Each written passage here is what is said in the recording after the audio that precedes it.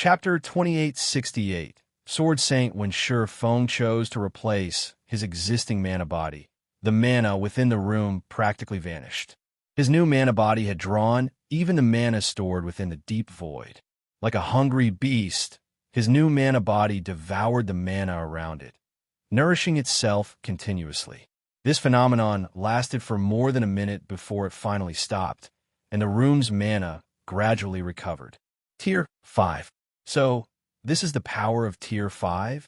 When Feng sensed the frightening power his body exuded effortlessly and the indescribable feeling of omnipotence, he finally understood why even Tier 4 world creation experts couldn't defeat a bona fide Tier 5 existence.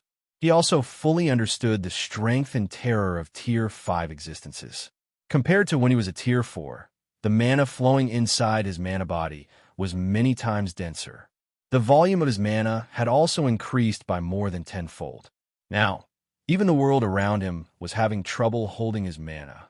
If even the world of God's domain itself could not withstand the mana of a Tier 5 existence, there was no need to mention the small world created by a Tier 4 world creation expert. Moreover, this wasn't the only factor that made Tier 5 existences powerful. System, congratulations. You have become a Tier 5 Blade Saint, Sword Saint. All basic attributes plus 5,000. All resistances plus 500. Mana recovery rate increased by 300%. All physical and magical attacks received that are below Tier 5 will be weakened by 40%. All basic attributes increased by 150%. Physique increased by 200%, and reaction speed improved by 100%. Rewarding 200 legacy skill points. He had received a flat increase of only 2,000 points to all basic attributes when he got promoted to Tier 4, yet received a 5,000 point boost for reaching Tier 5. None of his weapons and equipment could provide such a significant amount of basic attributes, not to mention the massive boost to his physique. Right now, even if he replaced all his equipment with bronze equipment, he could still beat up a Tier 4 expert fully geared in epic equipment. In terms of basic attributes, he could match a Tier 4 expert with several pieces of fragmented legendary equipment. Only a legendary weapon could offset this difference. As for legendary equipment, the basic attributes provided would still be slightly insufficient to fill the gap. Of course, basic attributes didn't represent everything. If a Tier 4 expert's combat standard surpassed a Tier 5 expert's, the Tier 4 expert could still emerge victorious in a fight. With this power, I will have no problem fighting even Tier 5 NPCs. After seeing his basic attributes, Feng felt more confident about Zero Wing's future development. His strength and agility attributes both exceeded the 60,000 mark already. Typically, a Tier 4 Berserker fully geared in epic items would have only around 15,000 strength at level 150. And even if the Berserker possessed a top-tier fragmented legendary weapon, the Berserker would only have about 22,000 or 23,000 strength. As for NPCs, according to the research of players in his previous life, a level 180 Tier 5 NPC would have around 70,000 or 80,000 points in their main basic attributes. While Feng was still inferior to Tier 5 NPCs in basic attributes, this difference wasn't impossible to overcome. Moreover, now that he had reached Tier 5, every level up he achieved would significantly boost his basic attributes. With his current equipment, he could easily breach the 80,000 mark once he reached level 180. Not to mention, his combat standards were much superior to the average Tier 5 NPCs. Overall, he was already more than capable of contending with level 180 Tier 5 NPCs.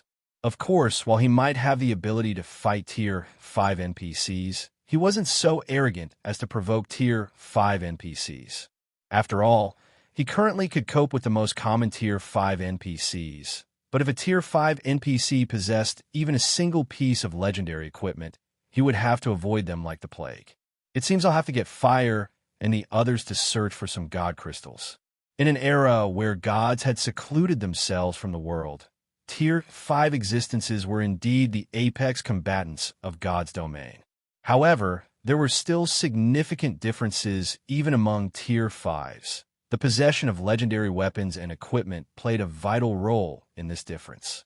Only after obtaining a legendary weapon or equipment could a Tier 5 expert enter the leading echelon of Tier 5 existences and walk around God's domain without fear. Such a Tier 5 expert would be an invincible existence short of Tier 6 gods.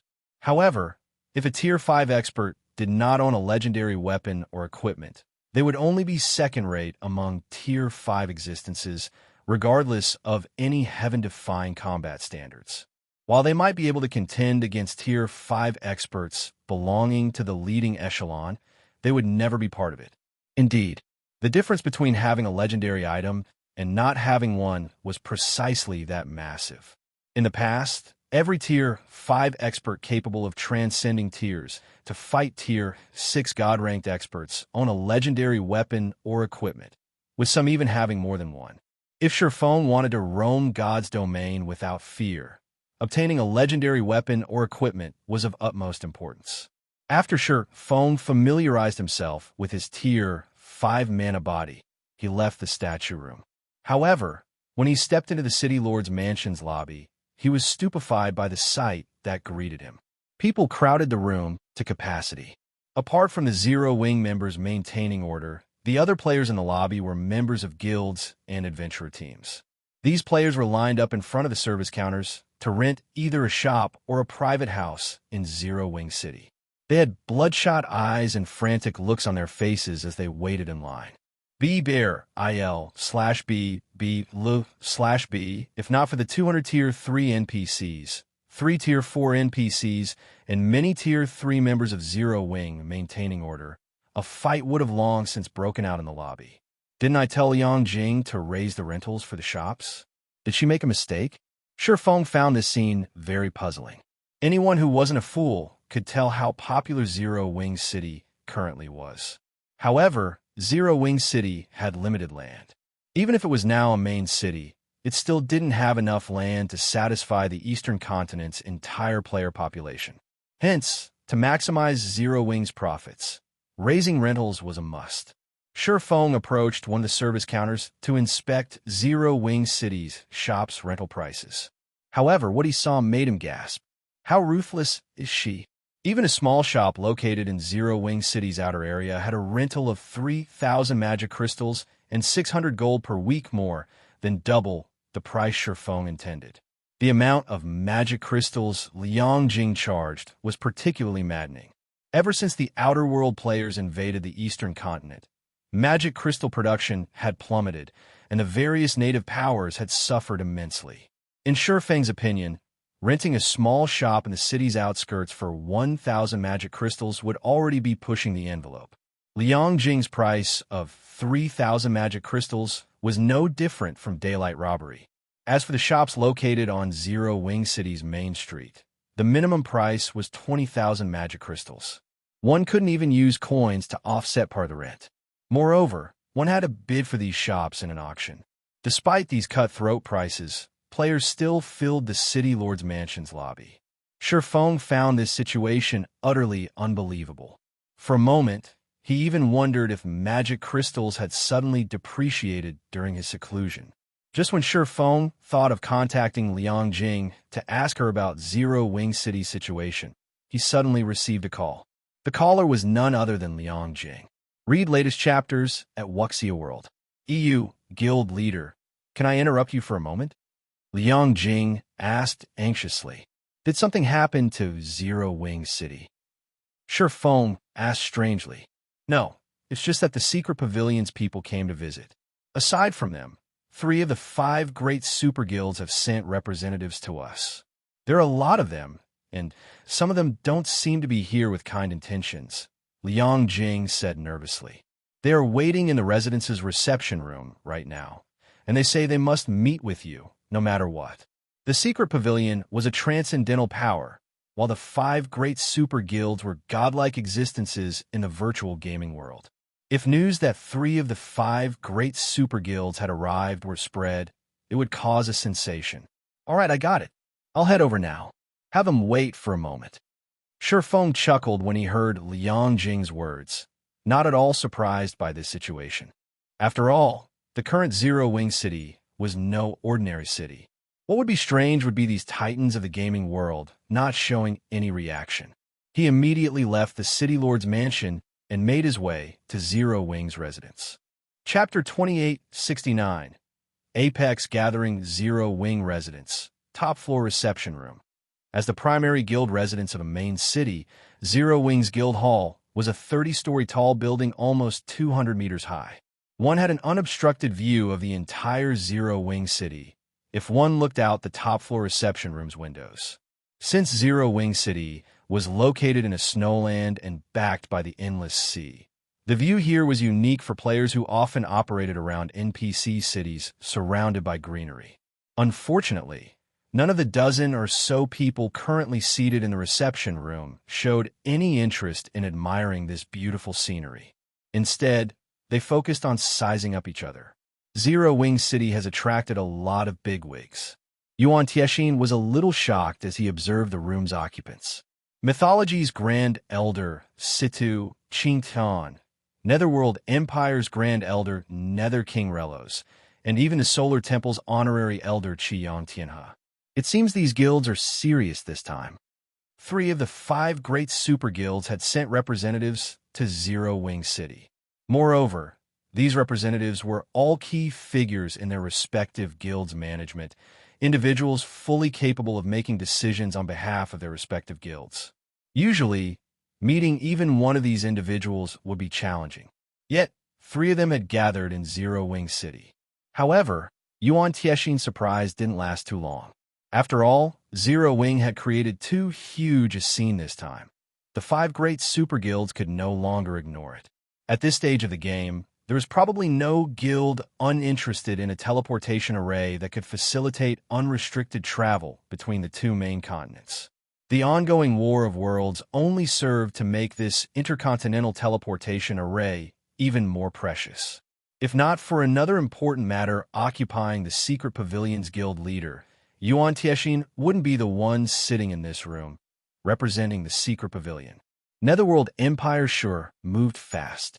It has been active only on the Western continent all this time, yet it sent an old guy like the Nether King here, Madame Mythology said, surprise appearing in his eyes as he looked at a bald old man in a white robe. It hasn't been long since I last met him, yet this old guy's strength has already improved so much. The mana he's radiating has nearly doubled in density. I also see 2 new pieces of equipment on him. That's normal. He wouldn't have given Odin so much trouble if he hasn't made any significant improvements after all this time. Situ Xianxia, the white-haired old man seated beside Matt, said calmly. He then glanced at the masked young man standing behind Relos and continued, That masked kid behind Nether King, though, is quite something. Although I can't say for certain. He shouldn't be any weaker than Prosciutto. Surprised by Situ Xianxia's assessment, Matt looked toward the masked youth and asked, Is he that strong?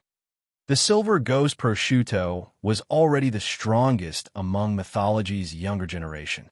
Not only did he possess excellent equipment, but his mana body had even exceeded the 110% completion rate already. Now, only a handful of people within the guild could defeat him. After hearing Situ Xianxia's assessment, Cold Shadow, who sat on the elderly man's other side, also looked at the masked youth in surprise. Situ Xianxia had instructed countless students, and his insight was many times superior to that of youngsters like Matt and herself. Since Situ Xianxia had given the masked youth such an evaluation, the youth definitely couldn't be underestimated. It's not just that masked kid. The long-haired kid sitting beside Xianxia isn't any weaker, either, Situ Xianxia said, smiling as he looked at the long-haired male youth seated some distance away from him. I have to say that times have changed. He looks to be around 26 or 27 years old, yet he has already reached the peak of the domain realm's 2nd step. It's been 3 decades since I last saw such talent. When Situ Xianxia finished speaking, Cold Shadow was surprised again. Even now, she was barely touching the fringes of the domain realm's 2nd step, and it would still take a lot of time and effort for her to reach it, let alone climb to the peak of the 2nd step. Experts capable of reaching this step were as rare as a phoenix's feather in the virtual gaming industry. If such an expert could take one more step forward, they would become an existence standing at the very apex of God's domain. Situ Xianxia did not lower his voice when speaking. He also didn't talk through a private channel. Hence, every Tier 4 expert in the reception room heard his words loud and clear.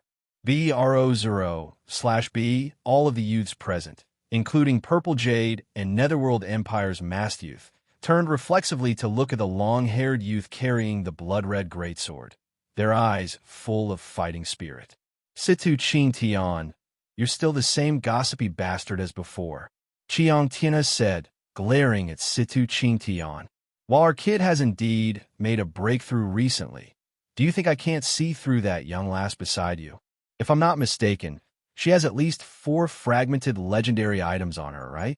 As soon as Xianxia finished speaking, everyone's head snapped toward Cold Shadow. The masked youth and the long-haired youth, in particular, looked at her with fiery gazes. Nowadays, epic weapons and equipment were a lot more common in God's domain. Fragmented legendary items, on the other hand, were still incredibly rare even for the various superpowers. Even in Netherworld Empire and Solar Temple, less than 30% of their Tier 4 experts had even one fragmented legendary item, while their Grand Elders would be fortunate to have 1 or 2 fragmented legendary items. Yet, Xianxia had revealed that Cold Shadow owned at least 4 fragmented legendary items. How could they not envy her? After reaching their level, every fragmented legendary item could provide them with significant improvements. The total improvement 4 fragmented legendary items could provide would be massive. This old bastard, Cold Shadow glared at Xianxia. A display of talent would, at most, make others envious. However, weapons and equipment were a different story. Unlike talent, others could snatch these items. With her current strength, she wouldn't stand a chance if 2 or more of the people present attacked her. After all, every person in the room was a bona fide monster. Looking at Cold Shadow, Xianxia smiled and asked, "What is it? Do you wish to take action, young lass?" Xianxia, glaring at Xianxia coldly, Situ Xianxia threatened, "Do you think we won't dare make a move?" Immediately, the atmosphere in the room solidified, an indescribable sense of coldness spreading throughout the room. At this development, the members of Mythology and Solar Temple instinctively gripped their weapons. If an ordinary Tier 4 expert were to stand in this heavy atmosphere, they would most likely break out in a cold sweat and flee the scene immediately. What rotten luck! Just what are these people trying to do? Xianxia grew a little nervous as he looked at the members of the 2 super guilds. Mythologies and Solar Temple's Tier 4 experts were far from ordinary. This was especially true for Situ Xianxia and Xianxia. A fight between them would be a calamity. The others in the room might even become collateral damage if things got too out of hand. To make matters worse, Netherworld Empire's members also showed signs of restlessness. Evidently, if Mythology and Solar Temple fought, Netherworld Empire wouldn't mind joining in the fray. Just as a fight was about to ensue, the woman standing by the room's door all this time suddenly stepped forward. She was none other than Fire Dance. At this time, not only was Fire Dance at level 155 already, but the quality of the mana she radiated was also much more powerful than when she first entered the statue room. Looking at the members of Mythology and Solar Temple, Fire Dance warned, "Everyone, this is Zero Wings territory. Fighting is forbidden here. I ask you to show Zero Wings some respect." Read latest chapters at Wuxia World. EU show Zero Wing respect. Glancing at Fire Dance, Xianxia said nonchalantly, "Sure. As long as you can get Situ to shut up, I won't have any problems." Not one to fall behind, Situ Xianxia looked at Fire Dance and said, "Young lady, this old man isn't trying to disrespect Zero Wing, but Xianxia has gone too far. So long as you can get that old ghost to apologize to us, we won't take any direct action." The 2 old men's rejoinders rendered Xianxia and Purple Jade speechless. Fire Dance was indeed powerful, but she was still slightly weaker than the 2 old men. At most, she could contend against the younger generation of Mythology and Solar Temple. Hence, it was impossible for her to silence the two guilds all by herself. Moreover, based on the words spoken by Xianxia and Xianxia, the two of them were clearly trying to make a show of power to Zero Wing. If Fire Dance failed to deal with this situation appropriately, she would make a fool of herself and Zero Wing. However, without any hesitation, Fire Dance calmly told the two old men, "If you two refuse to give up, then please leave Zero Wing City." Zero Wing does not welcome such guests. Chapter 2870. Feng's sword. Fire Dance's words resounded like thunder in the reception room, causing silence to descend on the room momentarily. Yuan Tiexin and Purple Jade also stared at Fire Dance reflexively. Has she lost her mind? Both Situ Qingtian and Xiang Tianhe were big shots who spoke and acted on behalf of their respective guilds. The two had behaved rudely to show off their power and gain an advantage in their upcoming negotiations with Zero Wing, but Fire Dance's words cornered them. They couldn't back down without harming their reputation. If these two old men got angry for real, the consequences would be unimaginable. Although Zero Wing City had many Tier 4 players and NPCs defending it, if the two old men were intent on making a ruckus, it would take a long time for the city to suppress them. They might even escape capture. After all, this wasn't the first time they had done such a thing. Most importantly, the two of them represented Mythology and Solar Temple, two of the 5 great super guilds. Moreover, compared to the other 3, these 2 super guilds held far greater influence on the Eastern continent. The 2 guilds might currently be incapable of retaliating against Zero Wing, but as holders of reserved seats for God's Domain's 12 great guilds, they could ruin the Twin Towers Kingdom and Starmoon Kingdom with just a word. Now that the Outer World's forces were rapidly expanding their influence, the NPC kingdoms and empires had limited combat power to spare. As a result, the united army these countries formed couldn't protect every kingdom on the continent. With the resumption of the war imminent, if Mythology and Solar Temple requested the NPC forces not to defend the Twin Towers Kingdom and Starmoon Kingdom, the 2 kingdoms would face swift destruction. Without the support of these 2 kingdoms, even if Zero Wing had Zero Wing City and the ability to teleport between the 2 continents, its income would still plummet. This was because most of the independent players and guild players visiting Zero Wing City could reach the city only via Sky Spring City's teleportation hall. It wasn't possible to teleport to Zero Wing City from other NPC cities. If Sky Spring City disappeared, these players would naturally lose the means to teleport to Zero Wing City. Meanwhile, Zero Wing couldn't garrison any other NPC city at this time. The special rights Zero Wing received from the War God's Temple as a reward from the reserve seat competition were a one-time privilege. If Zero Wing wished to garrison another NPC city, it would have to become a reserve for God's Domain's 12 great guilds. However, this wasn't possible right now. This was also precisely the reason Mythology, a guild that had been suppressing Zero Wing all this time, dared to come to Zero Wing's doorsteps and negotiate for partnership. The next moment, Situ Qingtian and Xiang Tianhe turned to Fire Dance, a hint of coldness and playfulness in their eyes. "Little girl, we traveled a long distance to come to negotiate a partnership with Zero Wing. Is this how Zero Wing treats its guests?" Situ Qingtian asked as he visually inspected Fire Dance. Revealing a faint smile, he continued, "If Zero Wing doesn't wish to partner with Mythology, Mythology will naturally find it unfortunate and frustrating. However, if Zero Wing comes across difficulties in the future, don't blame Mythology for not helping." Situ's words might not sound nice, but they're logical. Xiang Tianhe also looked at Fire Dance and said in a deep voice, "We came here with kind intentions. Now that the Outer World's forces have invaded the Eastern continent, only by cooperating will we be able to stop their advance. If we separate on bad terms here, the Twin Towers Kingdom and Starmoon Kingdom will suffer." When Fire Dance heard the 2 elderly men's words, her complexion sank. She never expected the 2 of them to suddenly stand on the same side and work together to pressure Zero Wing. Seeing Fire Dance's grim expression, Situ Qingtian chuckled and said, "I know you have your own difficulties, young lady. I'm sure you just made an unintentional mistake just now. Your words represent only your thoughts, right? At this time, Sita Xianxia did not dare to truly offend Zero Wing. After all, the benefits of Zero Wing City were too great to pass on.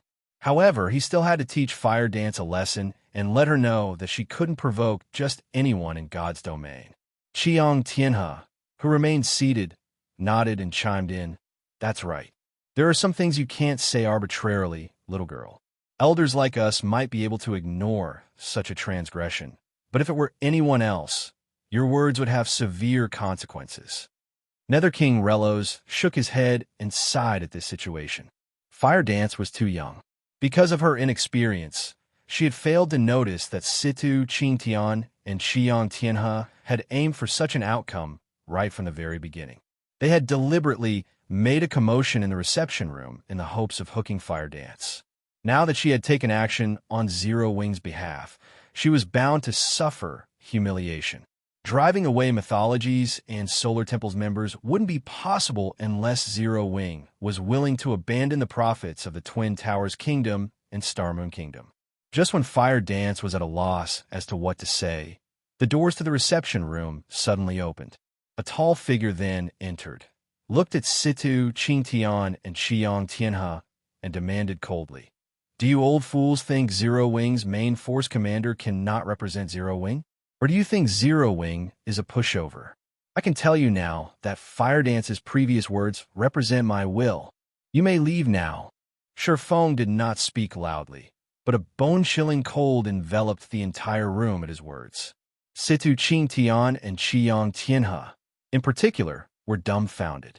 Even Relos, who had been a spectator all this time, was stunned. He never thought that Feng would chase off Mythology and Solar Temple without any negotiations. Guild leader Black Flame, aren't you going a little too far? Situ Qingtian asked in a cold voice. Our two guilds have come in sincerity. Are you going to abandon the Twin Towers Kingdom and Starmoon Kingdom just because of a little girl's few words? At this time, Xianxia interjected hurriedly. Guild leader Black Flame, must you take things so seriously? We were merely making a joke. Abandonment is a joke. Looking at the two elderly men before him, Feng sneered. You two think too highly of yourselves. I'll give you 5 seconds to leave. Otherwise, I'll send you back myself. Feng's words shocked everyone present once more. Is he really going to do that? When Yuan Tiexin looked at Feng, he felt that Feng was even crazier than Fire Dance. Fire Dance had merely acted to preserve Zero Wing's reputation. However, Feng was blatantly declaring war on Mythology and Solar Temple. After this declaration, even if Situ Qingtian and Xianxia previously wanted to pursue negotiations for a partnership, they wouldn't do so anymore. Good. Very good. Situ Qingtian suddenly smiled as he looked at Feng.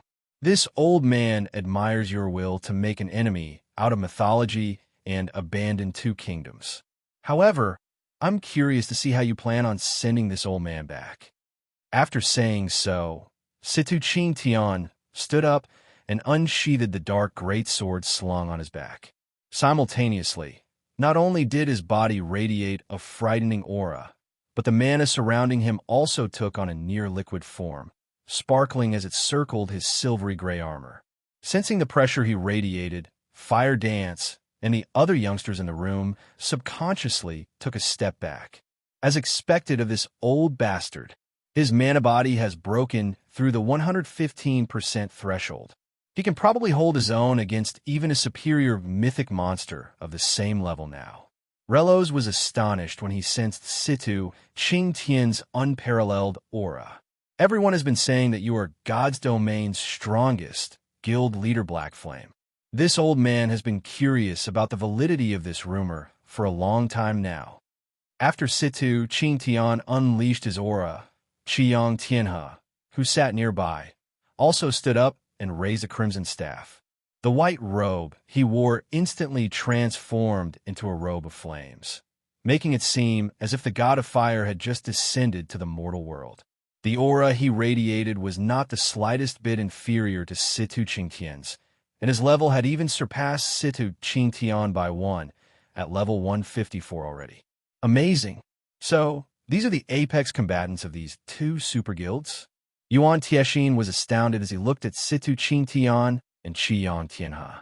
Under normal circumstances, the average Tier 4 expert would have difficulty fleeing from a superior mythic monster of the same level, let alone fighting one. Yet, these two elderly men now radiated an aura rivaling that of a superior mythic monster of the same level. Their combat power ranked at the very top of God's domain at this stage of the game. Now, even a dozen Tier 4 experts working together would most likely have difficulty suppressing Situ Xianxia and Xianxia. Not to mention, the two's combat standards were incredibly close to reaching the beyond domain realm. Let's see how you recover from this now, Black Flame. Cold Shadow, who now stood at his side, grew excited when she saw that Situ Xianxia and Xianxia intended to take action. She might not know precisely how powerful Xianxia was, but she knew how powerful Situ Xianxia was. Moreover, it had been a long time since she had seen Situ Xianxia take action. With the two of them working together, even a monster like Feng would have difficulty defeating them within a short period. A fight between Feng, dubbed God's Domain's strongest expert, and two legendary figures in the virtual gaming industry deserved to be called an apex battle in God's Domain. If both sides fought for a sufficiently long time, she might gain enough insight to improve her combat standards further. Cold Shadow wasn't the only person with such thoughts. Purple Jade, Netherworld Empire's masked youth, and Solar Temple's long-haired youth were similarly curious to see how this fight would play out. Read latest chapters at Wuxia World. EU, since you two want me to send you back, I'll grant you your wish. After glancing at the two elderly men, Feng stopped concealing his aura and mana. Immediately, the space within the room froze, a stifling pressure enveloping everyone. Even Situ Xianxia and Xianxia subconsciously stumbled 2 steps back, their eyes filled with fear and confusion as they gaped at Feng. Tier 5? The same question simultaneously ran through the minds of the two elderly men. However, before they could respond to the situation, Feng suddenly appeared before them, his movements so fast that it seemed as if he had split into two. Feng then stabbed their hearts with his sword. Afterward, Feng returned to one entity, now standing quietly by the window wall behind the two elderly men. And before anyone realized what had happened, the sword in his hand was already back in its sheath, as if Feng had never drawn it. Meanwhile, Situ Xianxia's and Xianxia's HPs, which exceeded 10 million, had zero out by the time everyone realized what was going on.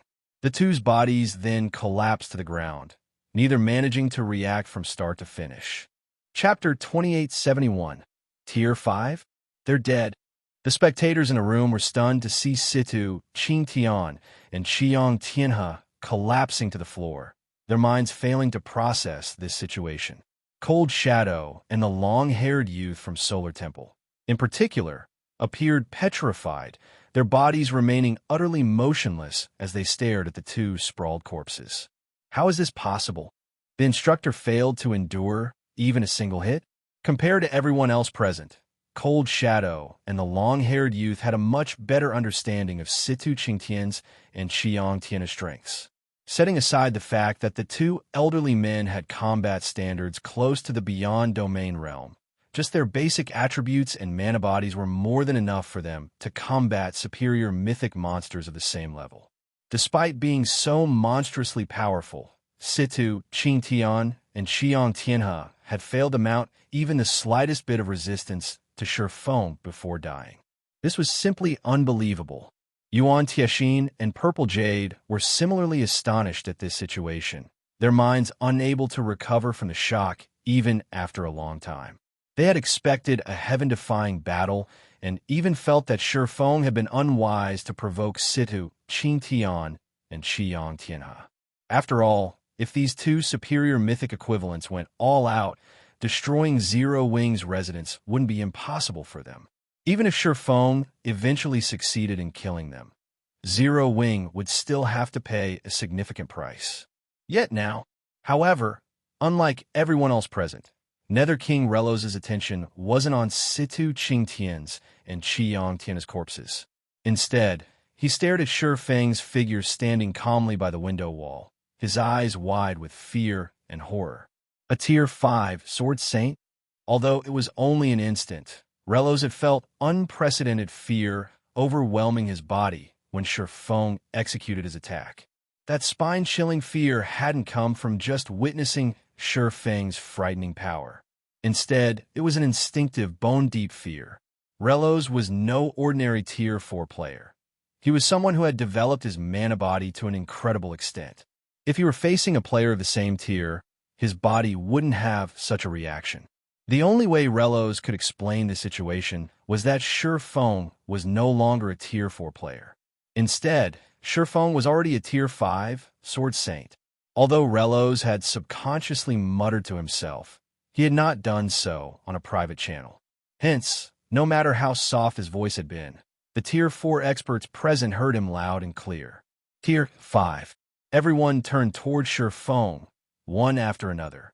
Previously, they had been so shocked by Situ Qingtian's and Xianxia's deaths that they had forgotten about Feng's existence and the brief stagnation and fear they had felt. How is this possible? He's reached Tier 5 already. Cold Shadow and the long-haired youth wore grim expressions as they looked at Feng, their minds in denial. Feng no longer concealed his power. Hence, everyone in the room could feel tremendous pressure originating from a difference in life rating. Feng's life rating was something no Tier 4 player could possess, no matter what. If a Tier 4 player's life rating were equated to a bonfire, then Feng's life rating was like the scorching sun. Unless he deliberately suppressed and concealed his life rating, there was no way anybody could fail to notice it. Is this why he dares to ignore the two super guilds? When Yuan Tiexin looked at Situ Qingtian's and Xianxia's corpses, and then at Feng's nonchalance, the shock in his heart multiplied exponentially. Meanwhile, Purple Jade was at a loss for words, a complicated expression on her face. She had come to Zero Wing City to determine her growth and whether she could catch up to Feng, however, let alone catching up. The two of them weren't even standing on the same playing field anymore. Tier 5. In the current era, Tier 5 existences were already considered the apex existences of God's domain. They were capable of single-handedly destroying an entire kingdom, monsters that no current Tier 4 player could hope to go up against. Guild Leader. Fire Dance's eyes brimmed with jubilation and shock when she looked at Feng. This revelation was too shocking. If Zero Wing still had to be fearful of the 5 great super guilds before, then it could now ignore their existence. After all, the gap between Tier 4 and Tier 5 was utterly massive. Even if the 5 great super guilds had many monstrously strong players and even individuals at the Beyond Domain realm, none of them would be a match for a Tier 5 existence. Unless the 5 great super guilds similarly produced a Tier 5 expert, it wouldn't matter, even if they attacked Zero Wing with a large number of Tier 4 experts. Not to mention, destroying a guild city was child's play for a Tier 5 player. Only a main city-level guild city could repulse a Tier 5. Moreover, if one didn't have any means of retaliation, even a main city would eventually fall to a Tier 5 player. While Fire Dance was inwardly celebrating Feng's achievement, Feng turned his sights to Cold Shadow and the long-haired youth from Solar Temple. He then said calmly, "I only dealt a small punishment to the two of them today. If your 2 guilds pull such a stunt one more time, I won't mind visiting your headquarters."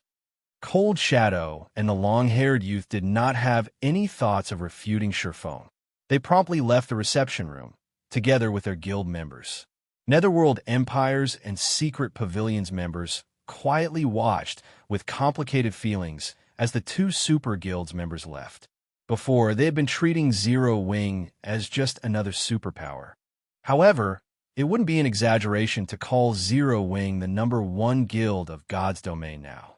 Not only did Zero Wing possess a Tier 5 Sword Saint, but it even had a holy land like Zero-Wing City. At this point, even the 5 great super guilds couldn't hope to compete with it. Given enough time, Zero-Wing was sure to become God's Domain's #1 guild. At this point, Relos suddenly stood up from his seat, approached Feng, and said respectfully, "Guild leader Black Flame, I, Relos, wish to establish a partnership with Zero-Wing on behalf of Netherworld Empire. We do not want much. We only need 1 temporary guild residence in Zero-Wing City. In return, Netherworld Empire will provide Zero-Wing with resources and business connections in the Western continent. We will also establish a military alliance with Zero-Wing to resist the Outer World players. May I know what you think of this proposal, Guild Leader Black Flame?" Although Relos's respectful demeanor and sincere offer might seem surprising to others, the masked youth from Netherworld Empire and Yuan Tiexin did not find the situation unexpected at all. While reaching Tier 5 might not be impossible for an expert like Relos, it would still be incredibly challenging. This was because the promotion to Tier 5 had nothing to do with a player's combat standards. Instead, it depended entirely on one's control over an understanding of mana and the ability to construct a Tier 5 mana body. Before reaching Tier 5 himself, Relos would only be seeking death if he behaved arrogantly in front of a Tier 5 existence, not one to fall behind. Yuan Tiexin also extended a similar partnership offer on behalf of the Secret Pavilion. The only difference was that the Secret Pavilion would only help defend Zero-Wing City and Stoneforest City. It would not take part in any other battles. "Sure, I can agree to your conditions," Feng said after hearing the 2 guilds' offers. "However, I have an additional condition." Upon receiving this encouraging response, Relos grew a little excited and prompted, "Please speak, Guild Leader Black Flame." Initially, Relos thought that Feng wouldn't agree to his offer and would choose to monopolize Zero-Wing City's resources. Feng's willingness to negotiate was a positive outcome. Yuan Tiexin also nodded in agreement with Relos's words. Feng smiled and said, "My condition is simple: a complete guild legacy. If your 2 guilds can provide me with your complete guild legacies, I can give you temporary residences in Zero-Wing City immediately." Zero-Wing was not lacking in resources at the moment. So long as Zero-Wing City remained standing, the guild would have no trouble acquiring resources. However, a guild's development did not rely solely on resources. It also needed manpower and talents. Hence, acquiring a complete guild legacy was of utmost importance for Zero-Wing. Only with a complete guild legacy could Zero-Wing reliably nurture its experts to the domain realm. "Okay, I agree to your condition on Netherworld Empire's behalf," Relos answered without hesitation. Read latest chapters at Wuxia World. EU. Upon hearing Relos's response, Yuan Tiexin gritted his teeth and said, "The Secret Pavilion has no problem with this, either." When Feng heard the 2 guilds' positive replies, he inwardly sighed in relief. After all, a guild legacy was the root of a guild. Many guilds would rather face annihilation than share their guild legacy. He then nodded and said, "Good. I wish our 3 guilds a happy partnership from now on." Shortly afterward, Feng signed a contract with the Secret Pavilion and Netherworld Empire, taking an essential step towards Zero-Wing's becoming God's Domain's #1 guild. As Feng concluded his discussion with the 2 guilds, news of his promotion to Tier 5 and his killing Situ, Qingtian, and Xianxia in Zero-Wing City quickly spread and reached the ears of God's Domain's various powers. For a time, the entire God's Domain was in an uproar. Chapter 2872, God's Domain Shaken Zero-Wing City, Battle Arena. Guild Leader Black Flame has been promoted to Tier 5. 16 Cloud was stunned when she read the report she received. Looking at sorrowful silence, she asked, "Have you verified this?" Although quite a number of God's Domain's Void Realm experts had gotten promoted to Tier 4 already, with Domain Realm experts even making considerable progress in developing their mana bodies, everyone was still a long way from reaching Tier 5. Creating a Tier 5 mana body was an entirely different matter from improving the completion rate of one's mana body. Since most Tier 4 experts hadn't even developed their mana bodies to a significant extent, getting promoted to Tier 5 shouldn't be possible. Hence, 16 Cloud found it truly hard to believe that Feng had already reached Tier 5. However, instead of getting the answer she hoped for, Sorrowful Silence nodded solemnly. He then said in a shocked voice, "Yes, I happened to be in another reception room at the time, negotiating with Zero Wing's representative for a long-term lease of the Battle Arena's combat rooms. My room was quite close to the reception room, used to host the secret pavilion and the 3 super guilds. Every Zero Wing member on the floor reacted strongly. I also saw Mythologies and Solar Temple's members leave the residence, looking grim. In reality, Sorrowful Silence didn't just hear about Feng's promotion to Tier 5 from Zero Wing's members. He had also personally experienced the frightening aura Feng had exuded. Despite being in an entirely different room, he had still sensed that aura clearly, and it had been much stronger than the auras of the Tier 5 NPCs he had come across before. Of course, the Tier 5 NPCs Sorrowful Silence met previously had never displayed any killing intent. They had even been actively suppressing their auras. In comparison, Feng had not held anything back when he attacked Sidu Qingtian and Qiyang Tianhe. This was why Sorrowful Silence was confident Feng had reached Tier 5. This is interesting. 16th Cloud revealed a hint of joy and excitement after hearing Sorrowful Silence's confirmation. Now that Zero Wing has a Tier 5 combatant and opened Zero Wing City to the public, the Eastern Continent status quo will get reshuffled. That's right.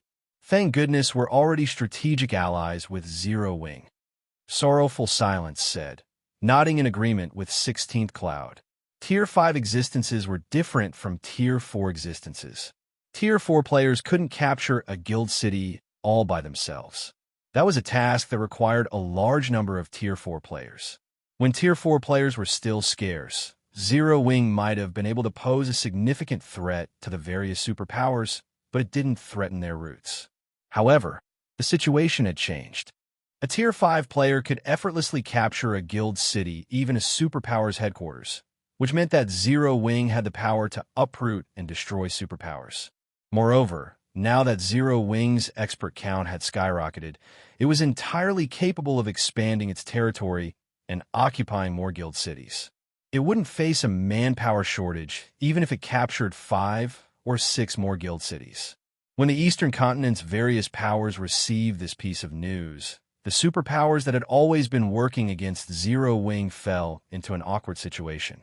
This was especially true for Starlink.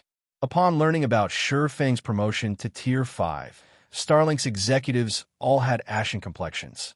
Inside the guild leader's office of Starlink's residence in the Dark Knight Empire.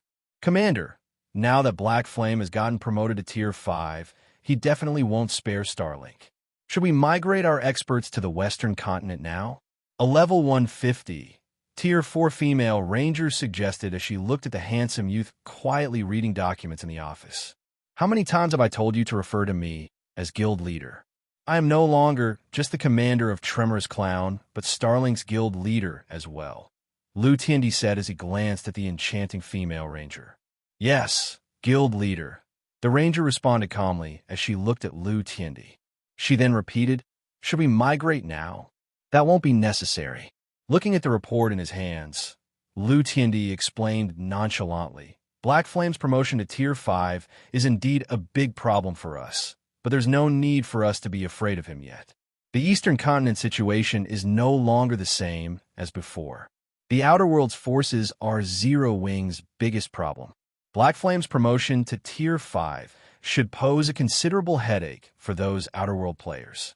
Moreover, Zero Wing has severed all chances of friendly relations with Mythology and Solar Temple. In the next war, the Eastern Continent's native NPC forces will definitely not provide Starmoon Kingdom and the Twin Towers Kingdom with any support. At that time, Zero Wing might not even be able to defend its own guild cities, let alone target other forces. If I were Black Flame, I wouldn't have exposed myself as a Tier 5 so soon and become a target for the Outer World forces. Instead, I would focus on raiding dungeons and world bosses to raise my guild strength. God's Domain isn't a single-player game. A single Tier 5 player cannot stop all of the Outer World's NPC forces. The enchanting ranger's eyes brightened at Lu Tiandi's words. Doesn't this mean we have a chance? We can forget about Silverwing City, since the Outer World forces will capture it. On the other hand, we can get our hands on Stoneforest City, since it is close to the Dark Knight Empire. Even if Black Flame is Tier 5, he can defend only one location at a time. Once the war resumes, he'll be preoccupied with Zero Wing City. At that time, we can find an opportunity to secure Stoneforest City. Lu Tiandi said, smiling. However, this isn't something we can accomplish alone. Go and contact the superpowers that have a grudge against Zero Wing now. I believe they will be more than willing to come on board this plan. Yes, sir. The ranger nodded. While God's Domain's various powers were reeling from the news of Feng's promotion to Tier 5 and preparing countermeasures, Feng had finalized his discussion with the Secret Pavilion and Netherworld Empire over the specifics of their partnership. Guild leader, now that we have the two guild legacies, we can probably nurture a batch of Void Realm experts and possibly Domain Realm experts within a short period, Fire Dance said. When she thought about how the Secret Pavilion and Netherworld Empire would be sending all their information on the Realms of Refinement to Zero Wing's headquarters tomorrow, she couldn't help feeling excited. Although the guild legacy Zero Wing received from Unyielding Soul previously was indeed valuable, the information provided allowed Zero Wing to nurture experts only to the Flowing Water Realm at a reliable rate. It was still a far cry from a complete guild legacy. After all, only Void Realm experts could serve as a superpower's mainstay. Zero Wing had far too few of such peak experts. The only reason Zero Wing managed to produce as many Tier 4 experts as it had now was the various God's Domain legacies and excellent training environment the guild possessed. Even then, these Tier 4 experts could only rank among the lower rungs of Tier 4 players. That's right. Feng nodded. He similarly felt happy over this matter. Only when Zero Wing possessed a complete guild legacy of its own could it become a true titan in God's Domain. Once the guild had the Secret Pavilions and Netherworld Empire's guild legacies, it would no longer have to worry about lacking peak experts. Zero Wing could also recruit more talented players, since these talents would no longer have to worry about Zero Wing lacking a guild legacy. Guild leader, what should we do next? Fire Dance asked. Now that we've become enemies with Mythology and Solar Temple, the Outer World forces will target Starmoon Kingdom and the Twin Towers Kingdom once the war resumes. Should we start withdrawing our forces from those two kingdoms? Mythology and Solar Temple held significant influence in the Eastern continent. It was also certain that the Outer World forces would target Zero Wing. However, with Zero Wing's current strength, defending Starmoon Kingdom and the Twin Towers Kingdom wouldn't be feasible. To reduce Zero Wing's losses, the guild ought to begin pulling its forces out of these two kingdoms as soon as possible.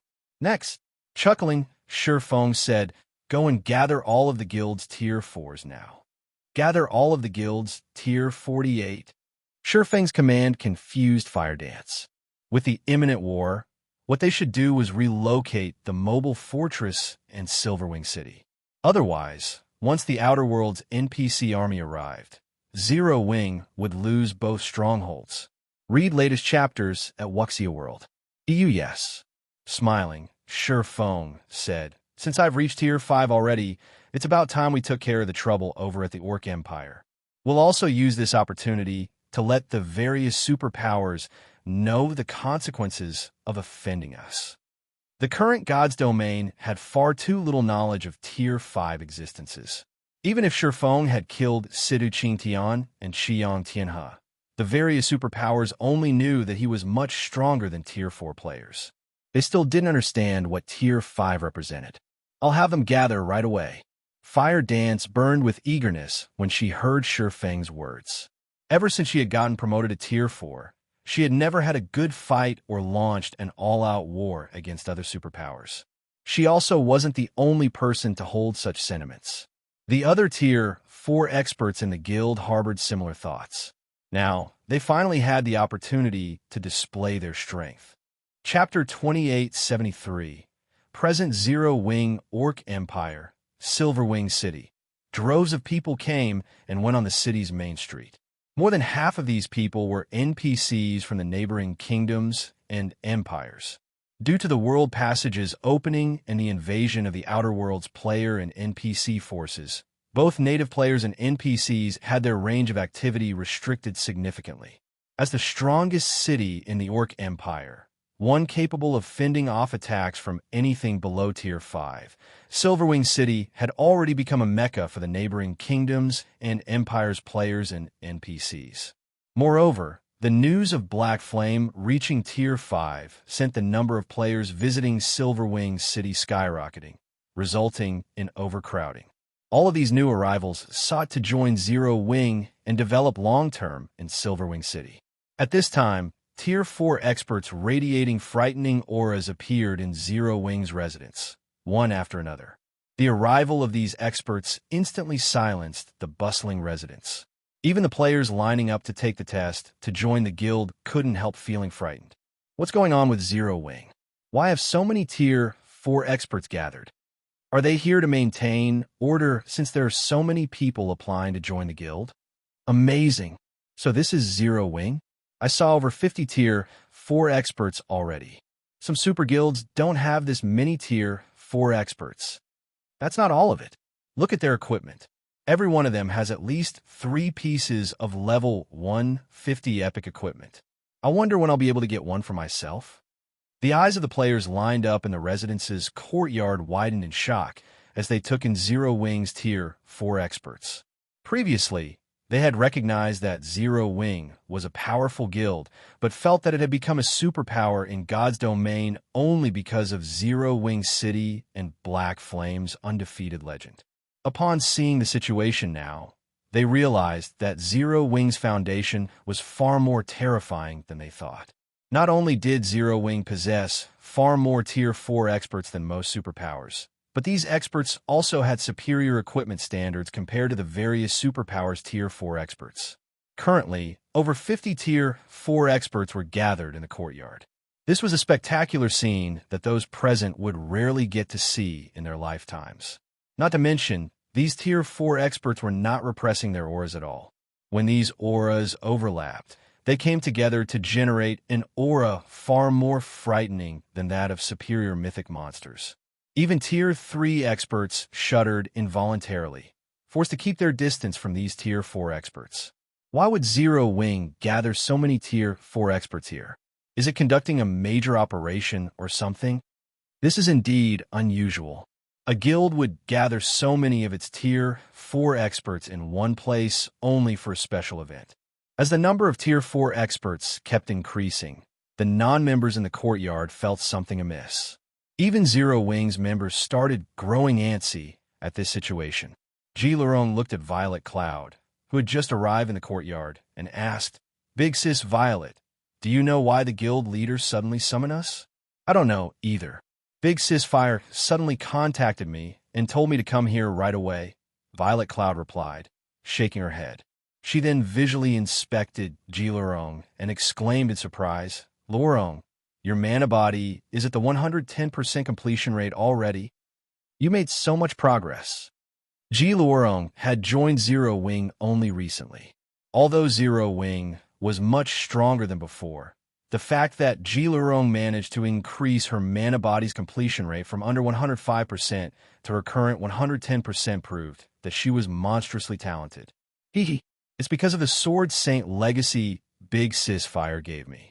If not for it, I would have taken much longer to reach 110%, Xianxia said, smiling. Inwardly, she still felt a little delighted. After all, only a tiny number of experts in God's domain had managed to develop their mana bodies to a 110% completion rate at this stage of the game. However, when Xianxia carefully sensed the mana surrounding Violet Cloud's body, her delight instantly vanished. The mana close to Violet Cloud had already liquefied. Although it was limited to a small portion of her mana, it was still better than nothing.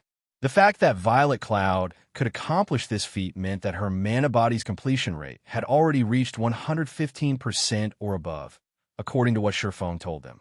She might have even reached the 120% completion rate already. At this time, a masked, middle-aged man clad in black approached Jiloro. The aura of this man radiated practically rivaled that of a superior mythic monster. This middle-aged man was none other than Crimson Mask, another Eternal Glory member who had joined Zero Wing.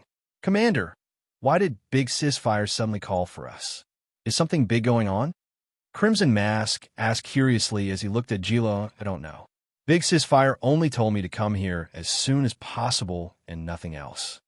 Jilorong shook her head. When she noticed the qualitative transformation of Crimson Mask's demeanor, she couldn't help sighing to herself ruefully. B**B be greater than Y/B initially, Crimson Mask had opposed Eternal Glory's joining Zero Wing. He felt that even without joining a guild, he could still develop Eternal Glory to great heights. However, after a few bouts with Fire Dance and receiving a sound thrashing each time, Crimson Mask had changed completely. Now, he was even referring to Fire Dance as Big Sis. However, Crimson Mask was much more fortunate than someone else, his fate considerably better. Besides Crimson Mask, a lunatic named Invincible Swallow had come to Zero Wing to challenge Violet Cloud, and the fate this lunatic suffered was simply terrible. That fight could be described as an adult beating up a toddler. Afterward, when Invincible Swallow returned for a rematch at a later date, Violet Cloud just so happened to be out on an errand. Aqua Rose had been present at the time, so he challenged her instead. After that match, Invincible Swallow began questioning his life. Even now, he was still training crazily in Stone Forest City's battle arena every day. While Zero Wing's Tier 4 members wondered why Fire Dance had suddenly gathered them, a man and a woman approached the courtyard from a distance. These two people were none other than Feng and Fire Dance. Feng was just walking casually, yet his steps distorted the space around him. It was as if the surrounding space couldn't contain his presence and could crumble at any time. In addition, as Feng did not bother concealing his aura, everyone present gasped involuntarily when they sensed it. Although Feng wasn't directing any hostility at anyone, merely letting his aura radiate freely, the Tier 4 players present felt their bodies becoming incredibly heavy, as if someone had tied metal weights to their bodies. As for the Tier 3 players present, they instinctively retreated from Feng, not daring to move even an inch closer to him. "He's the guild leader?" Crimson Mask was shocked as he looked at Feng. Before today, Crimson Mask had only ever heard the name of Black Flame from the gossip circulating inside Zero Wing.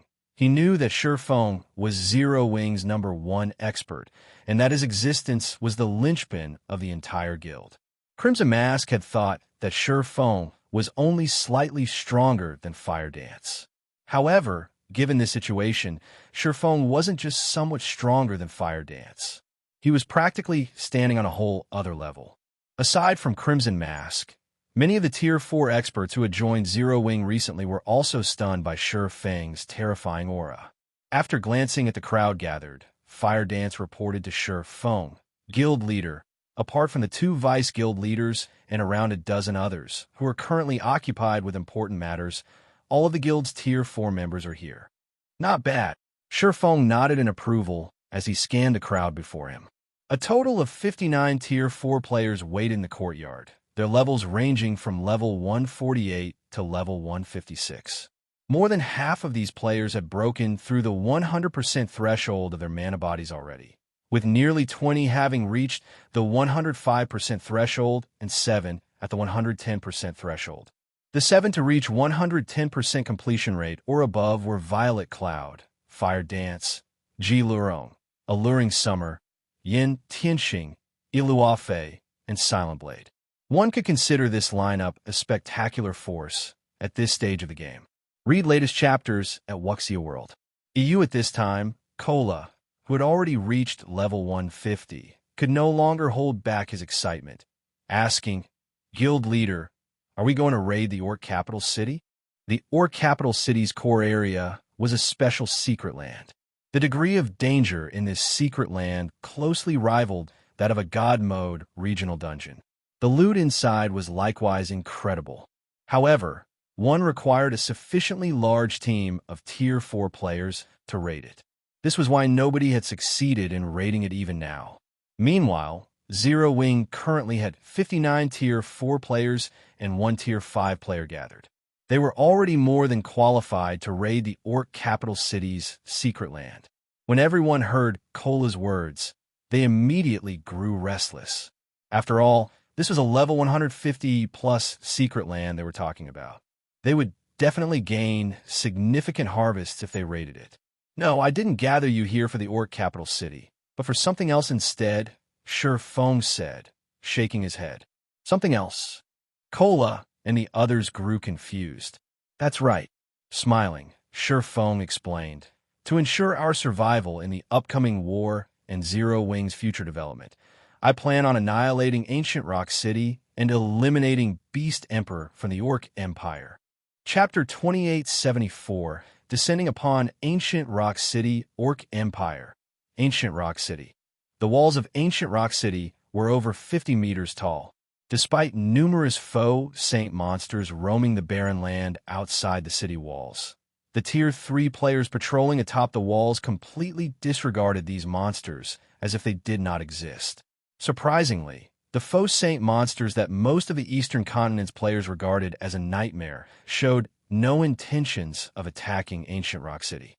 They behaved like scarecrows under the city walls. At this time, a merchant caravan, composed of over 100 players and over a dozen horse-drawn carriages, slowly approached Ancient Rock City from a distance. Despite catching sight of these players, the countless foe saint monsters roaming the barren land outside Ancient Rock City behaved as if they did not see this caravan. Looking at the level 120 foe saint monsters around him, a level 136 Tier 3 swordsman escorting the caravan exclaimed, "The Sacred Heart Amulet Saint's hand sold us is amazing. Those mythic foe saint monsters ignore us, even when we're only 30 yards away from them." Even NPCs were helpless against the foe saint monsters running rampant in the many neighboring kingdoms and the Black Dragon Empire. The danger made it increasingly difficult for merchant caravans to make money. However, so long as a caravan carried a Sacred Heart amulet, it could avoid the foe saint monsters' attacks altogether. At the swordsman's words, the level 137, Tier 3 Guardian Knight sitting at the head of the caravan looked at the Sacred Heart amulet in his hand. With a hint of ambition in his eyes, he said, "I know, right? We must buy some more of these Sacred Heart amulets in Ancient Rock City. We can make a fortune reselling them in the neighboring kingdoms and empires." The Sacred Heart amulet was a non-bag space item. Although players could wear it on their person, they couldn't store it in their bags. It also couldn't be transported by teleportation. However, Saint's Hand sold the Sacred Heart amulet only in Ancient Rock City. None of Saint's Hand's other residences sold it. Many merchant players and adventurer teams had realized that they could make a fortune by purchasing the Sacred Heart amulets in bulk from Ancient Rock City and reselling them in the neighboring kingdoms and empires. Nowadays, many foe saint monsters roamed the territories of the neighboring kingdoms and the Black Dragon Empire. Leaving the safety of towns and cities would expose players to not only the standard monsters, but also a large number of foe saint monsters. The Sacred Heart amulet could mitigate the danger. More importantly, the Sacred Heart amulet was a consumable, so it was always in high demand in the neighboring kingdoms and the Black Dragon Empire. Selling these amulets in these countries wouldn't be a problem. The main reason their Fighting Tiger adventurer team had invested a considerable fortune in hiring more than a dozen advanced carriages was to make an even bigger fortune off these amulets. At this time, a level 136 Tier 3 female ranger standing atop the leading carriage pointed at a distant silhouette and shouted, "Commander, we're almost at Ancient Rock City." "Okay, everyone, get yourselves ready, newbies especially. Ancient Rock City is different from other guild cities." The leading Guardian Knight shouted through the team chat. Although the city prohibits fighting, it is still a bona fide dark city. There are tons of dark players there, so make sure not to get marked by them. Otherwise, we'll be in a ton of trouble once we leave the city." At the Guardian Knight's words, the team's veterans promptly took out a magic scroll for the Tier 1 Mana Guard spell and used it on themselves. With the Mana Guard active, the common tracking mark would be ineffective against them. Upon seeing this, the newbies to Ancient Rock City also took out the magic scrolls they prepared and used the scrolls on themselves. As the caravan trundled increasingly closer to Ancient Rock City, the newbies couldn't help gasping in shock at their first sight of the towering stronghold. Ancient Rock City was undoubtedly the most spectacular guild city they had ever seen in their careers in God's domain. Not only did the city have walls over 50 meters tall guarding it, but it covered an area rivaling NPC main cities. Most importantly, two 30-meter-tall faux saint monsters flanked the city's entrance. The two monsters wore steel plate armor, and each carried two gigantic swords. If one inspected these two monsters with an identification skill, one would find that they were level 160 superior mythic-ranked faux saint slayers. The aura of these two faux saint slayers sent involuntary shudders through all the players entering Ancient Rock City. Just by standing there, the two superior mythics made everyone feel as if their souls would get devoured. Besides the two faux saint slayers standing guard, more than 30 evil dark dragons wheeled in the sky above Ancient Rock City. These 50-meter-long evil dark dragons radiated auras close to rivaling the superior mythic-ranked faux saint slayers. When the Fighting Tiger adventurer team arrived before the city gate, the members spotted a long line of players and NPCs waiting to enter the city. Many of these NPCs exuded dense bloodlust, which proved that they roamed the dark side of God's domain. At this time, however, even Tier 4 NPCs were obediently waiting in line. Amazing. There are so many Tier 4 monsters and NPCs here. Even a kingdom's capital city isn't comparable to this place. The first-time visitors among Fighting Tiger exclaimed. Of course, Ancient Rock City is Saint Hand's main headquarters. Moreover, the city has already become a mecca for the dark forces operating in the neighboring kingdoms and the Black Dragon Empire. If we include the city's defensive structures, even the Outer World forces will have difficulty taking down Ancient Rock City. Now, many well-known and top adventurer teams are developing here, the leading Guardian Knight explained. From what I heard, the Superpower Miracle has also dispatched many experts to garrison Ancient Rock City. Ancient Rock City is the safest city in the Orc Empire. Nobody will dare target it. The Saint's Hand member conducting inspections nearby overheard the Guardian Knight's words and couldn't help putting on a prideful expression. DS currently, Ancient Rock City was only one step away from becoming a main city. Its combat power far exceeded that of guild cities of the various superpowers. Had Saint's Hand not been wary of the Outer World's NPC forces, it would have long since flattened the neighboring kingdoms and the Black Dragon Empire, becoming an existence surpassing the 5 great super guilds. However, as the Fighting Tiger adventurer team was undergoing inspection, a gigantic figure suddenly approached Ancient Rock City from the distant sky. Its speed was as fast as a mighty gale, and it stopped only after arriving in front of the city. The steel behemoth, over 100 meters long, hung in the sky roughly 400 yards from Ancient Rock City, overlooking the entire city. Several dozen players stood on this steel behemoth. Read latest chapters at Wuxia World. EU. At this steel behemoth's appearance, the entire Ancient Rock City went into an uproar. It's the Crimson Dragon flying ship. That's Zero Wing's flying ship. Quick look, isn't that black flame? Nowadays, almost everybody in God's domain was familiar with the Crimson Dragon flying ship. After all, this thing had long since become Zero Wing's signature. Zero Wing was even using some of these flying ships to transport cargo across the sea, to the envy of many superpowers. However, Zero Wing's sudden visit to Ancient Rock City confused many of the city's players. Meanwhile, upon spotting the Crimson Dragon flying ship, the evil dark dragons patrolling the city's airspace let loose deafening roars. The two faux saint slayers standing guard by the city's entrance also raised their heads and gripped their weapons, going on full alert against the flying ship. As everyone in ancient Rock City fell into panic and confusion, Feng looked down at the city below from aboard the Crimson Dragon flying ship and shouted, 5 minutes. I will give you 5 minutes to withdraw from the city if you do not wish to get dragged into Saint's Hand's problem. Anyone who doesn't withdraw after 5 minutes will disappear from God's domain together with Ancient Rock City. Chapter 2875, Ancient Rock City in Peril. Is Zero Wing planning to attack the city? This is crazy. Zero Wing must have lost its mind. How dare they attack Ancient Rock City? Inevitably, Ancient Rock City's inhabitants doubted Feng's declaration, with many of them considering it a joke. Saint's Hand had continuously strengthened Ancient Rock City. Currently, the city's defenses were superior to those of other guild cities, and the combatants stationed within the city were more than enough to instill fear in the various superpowers. Not to mention, the dark forces of over a dozen countries gathered in the city. Apart from dark guilds, there are also plenty of NPC forces among these dark forces.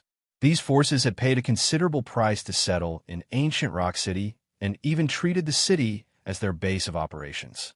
Anyone who dared to attack Ancient Rock City would make an enemy of these dark forces. Be it dark guilds or dark NPC forces, every one of them had at least 2 or 3 Tier 4 combatants under their command. Moreover, Miracle had recently garrisoned the city, so there should be close to 200 Tier 4 combatants defending Ancient Rock City right now. One could conquer an entire kingdom with that many Tier 4 combatants.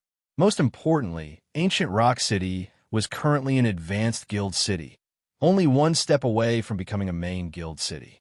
Ancient Rock City's resident players weren't the only ones shocked by this situation. Beast Emperor, who was conducting research in the City Lord's mansion, inadvertently crushed the research instrument he held when he received news of Zero Wing's sudden arrival. Black Flame, how bold of you! It seems you've gotten arrogant while I was lying low. Beast Emperor growled with a cold glint in his eyes. Lord Beast Emperor, Black Flame is rumored to have reached Tier 5 already. Should we notify the Sacred Envoy? The level 152, Tier 4 Berserker, who had made the report, asked. News of Feng's promotion to Tier 5 had long since reached the ears of God's domain's various powers. Meanwhile, a Tier 5 player was in existence. Even Saint's Hand had to be wary putting away the tools on his table. Beast Emperor glanced at Saint's Hand's guild leader, Furious Fist, and smiled lightly. No need. Call for some people and come along with me.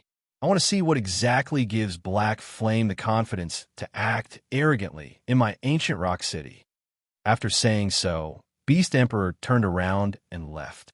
A robust man with black skin covered in flashing runes, who stood guard before the research room, silently trailed him. Yes, sir. Furious Fist hurriedly followed after the robust man. Less than 3 minutes after Feng's declaration, many players and adventurer teams, afraid of trouble, had already withdrawn from Ancient Rock City.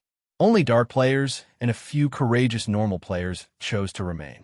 At the same time, players from the various dark adventurer teams and dark guilds also gathered at Ancient Rock City's entrance, one after another, and watched the fleeing players. These cowards! Zero Wing sent only a few dozen players, yet these people are already running away. Zero Wing is famous, after all. It's normal for them to run away. Not to mention, Black Flame is also here. It'd be strange for them not to escape.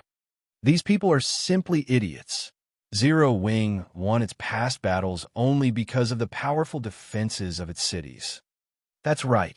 So what if Zero Wing managed to produce a Tier 5 player? We'll teach these guys what it means to offend us dark forces. The dark players revealed expressions of rage and excitement as they looked up at the Crimson Dragon flying ship. Zero Wing's reputation was through the roof right now. Moreover, Feng had gotten promoted to Tier 5. Hence, players were starting to consider Zero Wing God's domain's #1 guild. If a battle were to occur in the outside world, dark players like themselves would indeed be afraid of Feng. However, it was a different story if the battle took place inside Ancient Rock City. With the city's magic array, they could still take him on with the many Tier 4 players they had. Not to mention, A large number of faux saint monsters protected ancient Rock City, including 2 superior mythic-ranked faux saint slayers. Even if they couldn't kill Feng, they could, at least, make the other members of Zero Wing suffer. As the 5-minute limit approached, the number of players retreating from ancient Rock City also increased. At this time, the players that had withdrawn from ancient Rock City suddenly felt a chill envelop their bodies. Even Tier 3 experts found themselves partially kneeling on the ground. The next moment, a group of 40 players flew out from the City Lord's mansion. Apart from Furious Fist and Saint Hand's Tier 4 executives, 17 players on the team were people that none of ancient Rock City's inhabitants had ever seen before. These 17 players looked nothing like humans. Not only were their bodies pitch black, but there were also flashing runes engraved all over their bodies. These players' auras were also stronger than even that of superior mythic monsters. When combined, their auras transformed into a tsunami that swept through the entire city and its surroundings. Amazing! Is this Saint Hand's rumored Bloodstained Knight Legion? That's not all. Even Beast Emperor left the City Lord's mansion. It seems we'll have a good show this time. Indeed. I heard that Beast Emperor has constantly been plotting revenge on Zero Wing after getting slaughtered at the Secret Covenant Tower. Now that Zero Wing has come knocking on his door, there's no way Beast Emperor will spare Zero Wing.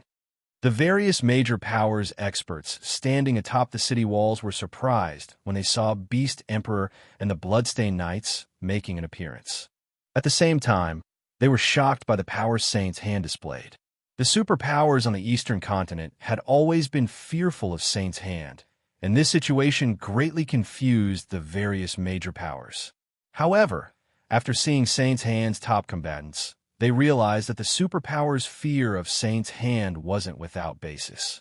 Setting aside the fact that Saint's Hand had over 20 Tier 4 experts of the Void Realm or above, just the 17 rumored Bloodstained Knights were more than enough to instill fear into any player force. After all, even a Tier 4 player would tremble in fear if they had to go up against a Bloodstained Knight, let alone 17 Bloodstained Knights simultaneously. That would be a nightmare. Shortly afterward, Beast Emperor's group arrived above the city gate. Seeing this, the various powers' leadership promptly stepped forward to greet Beast Emperor. 1,000 Miles, one of Miracle's Vice Guild leaders, was even among them. 1,000 Miles' actions astonished the various major powers present. They never thought that even a superpower like Miracle would defer to Beast Emperor. After Beast Emperor responded to a few greetings, he flew into the air with his subordinates and glared at Feng on the Crimson Dragon flying ship. He then said coldly, "Black Flame, you and I could have stayed out of each other's way in the Orc Empire, yet you chose to come to attack me. So long as you apologize right now, I can ignore this transgression for the time being. Otherwise, none of you will be returning alive today." After Beast Emperor finished speaking, a frightening amount of evil energy erupted from the 17 Bloodstained Knights behind him, distorting the surrounding space and muddying it. The terrifying power within the evil energy made even those who had fled more than 1,000 yards from the city tremble. Moreover, the 2 faux Saint Slayers had flown to flank the Crimson Dragon flying ship, while the 30-plus evil Dark Dragons had surrounded it, thoroughly sealing off all of Zero Wing's escape routes. The fleeing players gasped at this scene. With such a force under Saint's Hand's command, the guild could take on even an empire. Damn it, I thought Saint's Hand was going to suffer this time, but it seems I miscalculated. Zero Wing has always relied on Black Flame to survive. Now, it seems Zero Wing has finally met its match. If this situation isn't handled properly, apart from Black Flame, the other Zero Wing members present probably won't leave alive. At this time, even a fool could tell how powerful Saint's Hand's forces were. It wouldn't be an exaggeration to say that even an NPC force with a Tier 5 combatant under its command wouldn't dare to offend Saint's Hand casually, let alone Zero Wing. Apologize? Feng laughed. Beast Emperor, it seems you're growing senile. Have you forgotten how you died at my hands last time? Read latest chapters at Wuxia World. You bastard. Feng's words enraged Beast Emperor. However, Before Beast Emperor could say anything more, mana exploded from Feng's body. Immediately, an indescribably heavy pressure descended on the entire ancient rock city. World creation. The next moment, Beast Emperor and the others plummeted to the ground one after another. Even the Tier 4 experts standing on the city walls found themselves on one knee under the strong pressure. Chapter 2876. Shock. Impossible. Every player inside Ancient Rock City nearly had their eyes fall out of their sockets when they saw Beast Emperor and the other Tier 45 plummeting to the ground.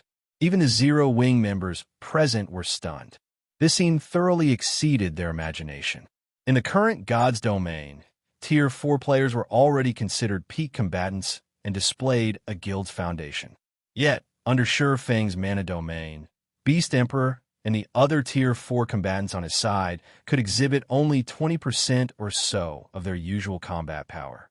They even lost their ability to fly and manipulate ambient mana. In the blink of an eye, these existences that originally stood at the peak of God's domain had become no different from Tier 3 players. At this time, let alone a Tier 5 player like Feng, even Tier 4 experts could slaughter Ancient Rock City's defenders. This is the strength of Tier 5s. When the players who had evacuated Ancient Rock City looked at Feng hovering proudly above the city, an indescribable sense of shock and horror filled their hearts. As veteran players of God's Domain, they knew that a significant difference existed between tiers. They also knew that a Tier 5 player undoubtedly stood at the apex of all players in the current God's Domain. However, only after witnessing the power of a Tier 5 player did they understand how large the gap between Tier 4 and Tier 5 was. In front of a Tier 5 existence, Tier 4 players would only be making fools of themselves if they tried to win by Zerg tactics. The Tier 4 monsters among Ancient Rock City's defenders, though, weren't as badly off as the Tier 4 players. Because monsters mainly relied on their basic attributes and rarely manipulated the ambient mana to do combat, their penalty was not as large as the Tier 4 players. Regardless, the mythic-ranked evil dark dragons still had their combat power reduced by half, whereas the superior mythic-ranked foe saint slayers had theirs reduced by 30%. Moreover, all of them lost their ability to fly. Against Tier 4 players capable of flight, they would be at a significant disadvantage. Unlike everyone else, Feng wasn't surprised at the scene before him. Everyone failed to understand that his mana domain was different from the average mana domain. Existences at the world creation standard could create a small world within their mana domains. The power of such a mana domain was on an entirely different level compared to the average mana domain. Even a Tier 5 existence would be at a disadvantage if they got caught within a Tier 5 world creation expert's mana domain without any countermeasures, let alone Tier 4 players and monsters. Meanwhile, after experiencing this unexpected turn of events, a hint of fear had surfaced in Beast Emperor's eyes. Despite this situation, he still sneered. "Black Flame, don't get too delighted just yet. Don't forget that this is Ancient Rock City." As soon as Beast Emperor finished speaking, an enormous, threefold magic array manifested from the City Lord's mansion. After the magic array gathered mana from the surroundings for a brief moment, it released pulses of mana that enveloped the city. Immediately, the city defenders felt the heavy pressure on their bodies disappear. Now, although Feng's mana domain still subjected everyone to a certain degree of suppression, their combat power had recovered to 80% of their usual. More importantly, they had also regained their ability to fly. Feng was slightly surprised when he looked at the barrier enveloping Ancient Rock City. What a powerful barrier. It seems you've invested quite a lot into this city. His mana domain could render even Master Magic barriers useless. One would need to use at least a Grandmaster Magic barrier to contend with his mana domain. Meanwhile, Grandmaster Magic arrays were incredibly rare in God's Domain, let alone a Grandmaster Magic array that could cover an entire city. The value of every set of scrolls for such a magic array could rival that of fragmented legendary items. Black Flame, do you think you're the only one with the means to defend cities? Looking at Feng, Beast Emperor sneered. This is an ancient Grandmaster magic array. Although ancient Rock City hasn't reached the main city level yet, it is no weaker than a main city in terms of defense. Although you're Tier 5, don't even think about taking down ancient Rock City. A main city's defensive magic array was wholly capable of withstanding Tier 5 attacks. So long as the magic array had a constant energy supply, even Tier 5 existences shouldn't think of penetrating it. Meanwhile, exhausting the energy supply of a main city's defensive magic array wasn't something just one Tier 5 existence could accomplish. One would need several Tier 5 individuals or siege weapons with Tier 5 destructive power to do so. However, Zero Wing only had one Tier 5 combatant now. In other words, breaking through ancient Rock City's defensive barrier would be nothing but a pipe dream. When Beast Emperor finished speaking, the members of the various powers in ancient Rock City sighed in relief. They then looked at Feng with sneers on their faces. Black Flame, so what if you're Tier 5? That's right. What can you do by yourself? When Feng had extended his mana domain before, everyone within ancient Rock City had felt strong pressure overwhelming them. Saint's Hand's Tier 4 experts were no exception. However, now that ancient Rock City had deployed its defensive magic array, even a Tier 5 player like Feng would be helpless against them. Next, all they needed to do was fight a war of attrition, something they did not fear in the slightest. After all, ancient Rock City had accumulated a massive stockpile of magic crystals from the sales of Sacred Heart amulets. Not to mention, the Outer World's NPC forces would soon begin the Second War against the Eastern Continent's native forces. And in this upcoming war, the Outer World forces would set Zero Wing as their primary target. Zero Wing couldn't afford a war of attrition with ancient Rock City at all.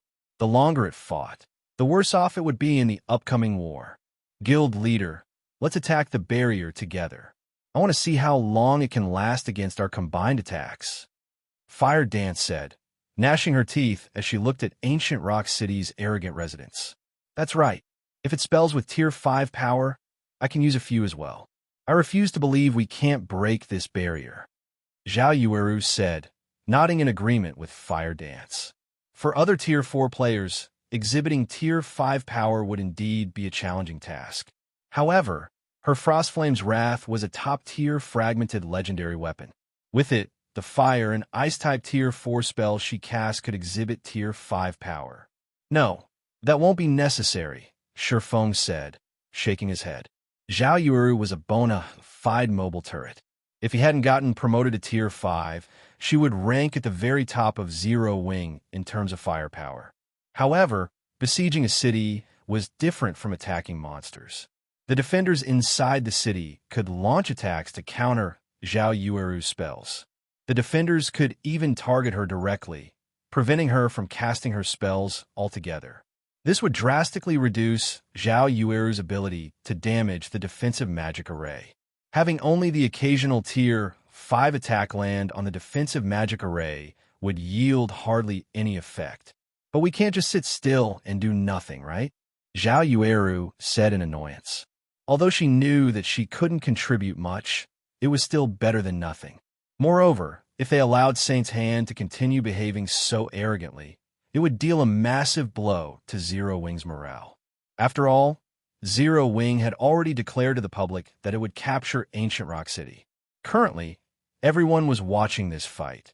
The various powers absent from this battlefield were no exception. They were all observing every detail of the battlefield and tensely awaiting the outcome of this siege. If Zero Wing won, then the various superpowers would no longer dare entertain thoughts of resisting Zero Wing on the Eastern Continent. However, if Zero Wing returned foiled, many superpowers would begin having designs on Zero Wing. They might even ally with Saint's Hand to deal with Zero Wing. Of course not, Feng said, chuckling. I'm merely saying that you don't need to take action. All you need to do is watch. Just watch. Zhao Yueru looked at Feng in confusion. The guild city in front of them rivaled a main city. How could they possibly capture it just by looking at it? The other Zero Wing members present were also confused, failing to understand what was going through their guild leader's mind. However, Feng did not bother explaining himself. Instead, he flew to an altitude several hundred meters above ancient Rock City and began chanting an incantation, his chanting causing the surrounding mana to swarm toward him. Upon seeing Feng's actions, ancient Rock City's defenders laughed. "Are you trying to use a Tier 5 large-scale destruction spell?" Beast Emperor sneered as he looked at Feng. "This is nothing but a futile struggle, let alone a Tier 5 sword saint like yourself. Even a Tier 5 divine mage can't do anything against ancient Rock City's defensive magic array. Everyone, prepare for battle. Target the flying ship." Beast Emperor ignored Feng's attack, as there was no way weakened Tier 4 attacks could do anything against Feng. However, it was a different story for the Crimson Dragon flying ship. The flying ship wouldn't last long before a barrage of Tier 4 attacks. It would fall quickly even if Zero Wings Tier 4 experts defended it. The many Tier 4 magical classes atop the city walls promptly began casting their respective spells, while the other Tier 4 range classes launched attacks at the flying ship. The 30-plus evil dark dragons took to the skies and bombarded the flying ship. The Zero Wing members aboard the Crimson Dragon flying ship felt an invisible pressure weighing down their bodies. Upon seeing the oncoming attacks, Fire Dance yelled hurriedly. Magical classes deployed defensive magic arrays. Even a Tier 5 legendary monster would suffer if it tried to take on the attacks of more than 100 Tier 4 individuals, let alone Tier 4 players like themselves. Moreover, the Crimson Dragon flying ship only had Tier 4 combat power. However, just as the two sides were about to clash, Feng finished his incantation's final verse. Suddenly, the sky darkened, and a spatial tear spanning over 1,000 yards appeared above ancient Rock City. The spatial tear made it seem as if the sky was about to collapse, inevitably drawing everyone's attention. What is Black Flame trying to do? Read latest chapters at Wuxia World. EU questions filled everyone's mind as they gazed at the gigantic spatial tear. Simultaneously, everyone felt an inexplicable chill overwhelm their heart. They could sense something terrifying in the spatial tear, and this feeling made even their souls shudder with dread. Before anyone could say anything more, a gigantic claw the size of a 4-story building extended from the spatial tear.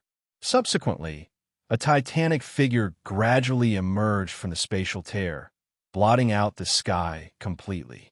When everyone eventually discerned the identity of this figure, they were dumbfounded. A dragon. Chapter 2877, Divine Dragon's Might. A Tier 4 dragon? It's a real Tier 4 dragon. Any veteran of God's domain would have heard of the creatures known as dragons. Ancient Rock City's inhabitants, who were at Tier 3 on average, had an even better understanding of dragons. However, when everyone in Ancient Rock City saw the dragon in the sky, they finally understood how terrifying dragons were. The Tier 4 dragon that had just appeared above Ancient Rock City was around 500 meters long, its massive body blotting out the sun. Its aura covered a radius of several thousand yards, making every Tier 3 player in that area shudder involuntarily. Compared to the Tier 4 evil dark dragons protecting Ancient Rock City, this Tier 4 dragon was akin to a god. This is a fake. This must be a fake. How can a player summon a real Tier 4 dragon? The various powers experts standing atop the city walls revealed expressions of shock and horror. A Tier 4 dragon rivaled Tier 5 existences. Current Tier 4 players couldn't afford to provoke it. Likewise, it shouldn't be something players could control. Nevertheless, Feng had summoned a Tier 4 dragon. How could they believe this? This situation was even more unbelievable and shocking than Feng's promotion to Tier 5. After all, given enough time, a dragon would reach Tier 5 without fail. Meanwhile, a Tier 5 dragon was practically an invincible existence in God's domain. Everyone don't panic. While a Tier 4 dragon is scary, Ancient Rock City's defensive magic array isn't weak either. Saint's Heart's guild leader, Furious Fist, shouted hurriedly when he saw the panicked defenders. It's just one more Tier 5 combatant. So long as we combine our strengths, Black Flame will still be helpless against us. Furious Fist's words calmed ancient Rock City's experts somewhat. When they remembered how extraordinary the city's defensive magic array was, they felt that defending against Zero Wing's assault wouldn't be impossible. However, regardless of this battle's outcome, most likely nobody in God's domain would dare provoke Zero Wing anymore. Zero Wing would also officially become God's domain's #1 guild. After all, which player force in God's domain could contend against the combination of a Tier 5 player and a Tier 4 dragon? At this time, some of the dark guilds based in ancient Rock City started regretting making an enemy of Zero Wing. While they might escape tragedy today, thanks to ancient Rock City, what about the future? They couldn't possibly hide in ancient Rock City forever, right? While the various dark guilds regretted their decisions, Thousand Miles' complexion turned indescribably ashen as he looked at the dragon in the sky. Noticing Thousand Miles' pallidness, Furious Fist asked, "Vice Guild Leader Miles, what's wrong? Is there a problem with that dragon?" No matter how many times Furious Fist inspected the dragon hovering in the sky with his ordinary identification skill, the results said this dragon was the real deal. Moreover, there was no doubt that the dragon was Tier 4, and it had reached level 165. However, he couldn't get any further information on the dragon without a higher-ranking identification skill. As a Vice Guild Leader of Miracle, Thousand Miles should have a high-ranking identification skill, so it wouldn't be strange if he managed to see some more information. A look of despair appeared on Thousand Miles' face as he said, "That's not just a dragon. That's a divine dragon. A silver divine dragon." Divine dragon? Furious Fist was stunned. Glaring at Thousand Miles, he demanded, "Brother Miles, you're not joking with me, right? If you are, this joke isn't funny at all." Divine dragons were kings among the dragon race. An ordinary dragon and a divine dragon were as different as an ordinary monster and an archaic species. The two were completely different creations. Turning to Furious Fist, Thousand Miles smiled wryly and said, "I wish that were the case, but do you think I'm joking?" Thousand Miles regretted using his high-ranking identification skill on the dragon. Had he not probed any further, he would have held some hope for victory in his heart. Now, though, no such hope existed. Meanwhile, when the players who had fled ancient Rock City gazed at the distant silver divine dragon, they were flabbergasted for a long time. Is this why Zero Wing was confident in attacking ancient Rock City? A divine dragon? I must be dreaming. That's right. This must be a dream. I just reached Tier 4. So how could Black Flame have reached Tier 5 and gained control over a divine dragon already?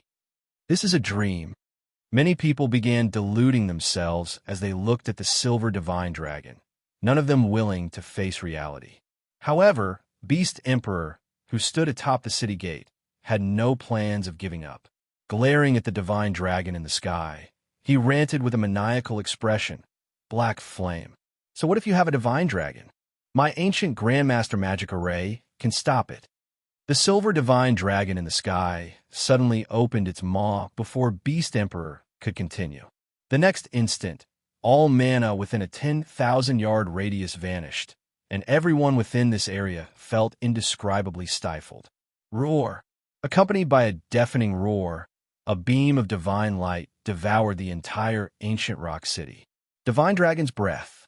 When the dazzling divine light descended upon ancient Rock City, it forced all players within a radius of several tens of thousands of yards to shield their eyes. The divine light gradually faded away, and only then did everyone open their eyes again to inspect the breath attack's effect. This? How? Impossible. When the players standing several thousand yards from ancient Rock City saw the city again, they were utterly dumbfounded. The divine dragon's breath didn't just shatter ancient Rock City's defensive magic array. It had even vaporized the towering City Lord's mansion at the center of the city along with almost every player and building in the city. Taking their place was a massive crater that spanned the entire city. Only the Tier 4 experts on the city walls who managed to activate their life-saving skills in time, and the two Faux Saint Slayers had survived the attack. Everything inside ancient Rock City's perimeter wall had been reduced to a wasteland. No, this isn't possible. Beast Emperor fell into chaos and madness as he looked at what remained of his city. And he wasn't alone. Furious Fist's mind also stopped working at this cataclysmic scene, his body crumbling powerlessly to the ground. BCR/B, all of the investments we've made, all of the forces we've gathered, gone, as if they were nothing but a joke. 1,000 Miles, who had also survived the ordeal, was rendered speechless for a long time. One attack. It had taken just one attack for Ancient Rock City, a city rivaling main cities, to disappear. Who could believe this? Zero Wing's members aboard the Crimson Dragon flying ship were similarly stunned by this scene. This was especially true for Ji Lurong and Crimson Mask, who had been active on the Western continent until recently. An indescribable sense of shock filled the two. The Western continent had legends describing the dragon's devastating power and how a single breath attack could destroy entire cities. There were also stories of kingdoms meeting their end because they had angered a dragon. Previously, Ji Lurong and Crimson Mask treated these stories as mere folklore. Now, they finally understood that those stories weren't just legends to embellish God's domain, but facts. In reality, even Feng was shocked by this outcome. This is the power of a divine dragon. When Feng saw the ruin before him and Auerbach's nonchalant demeanor, he was momentarily at a loss for words. Feng had seen Tier 6 God-ranked experts single-handedly destroy cities in the past. However, compared to the power displayed by those Tier 6 God-ranked experts, Auerbach's performance gave Feng a much greater shock. This was because Auerbach was only at Tier 4. Read latest chapters at Wuxia World. EU originally, Feng thought that Auerbach's breath attack would, at most, deplete a significant portion of the defensive magic array's energy. Yet, the entire city had disappeared. He couldn't help looking at the crazed Beast Emperor apologetically. He even wanted to tell Beast Emperor that he hadn't done this on purpose. Of course, while Feng pitted Beast Emperor, he did not show the latter any mercy. Unsheathing the Abyssal Blade, he activated the Tier 4 Darkness Bind, binding Beast Emperor and the other surviving defenders. Now that Ancient Rock City's defensive magic array was no more, Beast Emperor and the others were subject to the full power of Feng's mana domain. Without the ability to manipulate the ambient mana, Beast Emperor and the others were basically Tier 3 players with above-average basic attributes. Hence, they were utterly incapable of resisting Feng and got caught easily. And under the restraint of Darkness Bind, they couldn't die even if they wanted to. After Feng destroyed Ancient Rock City and captured Beast Emperor and the others, news of this battle spread like wildfire across the entire God's domain. Chapter 2878, Ancient Rock City's Secret Fire Dragon Empire, Flame Dragon City, Mythology's Residence. A Tier 3 ranger barged into the meeting room occupied by Mythology's executives, earning the dissatisfaction of Situ, Qingtian, and the others in the room. Looking at the ranger, Situ, Qingtian asked in a displeased tone, "Did something happen?" "It's news of Zero Wing," the ranger said hurriedly.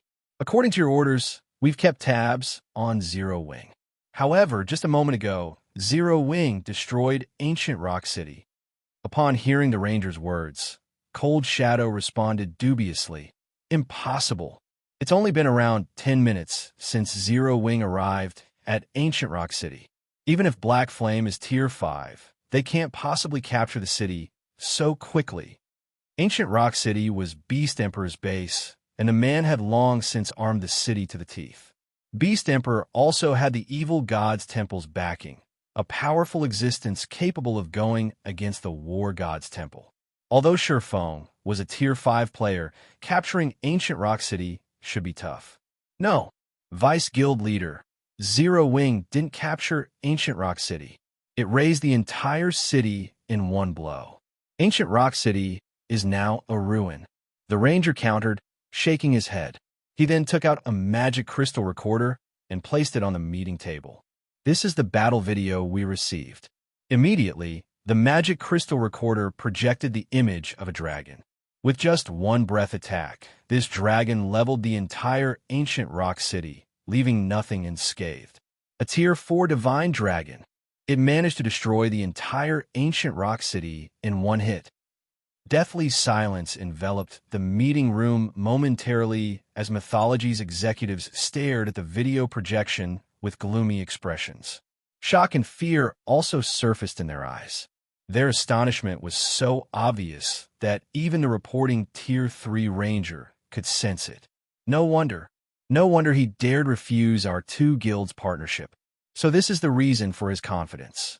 Cold Shadow looked at the Tier 4 Divine Dragon and the ruined ancient rock city in the video with complicated feelings. Sure, Feng had been a minor character unworthy of her attention in the past, when Zero Wing was a guild reliant on external items to defend its territories. Yet, both Sure Feng and Zero Wing were now bona fide titans that even Mythology could not and would not dare to offend. What was even more laughable was that just a moment ago, Mythology's executives had been discussing how to take revenge on Zero Wing in secret. Now, however, Black Flame, I indeed underestimated you before. Situ Qingtian's gaze grew cold as he looked at the video projection. Repressing the reluctance in his heart, he uttered slowly, temporarily halt all retaliation against Zero Wing we discussed before. Practically every superpower in God's domain had heard about Shirk Feng killing Situ Qingtian in Zero Wing City. As a result, Situ Qingtian's reputation had taken a nosedive. Although Situ Qingtian yearned to take revenge on Zero Wing, he knew full well that doing so right now would be no different from suicide. With the combined strength of a Tier 5 player and such a frightening Divine Dragon, Zero Wing could destroy every guild city in God's domain. Damn it, are we going to let Zero Wing go just like that? A Mythology executive complained in a hate-filled voice. Situ Qingtian shook his head. Looking at Sure Feng's projected image, he sneered, "Of course not. There's only one thing we need to do now, and that is wait. We wait until the start of the Second War. Even if Zero Wing has Black Flame and that Divine Dragon, it still can't stop the Outer World's advance. Also, start searching ancient ruins for clues to the Tier 5 promotion. Spare no cost at all. We must have our own Tier 5. Although Situ Qingtian did not wish to admit it, the era of Tier 4 was already over. Tier 5 players would rule the future. If Mythology did not have its own Tier 5 player, its position as one of the 5 great super guilds would be in danger. Shortly after Situ Qingtian issued his command, the other superpowers of God's domain also issued similar commands. They frantically searched ancient ruins for clues to help their Tier 4 experts get promoted to Tier 5 as quickly as possible while quietly awaiting the arrival of the Second War of Worlds. Meanwhile, inside the Orc Empire's ancient rock city, Fire Dance and the other Tier 4 experts of Zero Wing finally killed the 2 surviving Foe Saint Slayers. The deaths of the 2 superior mythic monsters granted everyone a generous amount of EXP, and they all managed to gain at least 1 level. However, compared to the EXP the Foe Saint Slayers contributed, Sure Feng was more interested in the pitch-black stones the 2 monsters dropped after death. Previously, whenever players killed mythic-ranked Foe Saint monsters, the player who landed the finishing blow would have a dark gray mist invade their body. This gray mist would increase the player's affinity with mana for a lengthy period. This was also why Sure Feng had not taken action against the Foe Saint Slayers and had instead allowed Fire Dance and the others to kill the 2 monsters. Yet, the 2 Slayers did not release any mist from their bodies. Instead, they each dropped a fist-sized stone. What dense soul energy! Sure Feng was surprised when he spread his senses across the 2 black stones. When his concentration had reached Tier 5, his soul had also undergone a qualitative improvement. It was akin to his soul liquefying. However, compared to the soul energy in the pitch-black stone, his soul energy was nothing. After all, these 2 stones were solidified soul energy. Guild leader, are those things useful? Kola asked curiously as he looked at the black stones in Sure Feng's hands. More than that. Smiling, Sure Feng said to Zero Wing's members, they're even better than fragmented legendary items.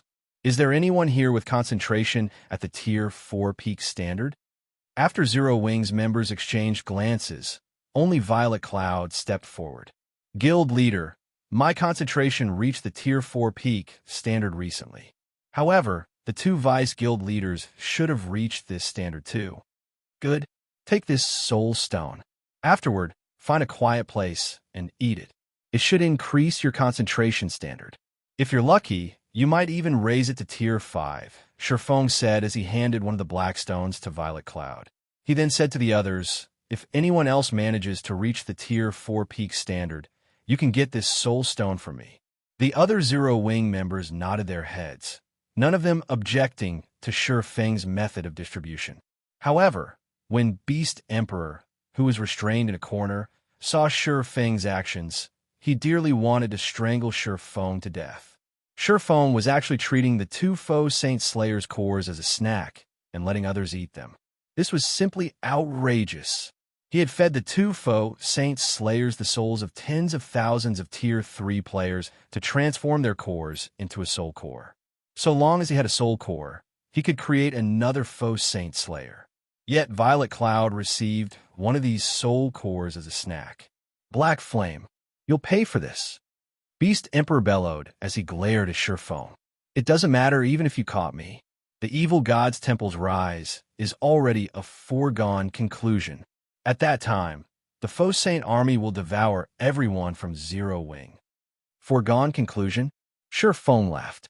Looking at the restrained Beast Emperor, he pointed at the ruined Saint's hand residence in the distance and asked, are you talking about that secret land beneath your guild residence? I don't know what you're talking about. Beast Emperor stammered in a panic. No need to pretend. Do you think Tier 5 is a joke? Feng rolled his eyes at Beast Emperor. While Ancient Rock City's defensive magic array was still active, Feng hadn't been able to sense the secret land's existence. However, with the defensive magic array gone, nothing in Ancient Rock City could hide from his Tier 5 world creation mana domain. Moreover, Feng had already been suspicious about how Beast Emperor had managed to develop Ancient Rock City to its current level. Zero Wing had poured an astronomical amount of resources into developing Stone Forest City and Zero Wing City. Yet, the two cities were still stuck as intermediate cities, far from becoming advanced cities. So, how did Ancient Rock City develop into an advanced city that was close to becoming a main city? Only a fool wouldn't suspect there was a secret behind this achievement. Black Flame. Beast Emperor was momentarily enraged at Feng's ridicule. However, he soon calmed down and said, so what if you've discovered the evil god's secret land? Do you think you could defend it? Even if you've captured me, I will still spread this information to the entire god's domain. At that time, even the outer world forces will be drawn here. Do you think you can stop all of them? The evil god's secret land was originally his biggest secret and something he had invested heavily in. This secret land was also why he had gained his current power. Although the evil god's secret land would be of significantly less help to those not belonging to the evil god's temple, the benefits were still enough to drive everyone in God's domain wild. How would I know if I don't try? Suddenly, Feng executed a slash at Furious Fist, instantly killing him. As Furious Fist collapsed reluctantly to the ground and transformed into countless particles of light, two items appeared in his place. Of the two items Furious Fist dropped, one was a piece of epic equipment, while the other was a token. Beast Emperor's complexion paled when he saw the token. This token was none other than Ancient Rock City's City Lord's token. With this token, one could take control of Ancient Rock City. Only, Beast Emperor couldn't figure out how Feng knew Furious Fist had held the City Lord's token. Read latest chapters at Wuxia World. It seems my luck is good. Feng was a little surprised when he saw the City Lord's token. It dropped on the first kill. Beast Emperor nearly fainted when he heard Feng's words. What Beast Emperor didn't know was that aside from Beast Emperor, everyone else held no value as prisoners in Feng's opinion. Meanwhile, the City Lord's token couldn't be taken out of the city. Otherwise, it would be automatically teleported back to the City Lord's mansion after some time. And with how precious the City Lord's token was, Beast Emperor naturally wouldn't leave it to just anyone. The person holding the token would have to be a Tier 4 guild executive of Saint's Hand at the very least. Hence, if Furious Fist hadn't dropped the City Lord's token, Feng would have killed Saint's Hand's tier 4 experts one by one until it dropped. The instant Feng picked up the City Lord's token, a system notification rang in his ears. Chapter 2879, Colossal Wealth System. Congratulations. You have obtained Ancient Rock City's City Lord's token. Do you wish to bind the token? Once bound, you will become Ancient Rock City's ruler and obtain full authority over the city. Feng chose to bind the token without hesitation. System, binding in progress. You will have full authority over Ancient Rock City after 4 hours. You should not move beyond 1,000 yards from the city during these 4 hours. If you leave this area or get killed during this time, the binding process will be cancelled and you may not make another binding attempt for 1 natural day. CES 4 hours? Feng was a little surprised by the notification. Has it reached the main city standard already? When one tried to bind the City Lord's token of a guild city, the binding time would depend on the city's rank. Main city-level guild cities normally took 4 to 6 hours to bind. Guild leader, did something happen? Fire Dance asked when she saw Feng's strange expression. It's nothing. I just didn't expect Ancient Rock City to be this special, Feng said, glancing at the raging Beast Emperor. Smiling, he continued, since we have to wait for 4 hours, let's pay that evil god's secret land a visit. Black Flame, don't get too delighted just yet. It's useless even if you've obtained Ancient Rock City. That secret land isn't a place you can touch. Without my means of entering, you can't obtain anything inside that secret land.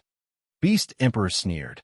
I'll spread the secret land's entry methods to all your enemies, and even those outer world people.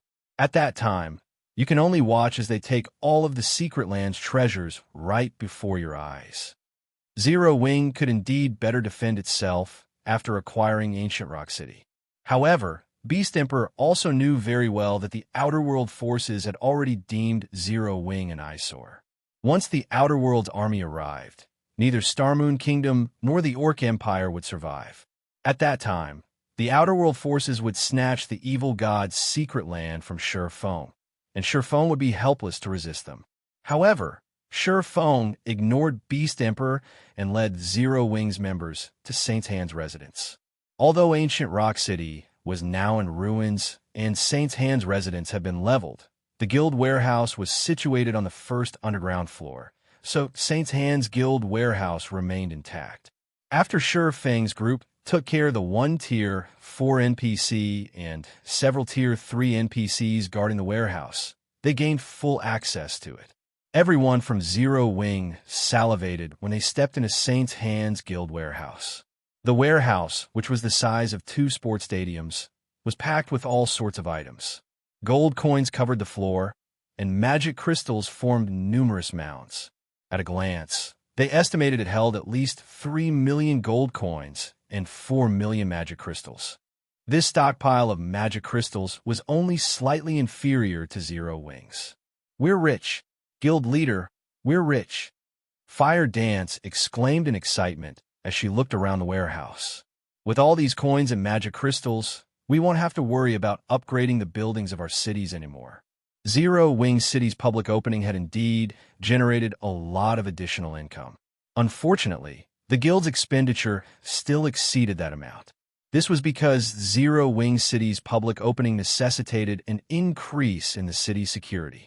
The city had to recruit many NPC soldiers to fill as many of the 30,000 slots as possible. While Zero Wing could skim on the benefits provided to the hired soldiers by virtue of Zero Wing City being a main city, the cost of employing level 150+ Tier 3 NPCs was still high. With everything taken into account, maintaining a Tier 3 NPC cost 5 gold coins. If Zero Wing City filled all 30,000 of its soldier slots with Tier 3 NPCs, the NPC soldiers' daily upkeep alone would total 150,000 gold. Moreover, this still did not include the NPCs' weapons and equipment or the maintenance cost for the Tier 4 NPCs hired. Simply put, Zero Wing's daily expenditure had skyrocketed after Zero Wing City's public opening. At this time, the guild's stockpile of coins was close to empty. Fortunately, Thanks to Saint's Hand's contribution, Zero Wing's warehouse would soon be rich again. Seeing Fire Dance's joy, Feng chose to hide the fact that ancient Rock City's reconstruction would probably eat up all of this money. Zero Wing might even need to provide additional funds. Guild leader, come here quick. There are 7 luminaries crystals here, Blackie said after opening a chest as tall as he was. With glittering eyes, he continued, there are at least 50,000 units here. That's even more than what we have. Before Feng left for the Western continent, he had tasked Blackie with acquiring as many 7 luminaries crystals as possible. Hence, Blackie placed particular importance on the crystals. However, Zero Wing's warehouse currently had only around 30,000 units of 7 luminaries crystal despite his efforts. And if it weren't for Zero Wing having a monopoly over the Arctic Canyon, this amount would be even lower. Yet, Saint's Hand's warehouse had more than 50,000 units of 7 luminaries crystal. That's nothing. Blackie, come over to my spot. I'll let you know what real wealth is, shouted Cola, who stood in another corner of the warehouse, as he pointed at the several hill-sized chests beside him. All of these chests here are full of epic materials or above. From what I can tell, there are at least 300,000 epic materials, 20,000 inferior legendary materials, and 3,000 legendary materials. Everyone, including Feng, was stunned when they heard Cola's words. This was on the level of a kingdom's treasury. Ordinary kingdoms might not even reach this standard. Only high-ranking kingdoms would have so many rare materials. However, upon hearing Cola's words, Beast Emperor, who had been dragged along to the warehouse, turned livid, his eyes becoming bloodshot. He had accumulated these materials by ransacking multiple kingdoms with the Fosane army and destroying numerous NPC cities. Yet, all his efforts had ended up benefiting Zero Wing. Afterward, Feng tasked Blackie with sweeping through the warehouse and transporting everything back to the guild warehouse in Zero Wing City. He then brought Fire Dance and the others to a secret room on the 2nd underground floor. Read latest chapters at Wuxia World. EU The secret room was only the size of a basketball court, with a pitch-black door in the middle of it.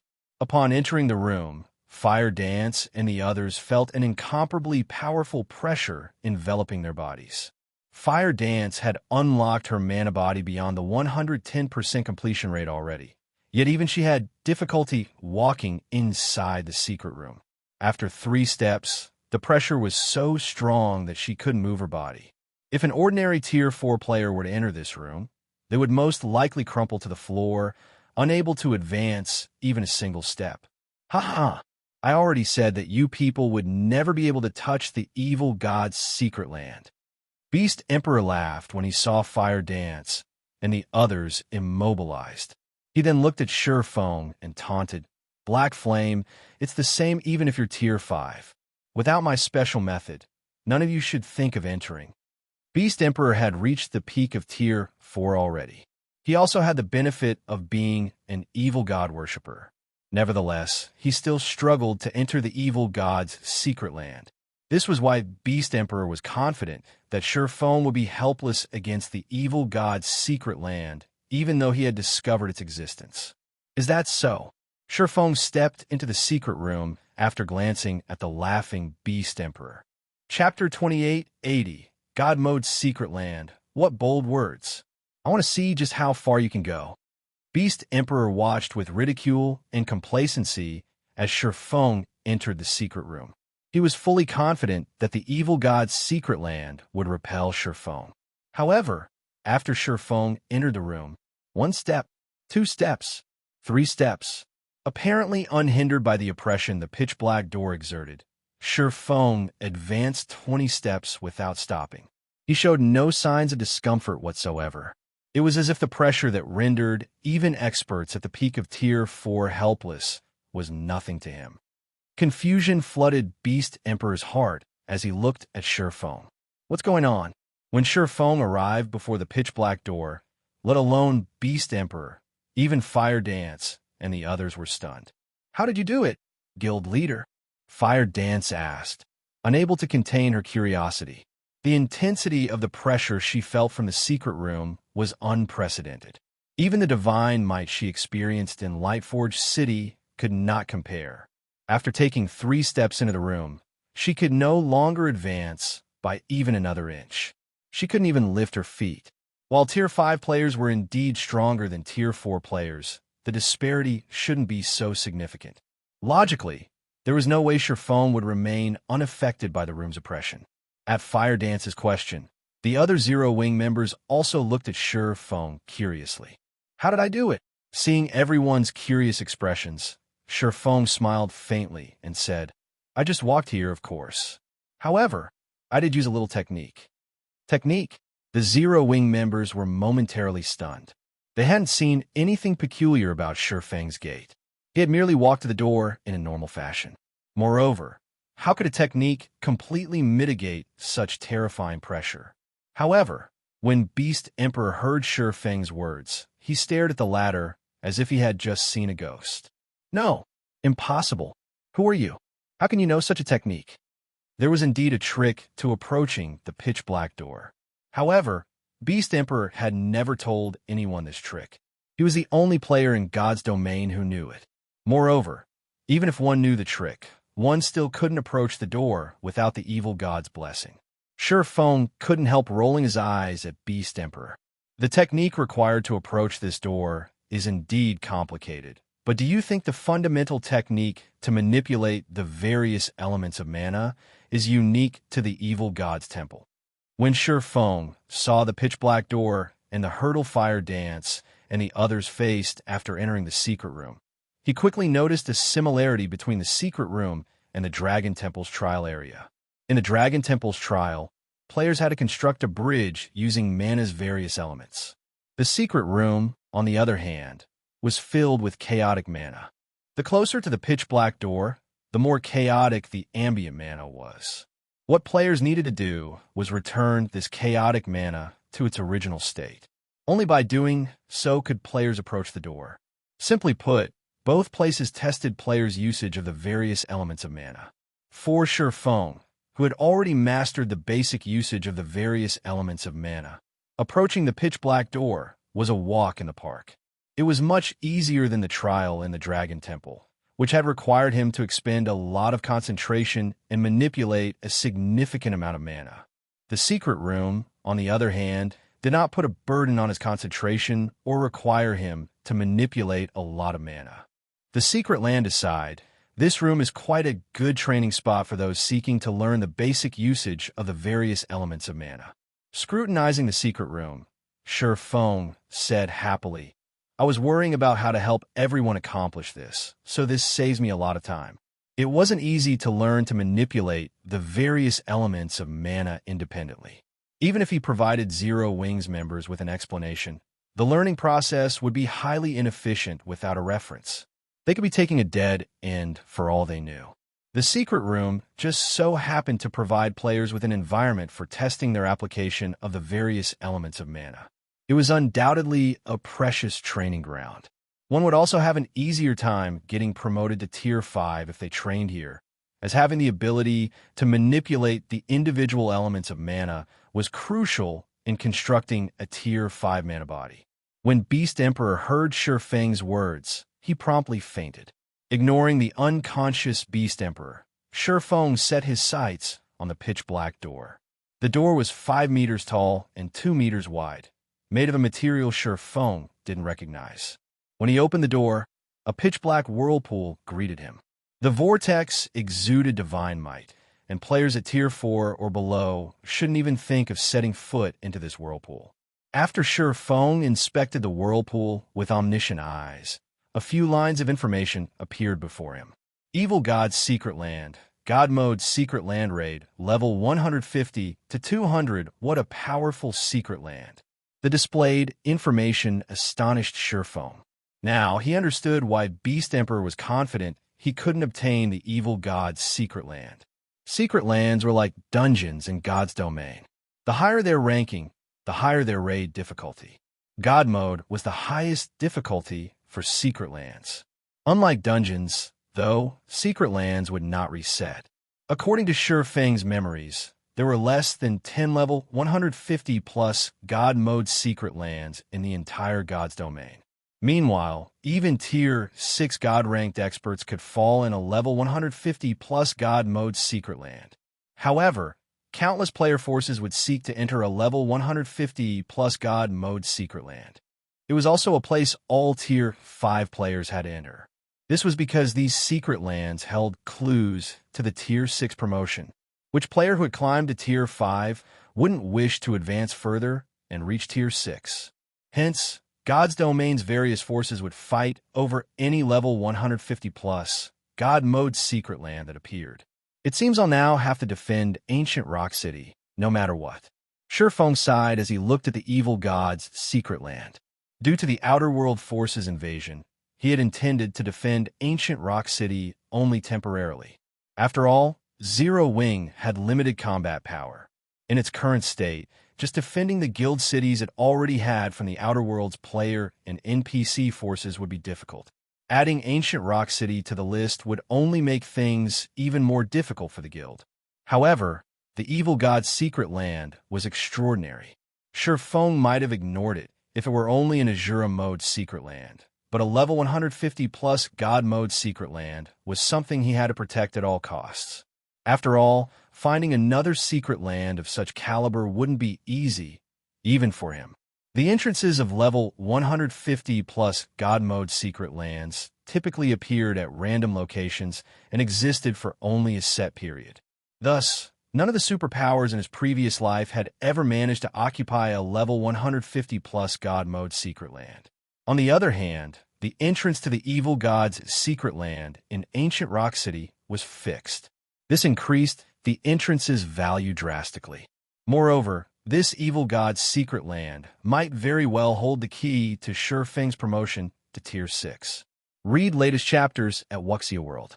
EU following this, Zero Wing's logistics members began ransacking Saint's Hand's warehouse, while Feng taught Fire Dance and the others the fundamental technique to manipulate mana's various elements.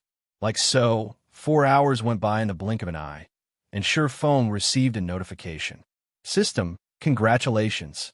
You have become Ancient Rock City's ruler. Do you wish to reconstruct Ancient Rock City? Reconstruct, Feng said in a determined tone. System, a God mode secret land has been discovered. Do you wish to integrate the secret land with Ancient Rock City? Chapter 2881. Integration Integrate. Feng grew confused as he read the system notification. This was the first time he had heard of a secret land being integrated with a guild city. He had seen many player forces constructing guild cities on top of precious secret lands in the past. However, even as these guild cities developed, they never received any opportunity to merge with these secret lands directly. For a moment, Feng hesitated. The evil god's secret land was a level 150 plus God mode secret land. If he recklessly merged it with ancient Rock City and the secret land disappeared, he would suffer a huge loss. However, before Feng could ponder things further, he received another system notification. System, it is detected that you have 3 million magic crystals and 5,007 luminaries crystals on your person. You have fulfilled the conditions to reconstruct ancient Rock City with the evil god's secret land as the core. Do you wish to integrate the secret land and upgrade the city? Agree. Feng agreed without hesitation when he heard the contents of the notification. There were several holy cities in God's domain, and one of these holy cities had a God mode secret land as its core. The War God's Temple had also established its main headquarters in this holy city. Sanctuary. This sacred place was also why all Tier 5 experts sought to visit the top of the world. Sanctuary was the sole ancient city in God's domain that players had verified to hold clues to the Tier 6 promotion. The city was so old that nobody could ascertain its age in this modern day. Rumor had it that any Tier 4 player that entered Sanctuary had a 100% chance of getting promoted to Tier 5. However, what made Sanctuary amazing wasn't the knowledge it stored. Instead, the Holy City held complete control over a level 150 plus God mode secret land.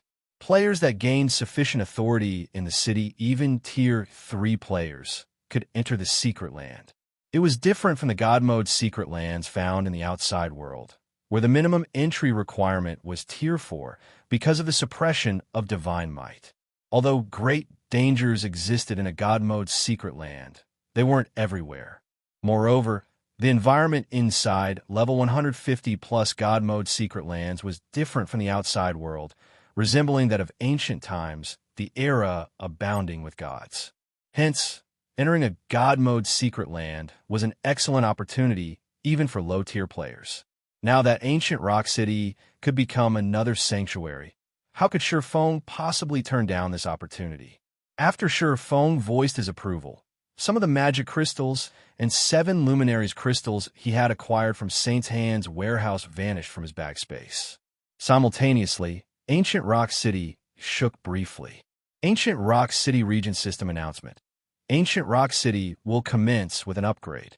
All players within Ancient Rock City will be teleported out of the city in 10 minutes.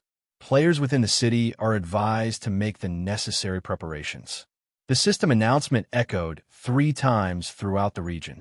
Subsequently, Feng received a personal system notification.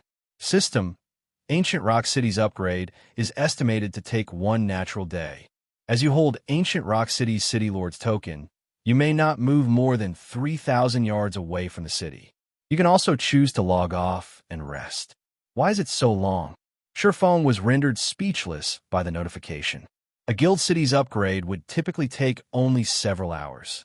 Nevertheless, Ancient Rock City needed 1 day for its advancement. By the time the city was ready, Beast Emperor would have long since spread the evil god's secret lands information to all of God's domain. And worse, Ancient Rock City would be at its weakest after the reconstruction and upgrade process. Before the system's first major update, guild cities got a grace period whenever they underwent an upgrade. Now, guild cities no longer receive that benefit. Players had to defend their cities on their own. If the Outer World forces were determined, Ancient Rock City might be greeted with a battle as soon as its reconstruction ended. At this time, Fire Dance looked toward Feng and asked, "Guild leader, we've emptied Saint's Hand's warehouse already. Should we retreat now?" "No. Bring Beast Emperor and the other captives back to Silverwing City first," Feng replied, shaking his head. "Also, have Liang Jing gather the necessary manpower in Silverwing City ahead of time. As soon as Ancient Rock City opens, have him garrison the city immediately." "Yes, sir." Upon hearing Feng's words, Fire Dance understood that trouble would accompany Ancient Rock City's promotion. There might even be a big battle awaiting the city. She immediately set out to execute his orders.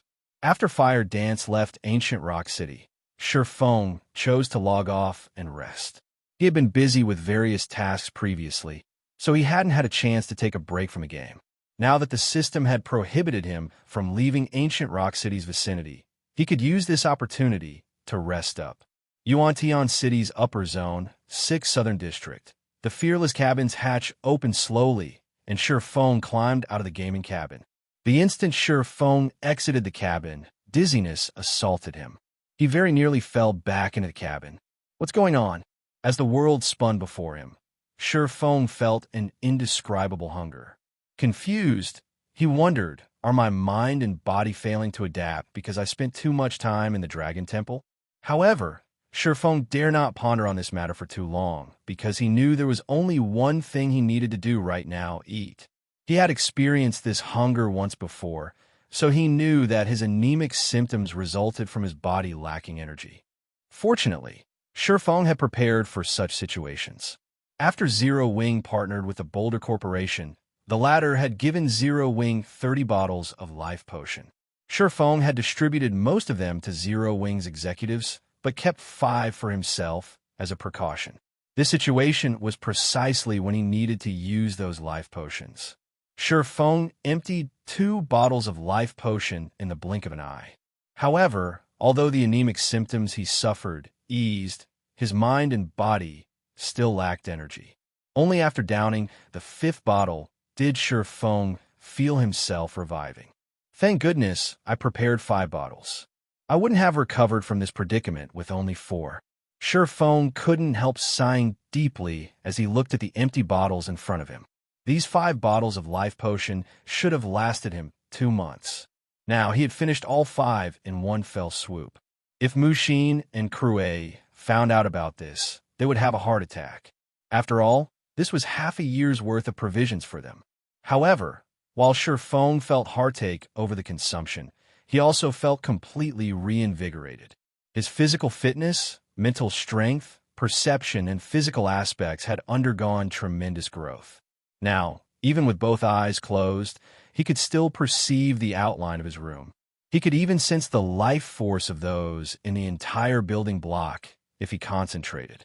This was simply unbelievable. Could I have become a mental strength master already? This thought occurred to Feng when he detected the life force of others in the building. He couldn't think of any other explanation for this change. Only the rumored mental strength masters might have such an ability. Read latest chapters at Wuxia World. EU at this time, even his view of the world had changed.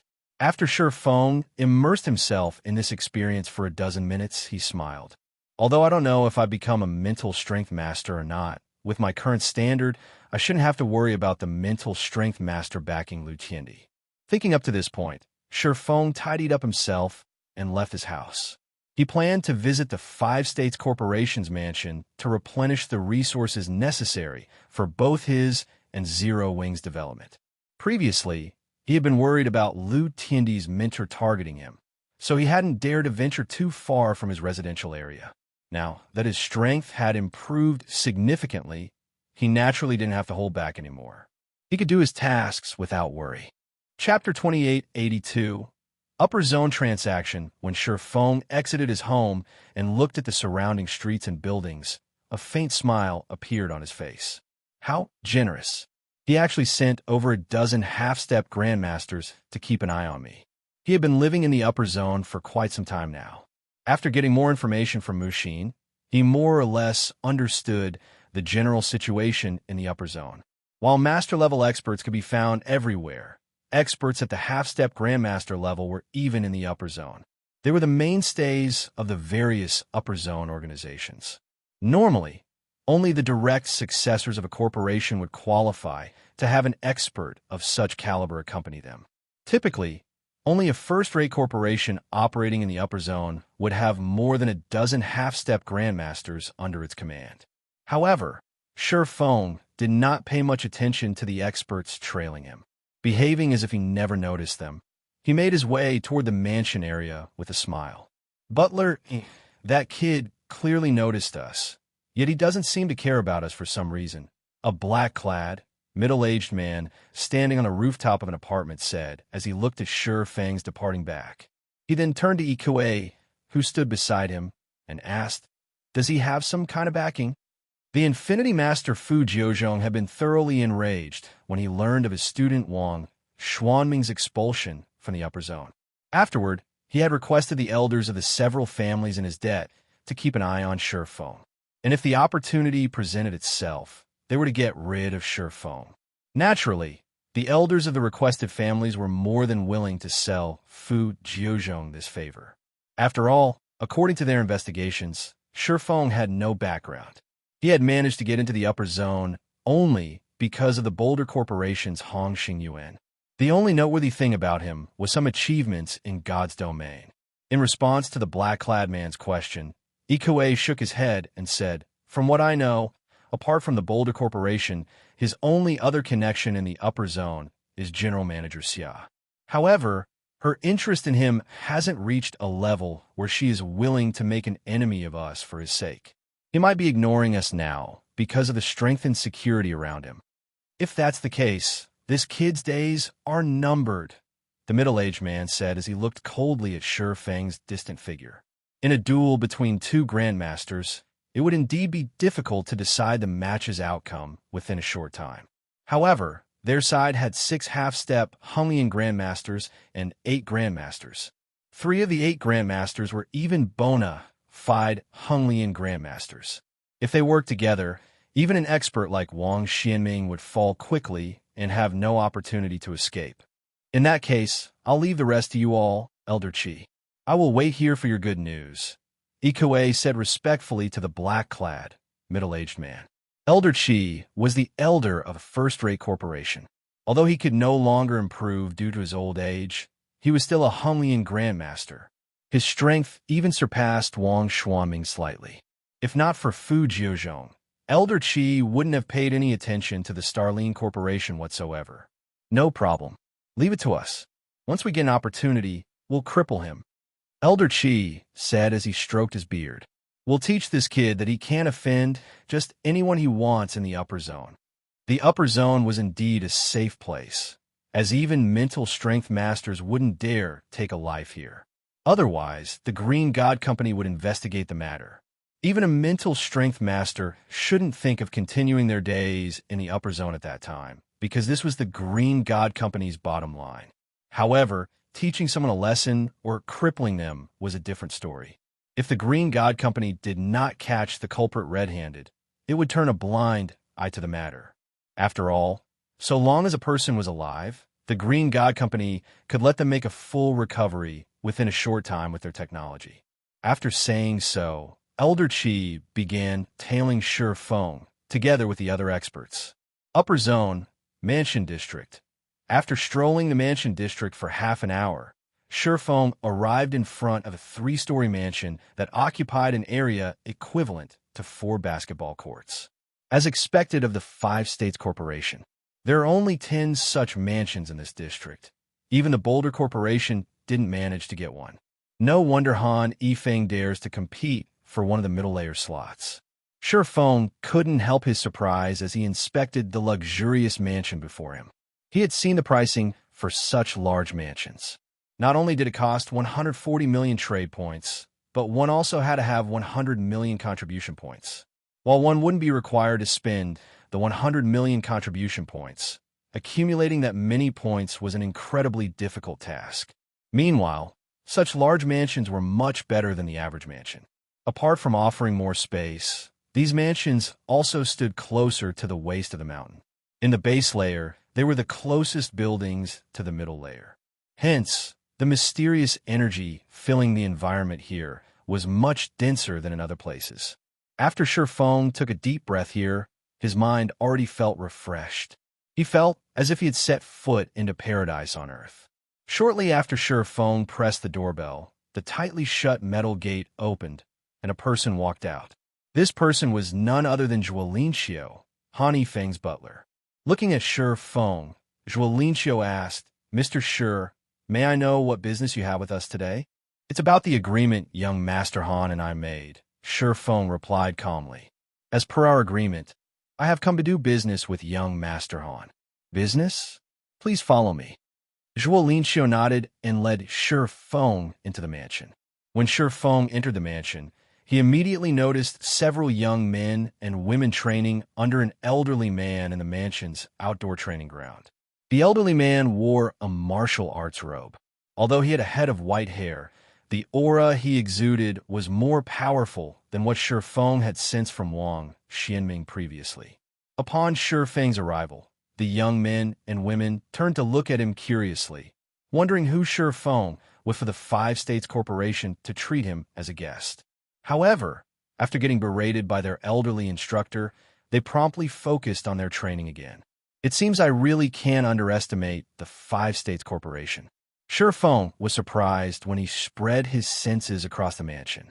There are 6 grandmasters and more than 10 half-step grandmasters in this mansion alone. Even a Boulder Corporation doesn't have this many experts. After guiding Feng to a reception room on the 3rd floor, Xianxia pushed apart the wooden doors to the room and said, Mr. Shi, the young master is waiting inside. Feng nodded and walked into the room. He found Han Yifeng seated behind a solid wood desk with his eyes closed. Currently, Han Yifeng did not exude the slightest bit of aura and felt no different from an ordinary person. Compared to the last time Feng had met him, Han Yifeng's aura had changed dramatically. Upon sensing Feng's arrival, Han Yifeng opened his eyes. Revealing a faint smile, Han Yifeng said, Brother Shi, I didn't think you would come to find me so soon. I expected you would wait for the last 10 days to get a better price. Read latest chapters at Wuxia World. EU at this point, Feng's name was already known throughout Yuantian City's upper zone. Not only was he the cause of Wang Xuanming's banishment from the upper zone, but he was even Zero Wing's guild leader. The resources he had on hand tempted many of the corporations participating in this season's contribution competition. If not for Wang Xuanming's teacher, Fu Jiuzhong, many of the corporations based in Yuantian City's upper zone would have long since visited Feng and proposed a partnership. I doubt that will happen. I know I'm not your only source of contribution points, young Master Han. Had I waited until the last moment, I probably would have gotten a lower price instead. You might not even have wanted my points at that time, Feng said, shaking his head. Originally, Feng had indeed considered waiting for a better price. Now, though, he couldn't afford the delay. Zero Wing urgently needed a large amount of resources, especially life potions. The life potion was the perfect drug to improve one's physical fitness. If not for the limitation of physical fitness, Fire Dance, Lei Bao, and several other people in Zero Wing would have long since become neutralizing grandmasters. Brother Sure, you jest. In that case, we'll proceed with the 2-to-1 ratio we previously agreed on. I'll buy however many points you have, Feng said, chuckling. However, Feng shook his head and countered in a determined voice, No, I want a 1-to-1 ratio. Chapter 2883. Overnight Fortune 1-to-1. Feng frowned. Brother Sure, isn't your asking price a little too high? At this time, Feng wasn't the only one dissatisfied. Standing by the door, Xianxia looked at Feng with a hint of anger and ridicule in his eyes. A 1-to-1 exchange ratio was something no organization operating in Yuantian City's upper zone would accept. Life potions and phantom potions served as an organization's foundation. Their stockpile was also something accumulated over many years. These potions weren't items that one could obtain on a whim. Yet, Feng wanted to purchase these precious potions at a 1-to-1 exchange rate. Did he take the Five States Corporation for a fool? The Five States Corporation had many sources for contribution points. Meanwhile, these sources only sought a 2-to-1 ratio. On what basis was Feng asking for a 1-to-1 ratio? Young Master Han, don't be in a hurry to refuse, Feng said, smiling as he looked at Feng's cold expression. A 1-to-1 ratio is a fair price. A fair price. Feng laughed. May I know how you think it is fair, Brother Sure? Because I can guarantee you a slot to enter the middle layer, young Master Han. Feng said confidently. Do you think this is a fair deal now? At Feng's words, Feng's cold expression changed slightly. However, he quickly recollected himself and asked, Those are some confident words, Brother Sure. If what you say is true, I can consider a 1-to-1 ratio. May I know what exactly you are counting on to help me? 600,000 contribution points. That, combined with the points you already have, while I don't know if you can secure first place, getting within the top 3 shouldn't be a problem, right? According to Mushin's information, the top 3 rankers' limit should be around 1 million contribution points.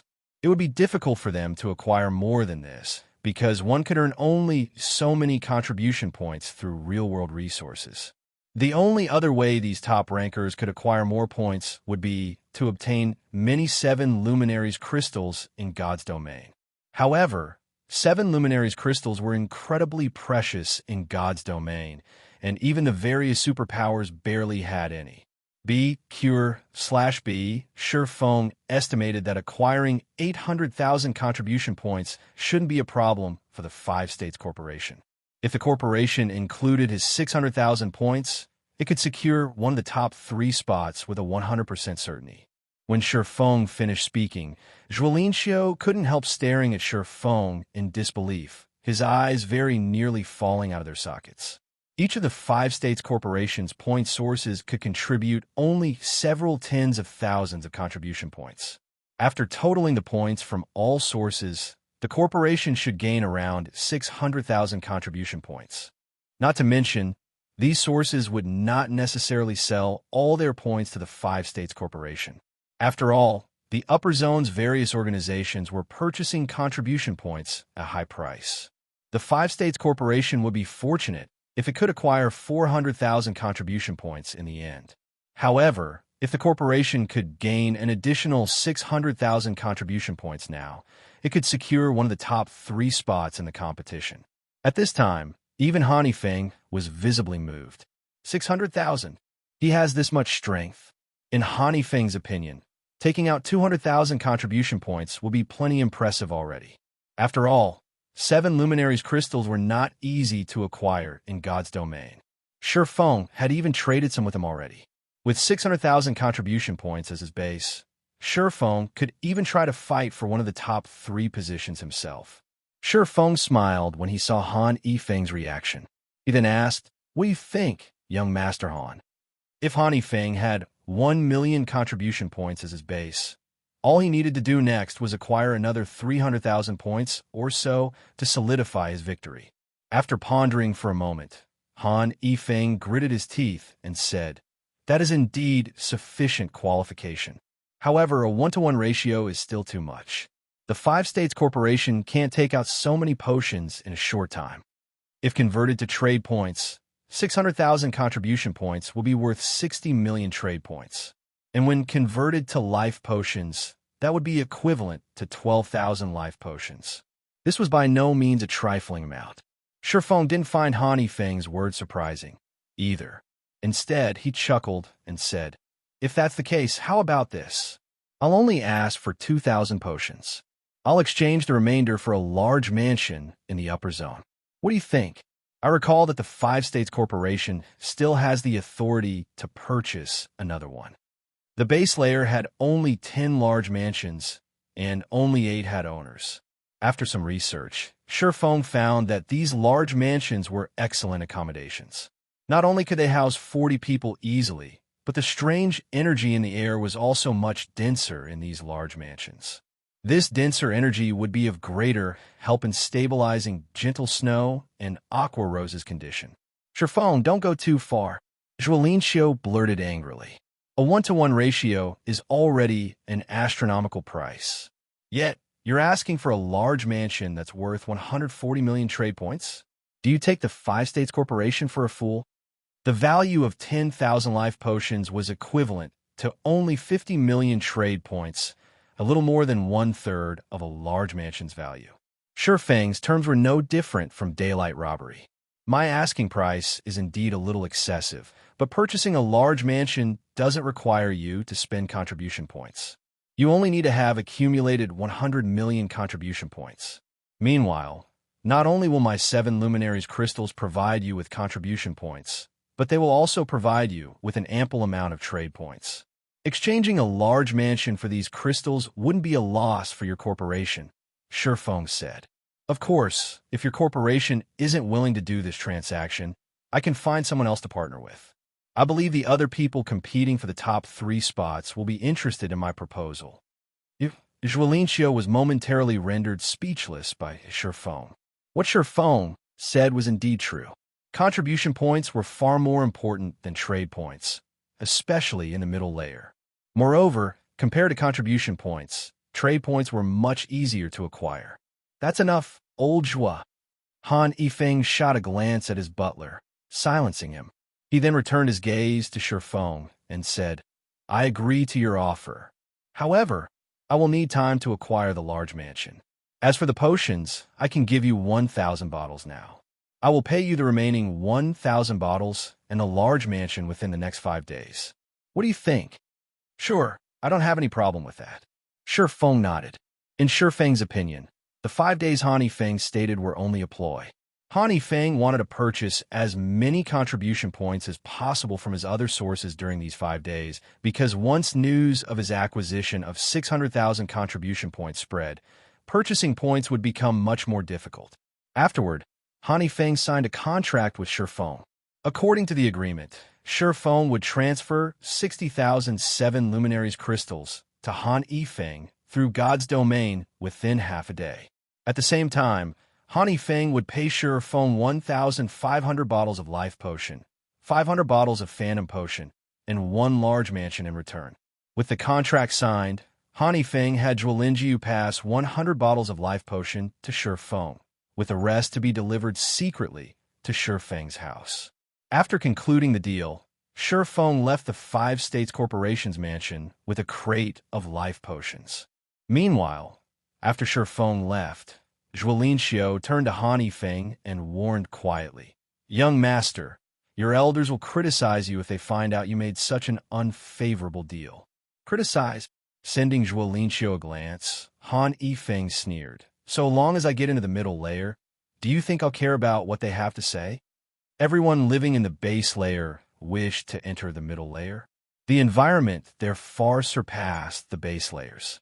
The middle layer was also home to many mental strength masters. If he could befriend even one of these masters, his position within the 5 States Corporation would become unshakable. At that time, would he have to care about the criticisms of his elders?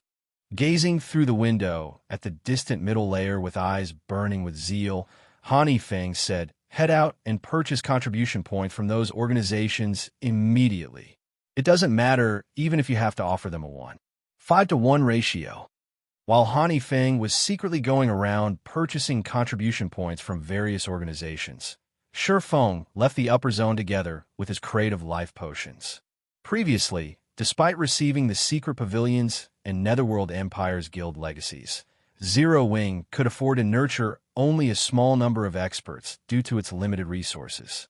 However, now that Zero Wing had sufficient life potions, let alone Void Realm experts, the guild could nurture even Domain Realm experts within a short time. This was something even the various superpowers couldn't accomplish. After all, when nurturing new talents, the superpowers would provide only S-rank nutrient fluids at most, not something as precious as the life potion. Read latest chapters at Wuxia World. EU. Meanwhile, when Feng left the upper zone, Elder Qi and the others stalking him were stunned.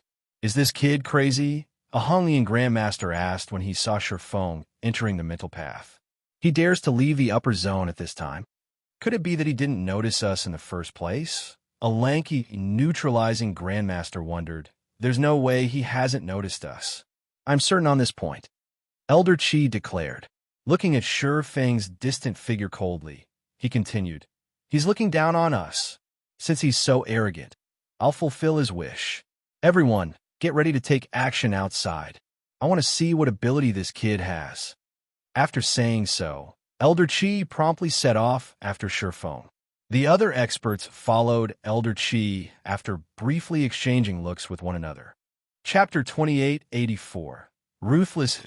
Fenglin City, Zero Wing's headquarters. Feng stood in front of Zero Wing's headquarters. The place had undergone significant changes since his last visit. Currently, people crowded the plaza in front of the building, many of them young men and women. These people were either waiting to enter the building or taking various tests out in the plaza. This prosperous site was even more spectacular than what could be found at the various super guilds' headquarters. As Feng made his way to the entrance, he overheard these young men and women discussing Zero Wing's matters. As they spoke about Zero Wing City's training environment or the heaven-defying battle that had taken place at Ancient Rock City, their eyes glowed with anticipation. Before Feng could reach the entrance, a long-haired man in his 30s approached him. Looking at Feng, who was clad in sportswear, the long-haired man said in a friendly tone, "Friend, you're here to join Zero Wing, right?" "Me? Join Zero Wing?" Feng was stunned by the long-haired man's words. Although the long-haired man looked ordinary, Feng sensed intense life force from him. In terms of physical fitness, the long-haired man could practically rival Honglian masters. However, before Feng could say anything, the long-haired man unzipped his jacket and revealed a 6-winged emblem pinned on his t-shirt, proving that he was an internal member of Zero Wing. "I can tell that you're extraordinary at a glance, brother," the long-haired man said while showing off his emblem. He then pointed at the long line of people waiting to enter the building and grinned, saying, "Look at how long that line is. If you grab a ticket and join the line now, it'll take you forever before your turn arrives. However, I'm an internal member of Zero Wing. I have a recommendation slot that lets me help one person bypass the initial test." "What are you trying to say?" Feng asked curiously. I can see that you're extraordinary, so I plan to recommend you to the guild. However, once you become an internal member of Zero Wing, you'll need to join my team. What do you think?" Looking at Feng with a serious look, the long-haired man said earnestly, "The team I belong to is extraordinary. Although it was established only recently, it has become a second-line team already. It's only one line behind the main force." Feng was at a loss for words. He never imagined such competition existed between Zero Wing's various teams. If he weren't Zero Wing's guild leader, he would have most likely been tempted by the long-haired man's words already. After all, apart from Zero Wing's main force, any other team that had a Tier 4 player leading it would be considered a second-line team. Meanwhile, all second-line teams could raid level 150, 100-man hard mode team dungeons. "What? You don't believe me?" Upon seeing Feng's startled expression, the long-haired man said delightedly, "Do you know who my team leader is? You'll get a fright if I tell you." Just when Feng wondered who this strange man's team leader was, the sounds of fighting came from inside the lobby. The din was like a sledgehammer pounding the ground. However, neither the long-haired man nor the other Zero Wing members present showed any concern over these loud sounds, appearing wholly accustomed to them. The newcomers, though, all expressed curiosity and tried sneaking peeks into the lobby. "Ignore that. It's nothing to fuss about," the long-haired man said when he saw the curiosity on Feng's face. He then added nonchalantly, "It's just the experts of another superpower coming to provoke Zero Wing. I believe Master Lei Bao will take care of them in a moment." Feng asked, "Have there been a lot of such situations happening in Zero Wing lately?" "It's been like this since before I joined. However, it's become much more frequent recently," the long-haired man said as he nodded in frustration. "These superpowers can't bear to see Zero Wing developing. However, as they can't do anything to us in God's domain, they keep coming to our headquarters to make trouble. They keep asking us to sell them Zero Wing City's lands. I heard that the group that came here this time consists of 6 superpowers, one of them the Super Guild Mythology. Mythology's group is even led by the Feng family's young lady. That Feng Shihan really is something. Not only is she beautiful, but she's also frighteningly strong. She can take down master-level experts in practically one hit. I'm afraid only our big sis Fire Dance can take her on." The long-haired man shuddered when he spoke of Feng Shihan. It was evident he feared the latter greatly. After the long-haired man finished speaking, the lobby's door opened abruptly, and a group of people stalked out of the building. These people were representatives of superpowers, and they currently had angry expressions. However, when they looked at Fire Dance and Lei Bao, who walked out of the building shortly after them, and then looked at the injured master-level experts and one half-step neutralizing Grandmaster beside them, they dared not do anything. "Just you wait. Don't think that, just because we are helpless against you in God's domain, you'll be invincible in the real world as well. Zero Wing will only encounter more trouble for refusing to cooperate with us." The various superpowers representatives barked arrogantly at Fire Dance and Lei Bao, their voices growing complacent as they spoke. While master-level experts might be powerless against Zero Wing, there were bound to be superpowers capable of inviting Grandmaster-level experts to move for them. The corporations operating within the upper zone might even take action. After all, Zero Wing was too large a cake to pass on. According to the information the various superpowers had gathered, some forces based in the upper zone were already investigating Zero Wing, evidently interested in the guild. Hence, it was only a matter of time before Grandmaster-level experts came to find trouble with Zero Wing. Fire Dance and Lei Bao revealed somewhat grim expressions on their faces when they heard the representative's words. They had expected the battle at Ancient Rock City to have caught the attention of many organizations in the upper zone. Hence, they were certain that Grandmaster-level experts would eventually come to Zero Wing seeking trouble. While these Grandmasters might not be capable of doing anything against Zero Wing on the surface, if they came every day to pick a fight, it would ruin Zero Wing's reputation, not to mention the other unscrupulous tactics they could employ.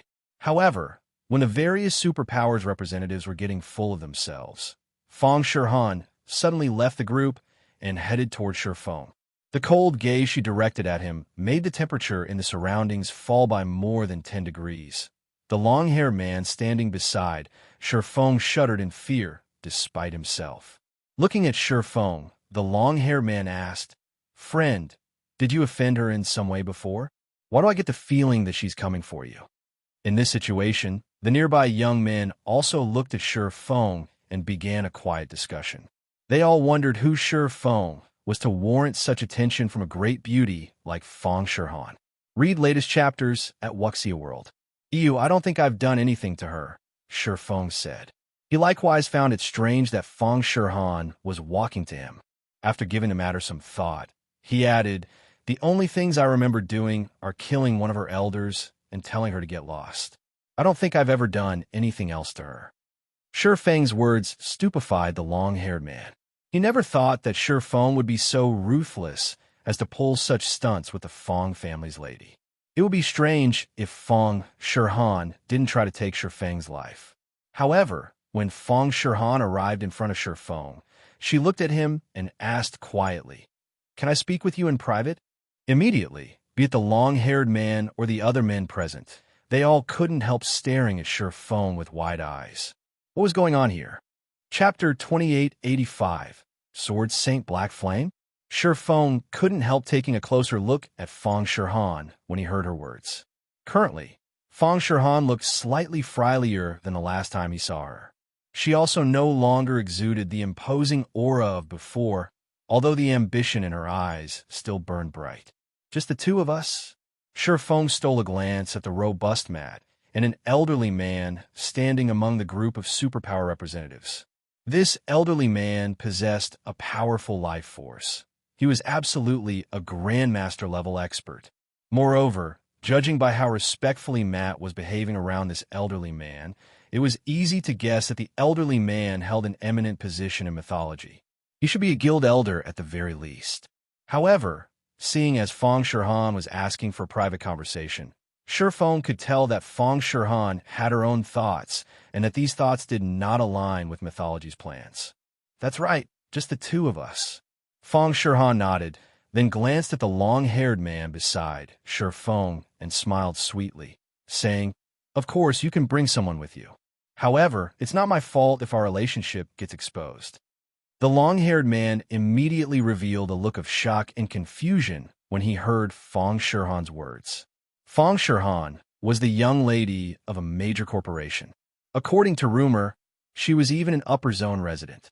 In addition, not only did she possess a divine level of beauty, but she was even a vice guild leader of mythology. Countless talented young men wished to get close to her, but never got the opportunity to do so. She had an air of indifference, even when dealing with Zero Wing's big shots like Cola. Nevertheless, she was taking the initiative to seek out Feng. Her friendly behavior with Feng made the long-haired man doubt if she was even the same person as before. "Who's this guy?" Questions filled the long-haired man's mind as he looked at Feng. However, after snapping out of his daze, he gazed at Feng with anticipation shining in his eyes. Feng Shihan was an individual of high status. If he could get close to her by even a little bit, even if he were only a third wheel, this achievement would earn him bragging rights for the rest of his life. "All right, just the two of us then." Feng nodded, ignoring the hopeful look the long-haired man was giving him. Feng Shihan was not at all surprised by Feng's response. She pointed at a maglev limousine nearby and said, "Let's talk in my car, then. Nobody will bother us there." Zero Wing's battle at Ancient Rock City had thoroughly shaken God's domain. Zero Wing City's public opening also allowed Zero Wing to rake in tons of wealth and resources every day. The resources earned even included the 7 Luminaries crystal that the upper zone's various forces sought to obtain. The city was so tempting that even the 5 great super guilds had designs on it, let alone Feng Shihan. Zero Wing was currently rejecting all partnership offers for Zero Wing City, choosing to monopolize all of the city's benefits. The various superpowers could not get even the smallest cut of this juicy pie. To make matters worse, none of the superpowers could do anything about this situation. However, Feng Shirhan was confident she could accomplish what the various superpowers couldn't. With her family's position and resources in the upper zone, she should be able to get Zero Wing to agree to a partnership. After all, Feng was currently in a lot of trouble because he had offended a mental strength master. Although Feng lived in a different upper zone from Fu Jiuzhong, the mental strength master had plenty of means to deal with him. Among the organizations operating within the 3 upper zones based in the country, those capable of protecting Feng numbered very few. The Feng family just so happened to be one of them. When Feng saw the maglev limousine, a hint of envy appeared in his eyes. This limousine was a global limited edition, and it was constructed with a top-tier alloy used for spacecraft. This alloy not only had excellent sound insulation properties, but could even withstand missile strikes. He had thought of buying one for Zero Wing, but lacked the connection to do so. Nodding, Feng said, "Sure, let's get in the car." "In that case, this way, please, Guild Leader Black Flame." Feng Shirhan smiled and took the initiative to lead Feng to the limousine. Her words left the long-haired man stupefied. "He's the guild leader?" The long-haired man stared at Feng's back with wide eyes. When he recalled how he had treated Feng like a little brother, he suddenly felt faint. After all, Black Flame's name in God's domain was synonymous with a killing god. He would create rivers of blood because of a disagreement. He had even killed one of mythology's legendary figures without hesitation. The long-haired man wasn't the only one stunned by this revelation. The young men and women in queue also took some time to process this information. "He's Guild Leader Black Flame? No way. He's that sword saint. Don't the rumors say that Guild Leader Black Flame is a man in his 30s? That guy looks no more than 22 or 23. Apart from Zero Wing's executives and a portion of the guild's core members, the only other people who knew Black Flame's actual identity and appearance in the real world were the various superpowers executives. The average player was unaware that Black Flame was only a disguise. You really know how to keep a low profile, Guild Leader Black Flame. Even the internal members of your own guild don't know who you are," Feng Shirhan said, smiling when she looked back and saw the long-haired man's pale complexion. "That guy will probably lose sleep for the next several days." Feng rolled his eyes at Feng Shirhan. Feng Shirhan knew that the long-haired man was unaware of his identity as Black Flame and had deliberately revealed his identity to mess with the man. However, when Feng and Feng Shirhan were roughly 10 steps from the limousine, Feng suddenly stopped and turned to the crowd in the plaza. "Guild Leader Black Flame?" Read latest chapters at Wuxia World. Feng Shirhan was a little confused by Feng's actions. She followed Feng's gaze and looked toward the plaza. Although there were well over 1,000 people crowded in the plaza, Feng Shirhan faintly sensed killing intent from that direction. Moreover, there wasn't just one source of killing intent, but more than a dozen. This killing intent was well hidden. If one weren't a half-step Grandmaster expert or above, one would have difficulty noticing it. "This can't be. That side is already taking action." Feng Shirhan frowned. Only the Infinity Master Fu Jiuzhong could mobilize so many powerful experts. She whispered to Feng, "Guild Leader Black Flame, they should be experts the Infinity Master sent. The other side has a significant advantage in numbers. It's best if we pretend we didn't notice them and get into the car quickly. Even if it's them, they can't do anything against my car." A force of over a dozen half-step Grandmasters or above was indeed powerful. However, against the global limited edition limousine, even these experts could only lament their lack of strength. This was also why many major corporations wished to purchase this limousine. However, only 100 people in the world actually managed to get their hands on one. "No, there's no need for that," Feng said, shaking his head. He then began walking toward the plaza. "I initially planned to ignore them, but since they came all the way here, I'll deal with them now. It's annoying to have them constantly buzzing me like flies." Chapter 2886, Mental Strength Master. When Feng Shirhan saw Feng slowly making his way to the plaza, she was stunned. She never thought Feng would confront the enemy. The enemy had over a dozen half-step Grandmaster experts or better on their side.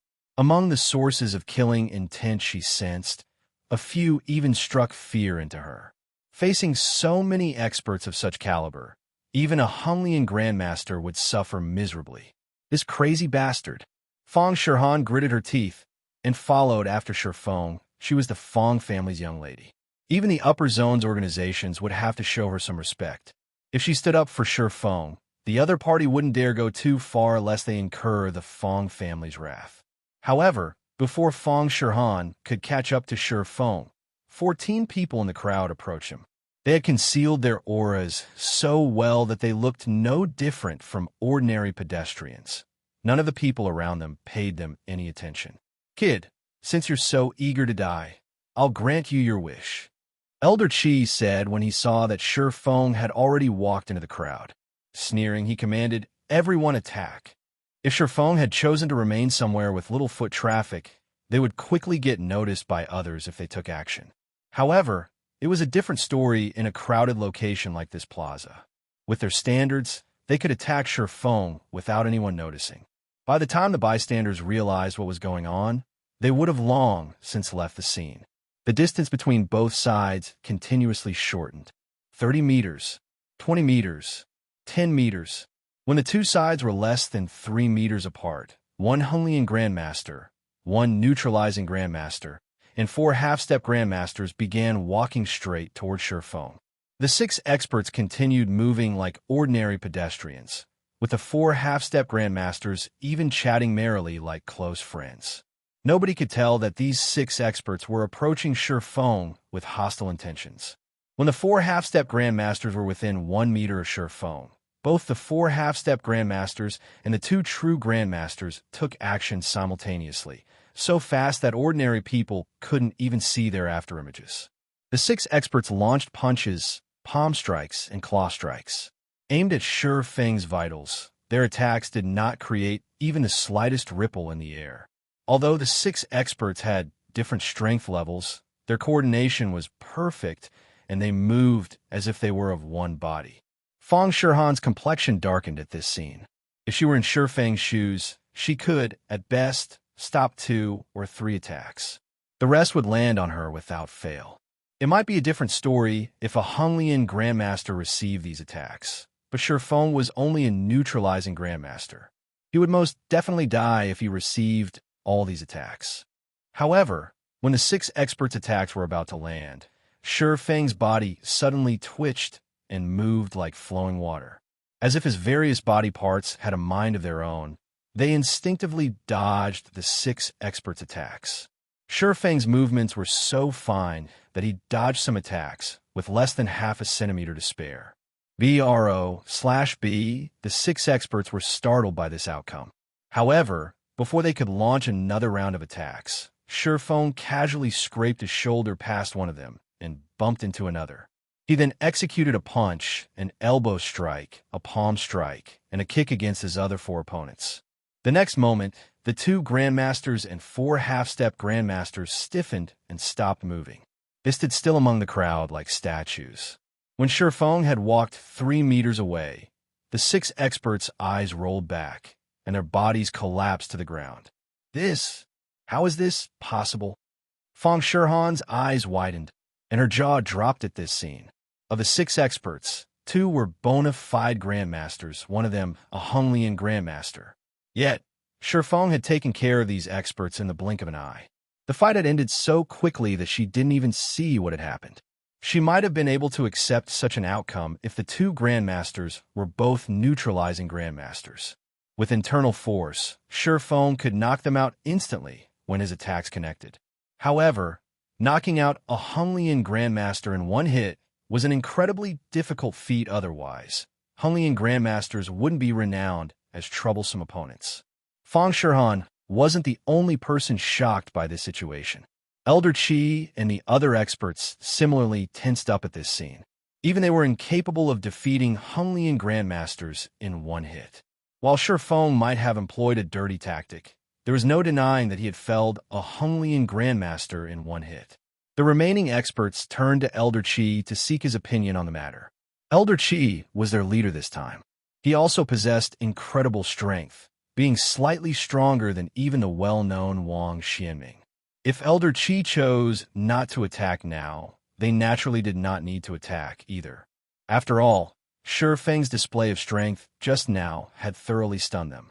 Feng's feat was even more unbelievable than a person killing an elephant with one punch. Seeing Feng approaching their group, Elder Qi gritted his teeth and advanced. Although Elder Qi didn't know what method Feng employed just now, he was confident he could stop any neutralizing Grandmaster's attack.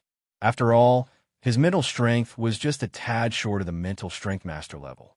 His perception and sixth sense were both much stronger than the average Honglian Grandmasters. All tricks were useless against him. When the other experts saw Elder Qi moving, they quickly followed after him. However, their mentality toward Feng was completely different from before. Now, they had ramped up their vigilance to the max. Elder Qi's group of 8 split up and approached Feng from 8 different directions. They occasionally used the crowd to conceal their bodies and obscure their movements from Feng. However, Feng remained unfazed and continued approaching Elder Qi casually. What arrogance! Do you think I'll fall for your tricks like those fools? Elder Qi accelerated his footsteps when he saw Feng's indifference, not wanting to give Feng any more time to observe and prepare. With 6 Grandmasters in their group of 8, they could give even a mental strength master a headache if they attacked together. After all, a mental strength master's physical fitness was only slightly superior to theirs. What made mental strength masters powerful was their perception of danger and their control over their bodies. However, when Elder Qi was less than 6 meters away from Feng, he suddenly lost sight of Feng. He disappeared? Elder Qi was stunned as he stared at the spot Feng disappeared from. Feng had vanished not only from his vision, but also from his perception. Elder Qi and the 7 other experts immediately began looking around frantically, searching for Feng. Several seconds later, Elder Qi suddenly noticed a figure walking past him, and he was stunned once more. Feng? However, before Elder Qi could turn around, he felt a stinging pain in his chest. He then found his body paralyzed, and his vision darkened as if death had come for him. Read latest chapters at Wuxia World. When Elder Qi saw Feng disappearing past him, a thought appeared in his mind, and fear surfaced on his face. Mental Strength Master. Apart from Feng being a mental strength master, Elder Qi couldn't think of any other explanation for this situation. After all, only a mental strength master could evade his perception. However, before Elder Qi could warn the others, he noticed Feng walking past his approaching companions, one after another. Unlike himself, though, his companions didn't even notice Feng. And after Feng passed them, their bodies abruptly stiffened. It was evident that they had suffered a similar fate to his. In the end, Elder Qi could only watch helplessly as his companions collapsed one after another. Chapter 2887. Powerful Mental Strength Master. When Elder Qi and the others collapsed, one after another, in the plaza, they quickly attracted the attention of the surrounding people. The small plaza grew noisy for a time as the passers-by gathered around these collapsed experts and discussed among themselves. Feng exited the crowd in the meantime, his departure going entirely unnoticed. He had practically zero presence, as if he was no different from the roadside trees and bushes. He's a mental strength master. Shock filled Feng Shihan's eyes as she switched her gaze between Feng and Elder Qi's group. She felt like her world had just come crashing down on her. Apart from Feng being a mental strength master, she could think of no other explanation for how he had defeated a force of 8 Grandmasters and 6 half-step Grandmasters so easily. Despite knowing this, Feng Shihan still couldn't bring herself to believe Feng was a mental strength master. Mental strength masters were big shots even in the upper zone, and every one of them lived in the middle layer. Numerous organizations based in the upper zone try to curry favor with these individuals. All of these powerhouses had reached the level of a mental strength master only in their 30s or later. On the other hand, how old was Feng now? Not to mention, according to Feng Shihan's investigations, when Feng first entered the upper zone several weeks ago, the Green God Company had evaluated his mental strength as special grade only. He had still been a long distance from master grade. When Feng arrived in front of Feng Shihan, she finally snapped out of her daze. She then scrutinized him as if she was meeting him for the first time. "Has your mental strength reached the master level already?" Feng Shihan asked despite herself. Although she was already certain Feng was a mental strength master, she still couldn't believe that someone could reach this level before 25. If news of this matter spread, it would shake the entire upper zone. Even the Green God Company's executives would take an interest in Feng once they learned of his potential. Meanwhile, the Green God Company's executives were existences even mental strength masters wanted to befriend. These executives helmed the various upper zones, individuals standing at the top of the upper zone. "I had the fortune of achieving a breakthrough recently." Feng nodded, not bothering to conceal this fact. He then turned to look at the collapsed experts in the plaza, an indescribable feeling appearing in his heart. Previously, when he had first become a mental strength master, he had noticed that his body's physical fitness had improved significantly. The sharpness of his perception had also become far superior to before. However, only after clashing with Elder Qi and the others did Feng realize how powerful and frightening mental strength masters could be. Mental strength masters might be only slightly superior to Honglian grandmasters in physical fitness, but their control over their bodies reached an incredible level. Not only could they control the fine movements of muscles in the physical body, but they could also exert much greater control over their brains. While in combat, Feng had managed to accelerate his thought processes by more than tenfold. In his eyes, Elder Qi and the others had looked like they were moving in slow motion.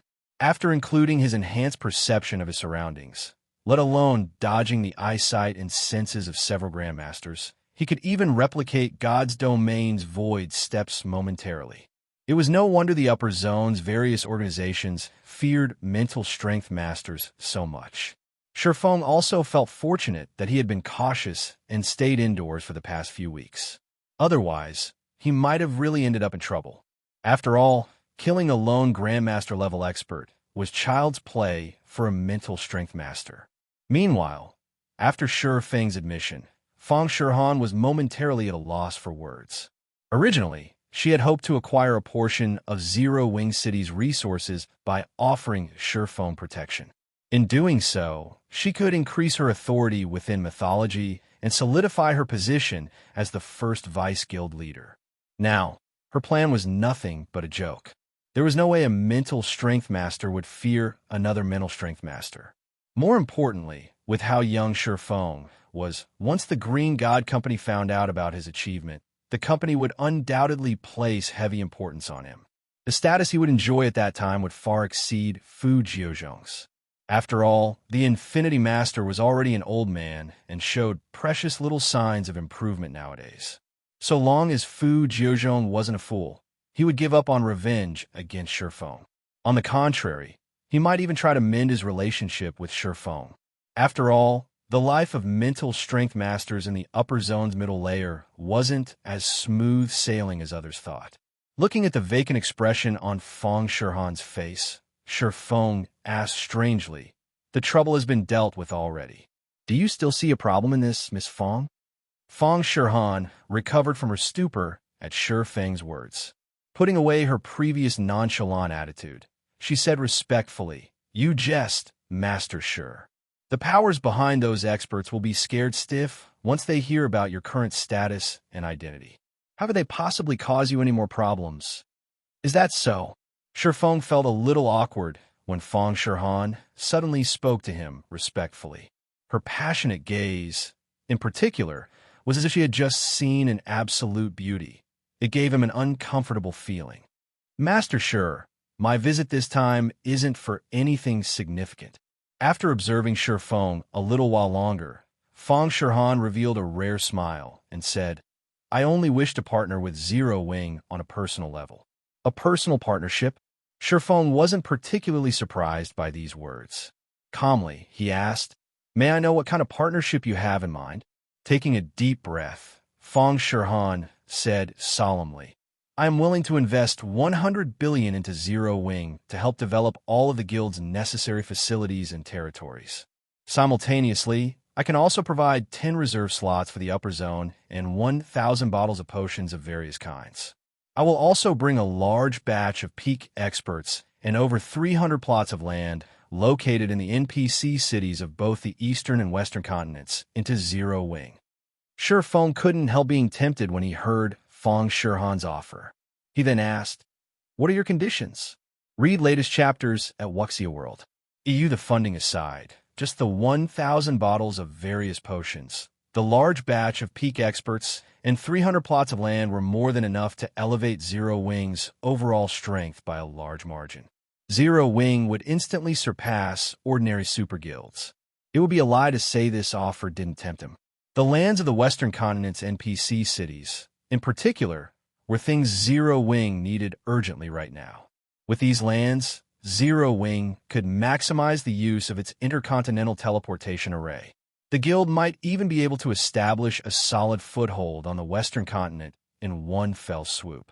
Seeing the interest in Feng's eyes, Feng Shirhan replied, Simple. Become my backer. Feng was slightly stunned as he looked at Feng Shirhan, his mind failing to comprehend her words momentarily. What's going on? Chapter 2888. Zero Wing in an uproar. Feng Shirhan couldn't help a smile when she saw Feng's stunned face. She then asked leisurely, Do my conditions confuse you, Master Shi? Indeed, a little. Feng nodded. There was no doubt that the Feng family had extraordinary origins. Moreover, Feng Shirhan herself was mythology's first vice guild leader. No matter how he looked at it, the woman already had a boundless future ahead of her. She was an existence nobody in the outside world dared to offend.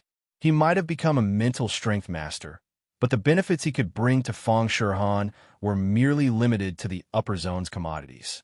This was also the main reason the upper zone's various organizations bent over backward for mental strength masters. Apart from these trade commodities, he found it hard to imagine what other help Feng Shirhan might need from him. I believe you should also understand what it means to own wealth beyond one's capabilities, Master Shi. Sighing, Feng Shirhan said slowly, The Feng family used to have a mental strength master. However, along with this master's passing, the Feng family's circumstances in the upper zone have deteriorated. At this point, many of the middle layer's various organizations are even targeting the middle layer reserve slot I own. Hence, I hope you can intervene in this matter for me, Master Shi. If you do, those organizations might back off out of fear. A reserve slot for the middle layer? Feng was startled by Feng Shirhan's words. The reserve slots for the upper zone's base layer were already incomparably precious, and they were more than enough to tempt the base layer's various organizations. A reserve slot for the middle layer would be even more precious and tempting. Moreover, based on Feng Shirhan's words, this reserve slot was transferable. It didn't bind to specific individuals after use. This reserve slot was countless times more precious than the temporary 3-month slots the base layer's organizations competed for in the contribution competitions. It would be strange if the middle layer's organizations were not interested in acquiring this reserve slot. Master Shi, would you be willing to cooperate? Feng Shirhan asked, a hint of apprehension flashing across her eyes as she looked at Feng. Originally, she had already decided to give up on this reserve slot because she couldn't keep it with mythology's strength. However, an opportunity had presented itself to her now. If she found the help of an ordinary mental strength master, the middle layer's various organizations wouldn't fear her at all. They would still try to snatch her reserve slot without fear. However, it was a different story if the mental strength master were Feng. Feng had become a mental strength master at an unprecedentedly young age. With his potential, the Green God Company was bound to place great importance on him. So long as Feng was willing to stand up for her, she might be able to keep this reserve slot. After Feng gave the matter some thought, he said, All right, I agree to your conditions. However, I need to add one condition. Please speak, Master Shi. Feng Shirhan responded without hesitation. 100 million trade points. Feng stated. What are your thoughts on this, Miss Feng? Apart from the trade points he earned from trading in 7 Luminaries crystals to the Green God Company some time ago, he hadn't made any extra points during this period. Meanwhile, apart from life potions, he also needed to spend a lot of trade points while living in the upper zone. This would only increase after he had Fire Dance and the others move into the upper zone. His expenditure of trade points would skyrocket if he had to nurture a mansion full of people. Hence, acquiring trade points was a must. 100 million. After pondering the condition, Feng Shirhan gritted her teeth and answered, "No problem. I could transfer them to you through my account." Once Feng Shirhan agreed to his extra condition, Shi Feng made his way into Zero Wing's headquarters and signed a contract with her, assuring both sides. After signing the contract, Feng Shirhan promptly left Zero Wing's headquarters to make the necessary preparations. She acted decisively and carefully on this matter. Inside, the Maglev limousine heading to the airport. Vice Guild Leader, do you really intend to follow Shi Feng in the future? White Feather asked as she looked at Feng Shirhan, who had her eyes closed and was deep in thought. If you leave the guild so abruptly, the guild won't spare you. Although Shi Feng is now a mental strength master, there are significant differences between mental strength masters. He won't necessarily be able to stop all the organizations operating in the middle layer. If he handles things poorly, you'll not only lose your reserve slot, but also have to face the guild's retaliation. Mythology was one of the 5 great super guilds. Some of the upper zone organizations that had partnered with the guild because of God's domain had the support of powerful and high-ranking mental strength masters. Feng Shirhan was Mythology's first vice guild leader. Her abrupt departure from Mythology would deal a massive blow to the guild's reputation and morale. Mythology would seek revenge for this matter, both in God's domain and in the upper zone. I don't have a choice. This is my last chance, Feng Shirhan replied with a wry smile. If I continue waiting, I'll lose the reserve slot for sure. Once that happens, I doubt I can get it back, even if a powerful mental strength master stands up for me. I can only pray that Shi Feng is capable of fending off those greedy organizations now. Even mental strength masters had extreme difficulty securing 1 middle layer reserve slot, and they treated these slots like family heirlooms. After all, these slots could allow a person to live in the middle layer unconditionally. If she couldn't retain this reserve slot, her chances of becoming a mental strength master were practically zero. In the upper zone's history, the people capable of becoming a mental strength master without ever setting foot into the upper zone's middle layer were few and far between. It wasn't an exaggeration to say that 99% of the mental strength masters that had ever walked this world became mental strength masters only after living in the middle layer for some time. While Feng Shirhan was making her way back to the upper zone, news of Elder Chi's group getting crippled reached Yuantian City's upper zone, shocking the various organizations based there. None of these organizations ever thought that Shi Feng possessed such frightening strength. He had single-handedly fended off the encirclement of so many Grandmaster-level experts. This unexpected development prompted many organizations looking to sell the Infinity Master a favor to shrink back. What should we do, young master? The organizations in Haitian cities and Yuantian cities' upper zones are no longer willing to assist us, Ikue asked worriedly after calling Lu Tiandi. Moreover, now that Shi Feng's prestige has increased, many organizations are considering partnering with him to acquire 7 Luminaries crystals from Zero Wing. I understand. Withdraw from Yuantian city's upper zone for now, Lu Tiandi said, smiling faintly. Teacher has learned about this situation. He'll most likely personally cripple Shi Feng. All we need to do now is sit back and watch. Yes, sir. Ikue grew joyful when he heard Lu Tiandi's words. If Fu Jiuzhong personally took action, then everything would be fine. Once Zero Wing no longer had Shi Feng backing it, Starlink would have a much easier time annexing Zero Wing. Fenglin City, Zero Wing Tower. Along with Shi Feng's return, excitement filled Zero Wing's members, particularly the experts who had joined Zero Wing only recently. The reason for everyone's excitement was Shi Feng's awarding life potions to Fire Dance and a dozen other core executives in front of all of the guild's internal members. Afterward, he had announced that he would award those internal members who performed excellently with life potions. They even had the opportunity to enter the upper zone. This announcement threw the entire headquarters into an uproar. The upper zone was a dreamland countless people wished to enter. Let alone living in the upper zone, they usually didn't even dare dream of entering the upper zone. This was because the upper zone was a place only a select few organizations in the world could come into contact with. Ordinary civilians like themselves had no chance of entering the upper zone. However, the impossible had now become possible. Guild leader, is this really fine? Fire Dance asked worriedly when she saw the new reward system. In the new reward system, a Tier 4 internal member that successfully raised their mana body's completion rate to 110% would receive 3 bottles of life potion. Afterward, they would receive 1 bottle for every subsequent percent of improvement. If they reached 115%, they would receive another 3 bottles. There was also a reward for concentration standards. After one reached the Tier 4 basic concentration standard, every increase in rank would net them 1 Phantom Potion, 3 bottles if they reached the Tier 4 peak standard, and 10 bottles if they reached the Tier 5 standard. As for combat standards, internal members would receive 1 life potion if they reached the Void Realm and 3 bottles if they reached the Domain Realm. Most importantly, anyone in the guild who got promoted to Tier 5 would get to live in the upper zone with 100% certainty. Setting aside the upper zone's residency, just the reward of the various potions was already plenty absurd. Others might not understand how precious these potions were, but Fire Dance knew that these potions were available only in limited quantities. Relax. There won't be a problem, Feng said, chuckling.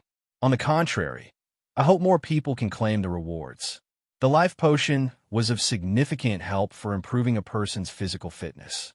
Meanwhile, if Zero Wing wished to develop quickly, it wouldn't do for the guild to rely solely on him. Zero Wing needed at least several Grandmaster-level experts under its command. Only then would it no longer have to fear the provocation of other forces. Hence, he needed to increase the rewards for Zero Wing's internal members.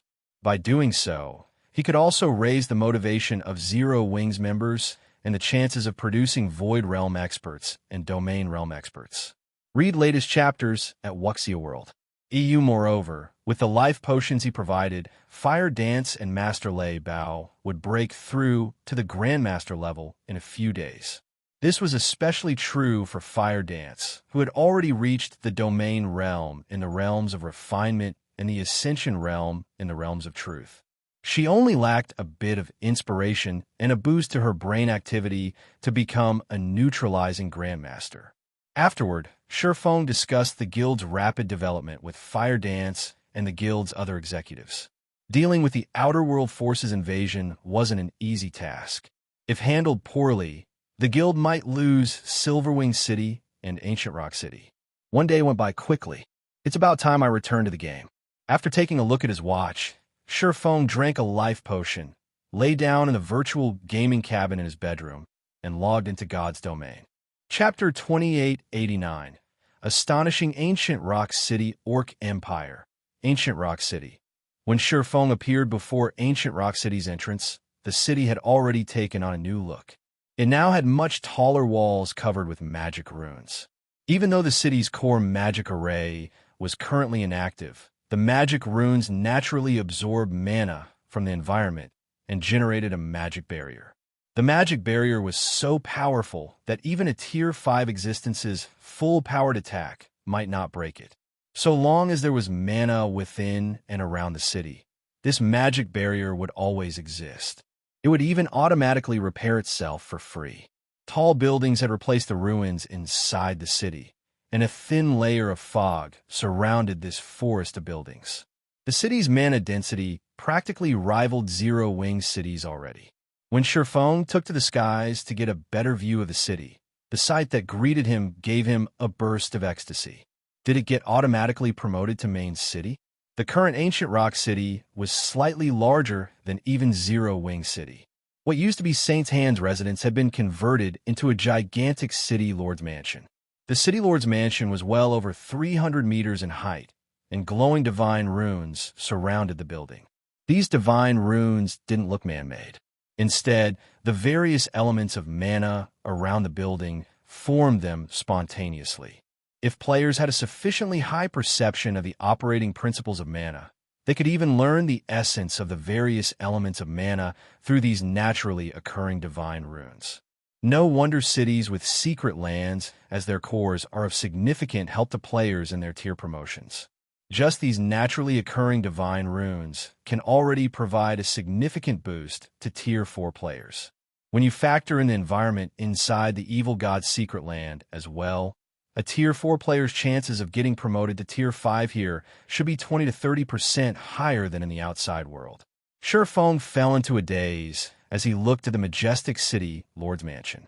While Feng was quietly observing ancient Rock City, the number of players around the city continuously increased.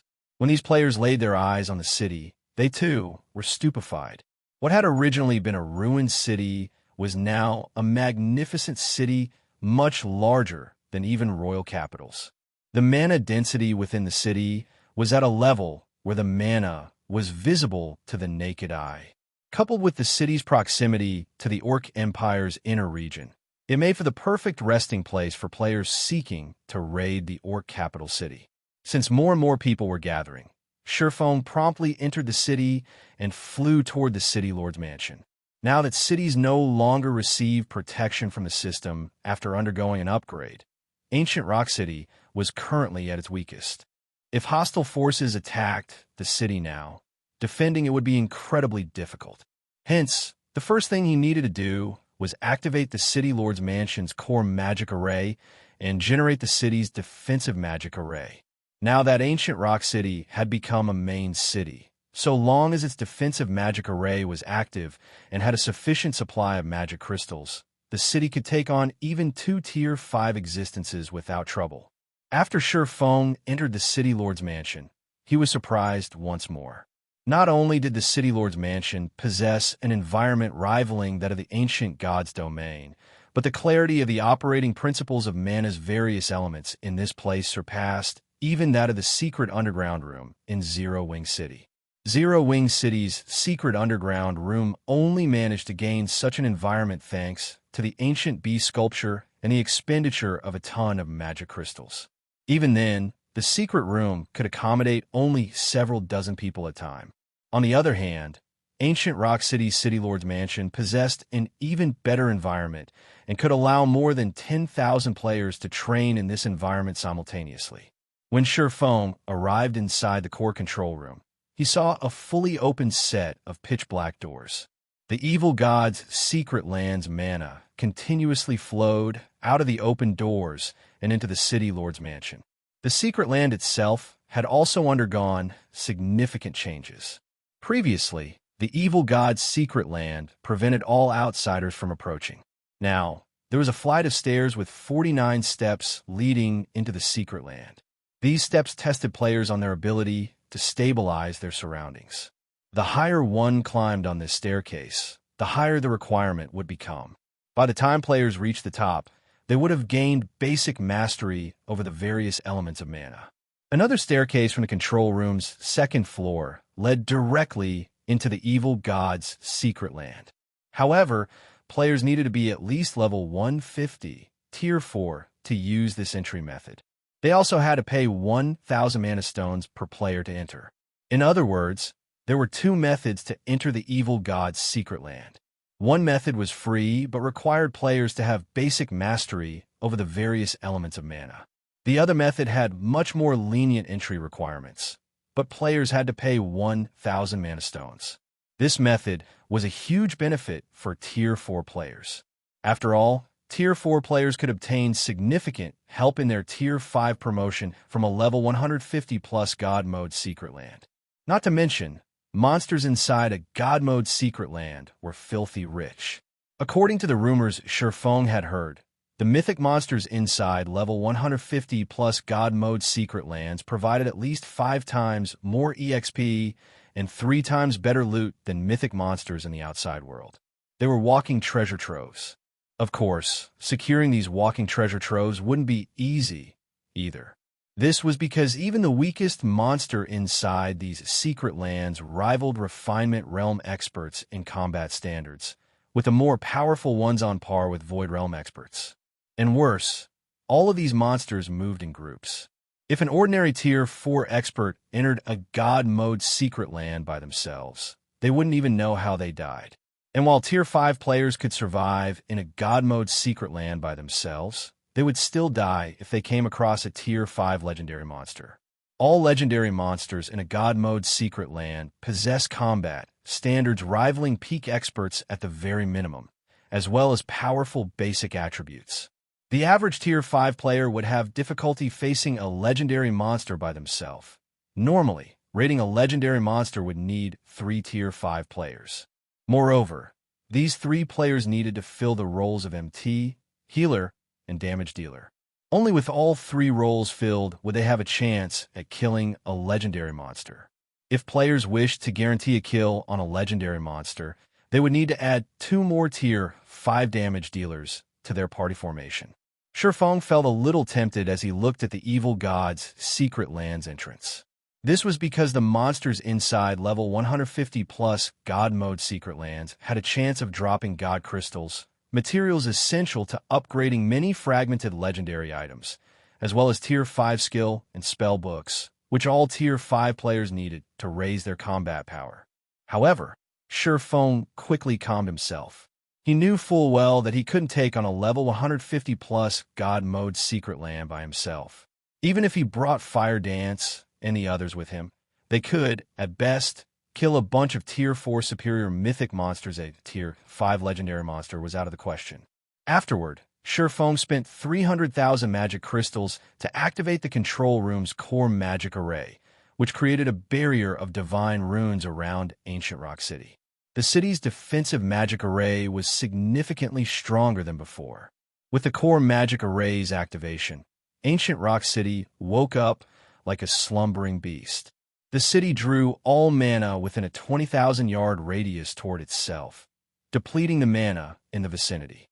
Now, only Tier 3 players who had activated their mana bodies could survive in the surroundings, and Tier 4 players in the area saw their flight speed plummeting.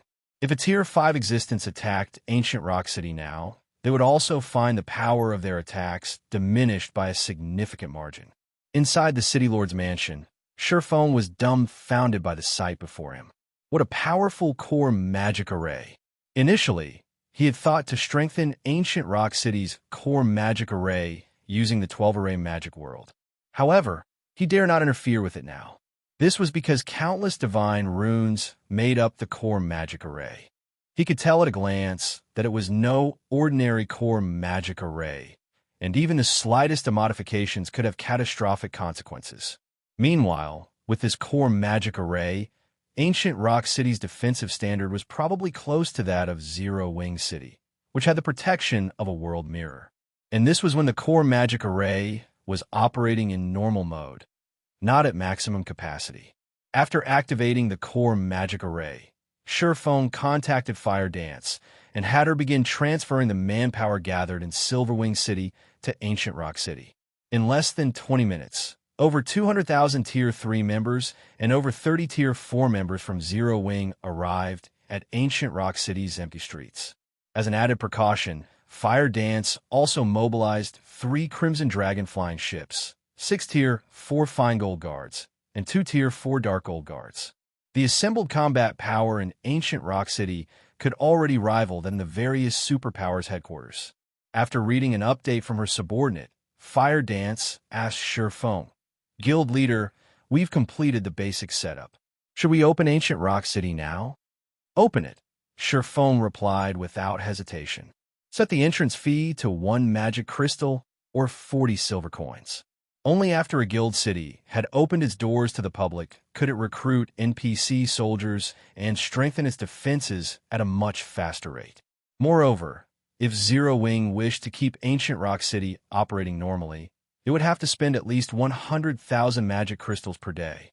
If the guild tried to operate the city privately, it would eventually run out of magic crystals.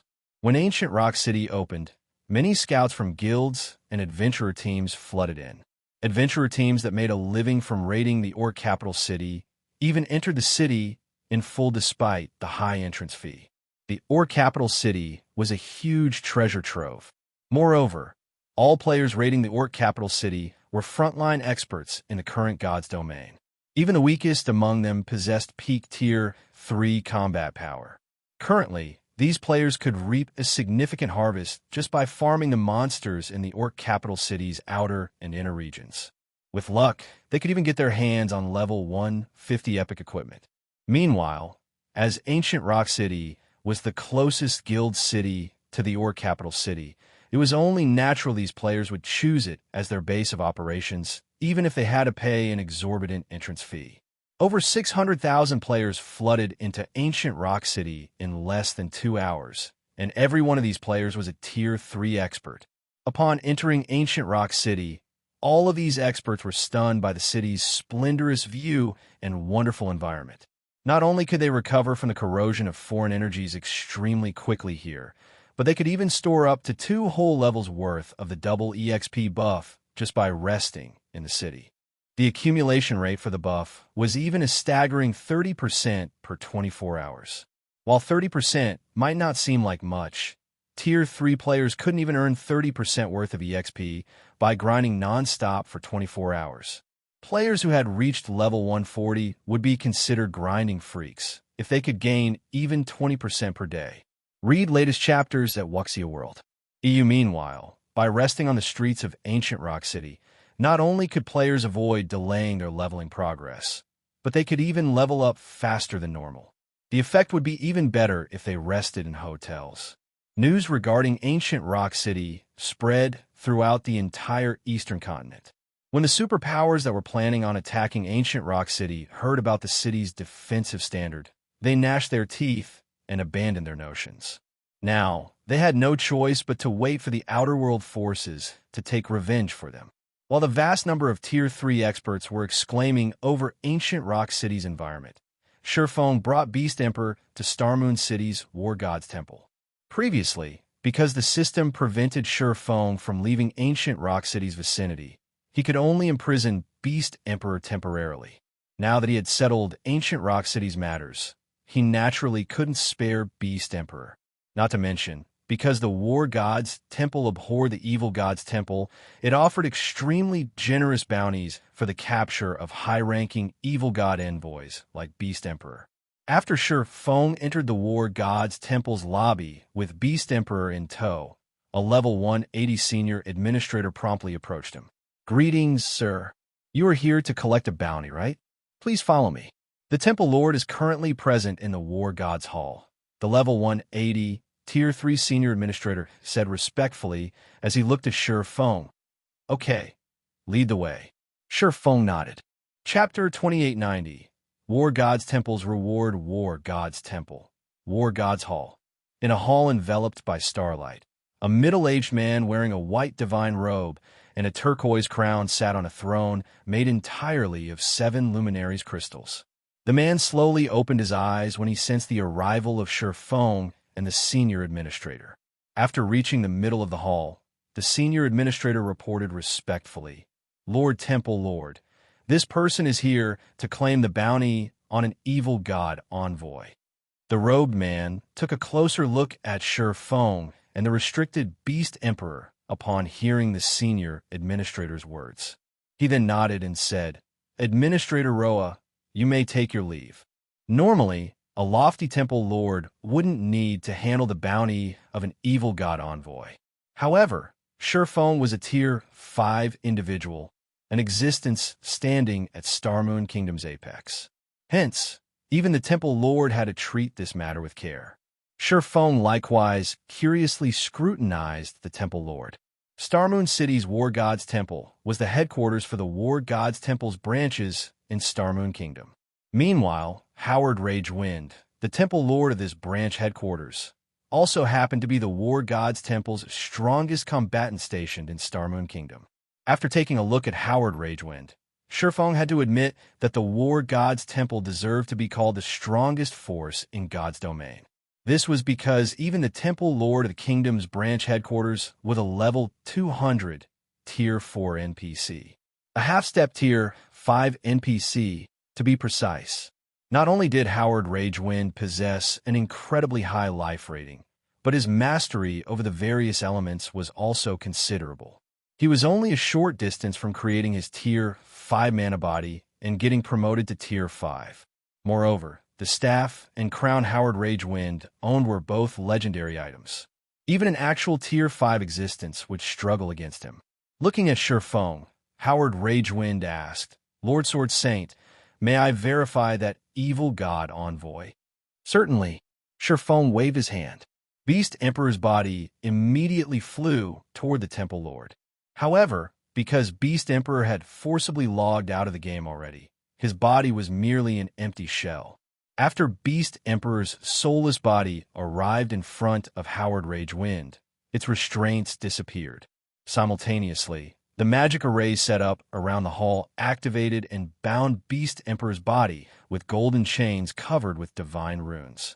Even if Beast Emperor were a tier 5 player, he wouldn't be able to break these divine chains. "You are amazing, Lord Sword Saint. You actually caught an evil god envoy. This is a subordinate the evil god has spent much to nurture. Now that you've captured one, the continent will be in peace for quite some time," Howard Ragewind said, his eyes glowing with joy when he finished inspecting Beast Emperor's body. The evil god was incapable of descending onto the main continent. At most, he could only plague the continent through the legacies he left on the continent. Meanwhile, people who had acquired and utilized the evil god's legacies were known as evil god envoys. Compared to evil god apostles, the capture of an evil god envoy was many times more valuable. This was because only evil god envoys could use the power of the evil god's legacies. There was a limited number of evil god legacies on the continent, so the loss of an envoy meant the disappearance of one evil god legacy. "You overpraise me, Lord Temple Lord," Feng said calmly. Feng had long since known that Beast Emperor was an evil god's envoy. Otherwise, he wouldn't have visited the war god's temple in such a hurry. Afterward, Howard Ragewind chanted an incantation, and Beast Emperor's body gradually disintegrated under the power of the golden chains. When Beast Emperor's physical body disappeared, Feng saw a translucent soul appear in its place. However, under the magic array's effects, the translucent soul also dissipated quickly. The entire process lasted no more than 20 seconds. When Howard Ragewind stopped chanting, Beast Emperor's existence had been expunged from God's domain.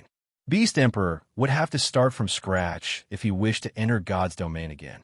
Meanwhile, without the evil god's legacy, Beast Emperor would pose no threat to Zero Wing. He might even have problems reaching tier 4. After Beast Emperor disappeared, Feng received a notification from a system. "System, congratulations. You have captured an evil god envoy. Rewarding 100,000 War Gods Temple Merit Points, 3,000 War Gods Temple Reputation Points, 5 levels, and 50 Legacy Skill Points. System, your War Gods Temple Reputation has reached 6,700 points. Rewarding War Gods Envoy title. You will enjoy status and authority equivalent to a War Gods Temple Elder with this title." Feng was stunned when he saw the rewards. Although he had expected a generous reward, he never dreamed it would be this generous. Setting aside how many items he could exchange from the War God's treasury with 100,000 merit points, just the War God Envoy title more than justified his efforts. While the War God's Temple had countless branches across God's domain, it had a limited number of elders. The status of elder exceeded even that of branch temple lords in the War God's Temple. With this status, Feng could directly recommend Zero Wing be one of the top 10 rookie guilds of God's domain. Zero Wing would no longer have to go through the coming year selection competition. Instead, it could directly participate in the competition for the 12 reserve seats. Moreover, God's Domain's top 10 rookie guilds also got to enjoy a portion of the 12 reserve seats authority, including having a guild garrison a kingdom and enjoy the worship of this kingdom. Seeing Feng in deep thought, Howard Ragewind approached him and said respectfully, "Lord Sword Saint, because of your contributions, you are now the War God's Temple's envoy. If you encounter any trouble in the future or need help with something, I will be more than happy to help." "That's great." Upon hearing the Temple Lord's offer, Feng asked, "I wish to recommend my guild as a candidate for the top 10 rookie guilds. I also wish to have my guild garrison Starmoon Kingdom. May I know what I need to do to accomplish this?" This was his first time enjoying an elder's privileges in the War God's Temple, so he had no clue how to recommend a guild become a top 10 rookie guild. Howard Ragewind was undoubtedly the perfect candidate to answer this question. "This is simple. All you need to do is write a recommendation letter, and I'll pass it on to the main headquarters elders. Afterward, you just need to wait. I believe that news of your guild becoming one of the top 10 rookie guilds will spread across the continent in a few days." "Lord Sword Saint," Howard Ragewind replied, smiling. "Having your guild garrison Starmoon Kingdom is even easier. I am good friends with the king. Once the War God's Temple makes its announcement, the king will be more than happy to let your guild garrison Starmoon Kingdom. So long as you give your approval, your guild can become Starmoon Kingdom's representative guild on the same day. I will have to trouble you with that." Then, Lord Temple Lord Feng said joyfully. He initially thought he would face a troublesome process. The top 10 rookie guilds enjoyed extraordinary status in God's domain. Although they didn't have the authority to decide the development of an entire country, the benefits of becoming the representative guild of a country were massive. Representative guilds would receive precious resources from their respective countries upon taking the position, and these resources included 7 luminaries crystals and various legendary materials. With luck, a guild might even receive inferior divine artifact rank materials. After writing the recommendation letter, Feng went to the temple's core treasury, a place only those at the branch temple lord status or above could enter. Sure enough, it's impossible to exchange for legendary weapons and equipment directly. Feng sighed in disappointment when he scanned the exchange list at the treasury. Although the War God's treasury offered legendary weapons and equipment for exchange, only NPCs could use these items. The weapons and equipment usable by players were limited to the fragmented legendary rank or below. Of course, the divine artifacts that cost over 200,000 merit points were the exception. However, it was practically impossible for anyone to accumulate that many points. At this point, Feng switched to browsing the treasury's materials. When he saw the list of materials, he couldn't help sighing in admiration. After all, the treasury housed over 500,000 legendary materials and 10,000 divine artifact materials. This is a divine power source. Feng was stunned when he read the description of one divine artifact ranked material. Scorching Eye, divine artifact rank material, an eye of flame naturally formed from a divine power source. The Scorching Eye can be merged with a person's body to improve their life rating significantly. Required merit points. 70,000. Feng had investigated divine power sources on multiple occasions. However, he never managed to find any information on them. He never thought that he would come across one in the War God's Temple. However, he gasped involuntarily when he saw how many merit points the Scorching Eye cost. The average fragmented legendary weapon only cost around 40,000 merit points. Yet the Scorching Eye costs 70,000 merit points despite being only a material. For comparison, God crystals, which are also considered materials, only cost 7,000 merit points. There are 4 divine power sources in the War God's treasury, but I can afford only one with my current points. If I exchange for God crystals instead, I would probably have enough to upgrade fragmented legendary equipment to legendary rank already. Feng hesitated over the Scorching Eye. There was no way he could acquire more merit points within short period. After all, there was no second evil god envoy waiting for him to catch. Meanwhile, the Scorching Eye was the cheapest of the 4 divine power sources available for exchange. The others cost around 80,000 points. If he chose to exchange for enough God crystals to upgrade a piece of fragmented legendary equipment, he wouldn't be able to afford any divine power sources at all. Finally, Feng gritted his teeth and said, "I'll exchange for the Scorching Eye and 4 God crystals." "Please wait for a moment," the receptionist in front of Feng said, smiling before leaving to find the items he chose. Sometime later, the Scorching Eye and 4 God crystals entered his hands. Simultaneously, the merit points he had also plummeted. Read latest chapters at Wuxia World. EU, however, Feng did not regret his decision. Based on how few divine power sources the War God's Temple owned, he could tell that these items were incredibly rare and precious. Obtaining even one divine power source in the outside world would already be close to impossible, let alone 2. God crystals, though, were a different story. While God crystals might be rare, Feng still had ways to obtain them. I wonder how much the light of 2 worlds will improve. Looking at the fist-sized Scorching Eye in his hand, Feng drew the light of 2 worlds. System: Divine power source detected. Do you wish to let the light of 2 worlds absorb it? Absorb. Chapter 2891.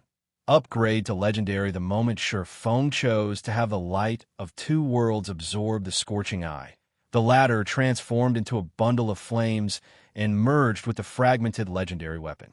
The crimson flames made the sword spontaneously ignite, and the cracked divine runes engraved on it began mending.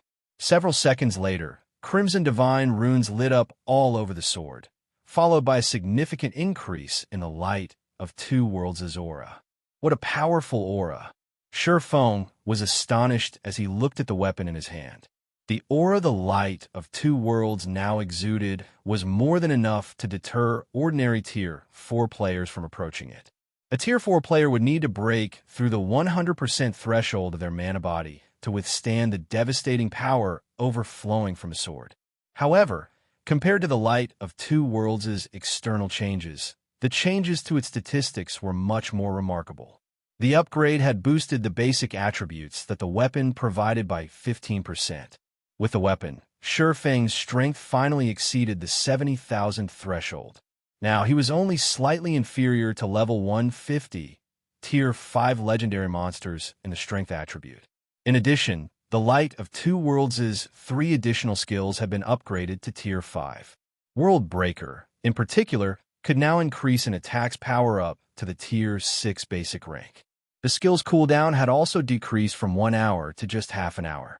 After Feng got over his joy of upgrading the light of 2 worlds, he shifted his attention to his Nightwalker's cape. Now that I've upgraded the light of 2 worlds, there's no hurry to improve my weapons anymore. However, as a Tier 5, the life-saving skills I have are far too few. I wonder how much the Nightwalker's cape will improve if I upgrade it. Feng took out 3 more God crystals from his bag as he looked at the Nightwalker's cape, completing the 7 God crystals required to repair the fragmented legendary equipment. Initially, he had planned to upgrade the Abyssal Blade to Tier 5 once he had saved up enough God crystals, so he never bothered using the 7 leftover God crystals from the Dragon Trial.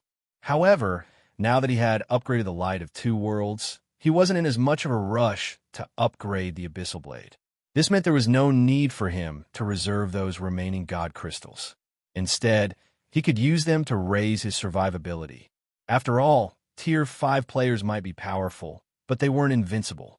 It might be fine if he died in a dungeon, but if he died in the outside world, he would suffer immense losses. After players reached Tier 5, they wouldn't just lose a level when they died. Their mana bodies would also suffer damage, and a full recovery would take at least 3 or 4 days. Either that, or players could spend 7 Luminaries crystals to speed up the recovery process. Because of this significant death penalty, all players would try to raise their survivability as much as possible after reaching Tier 5.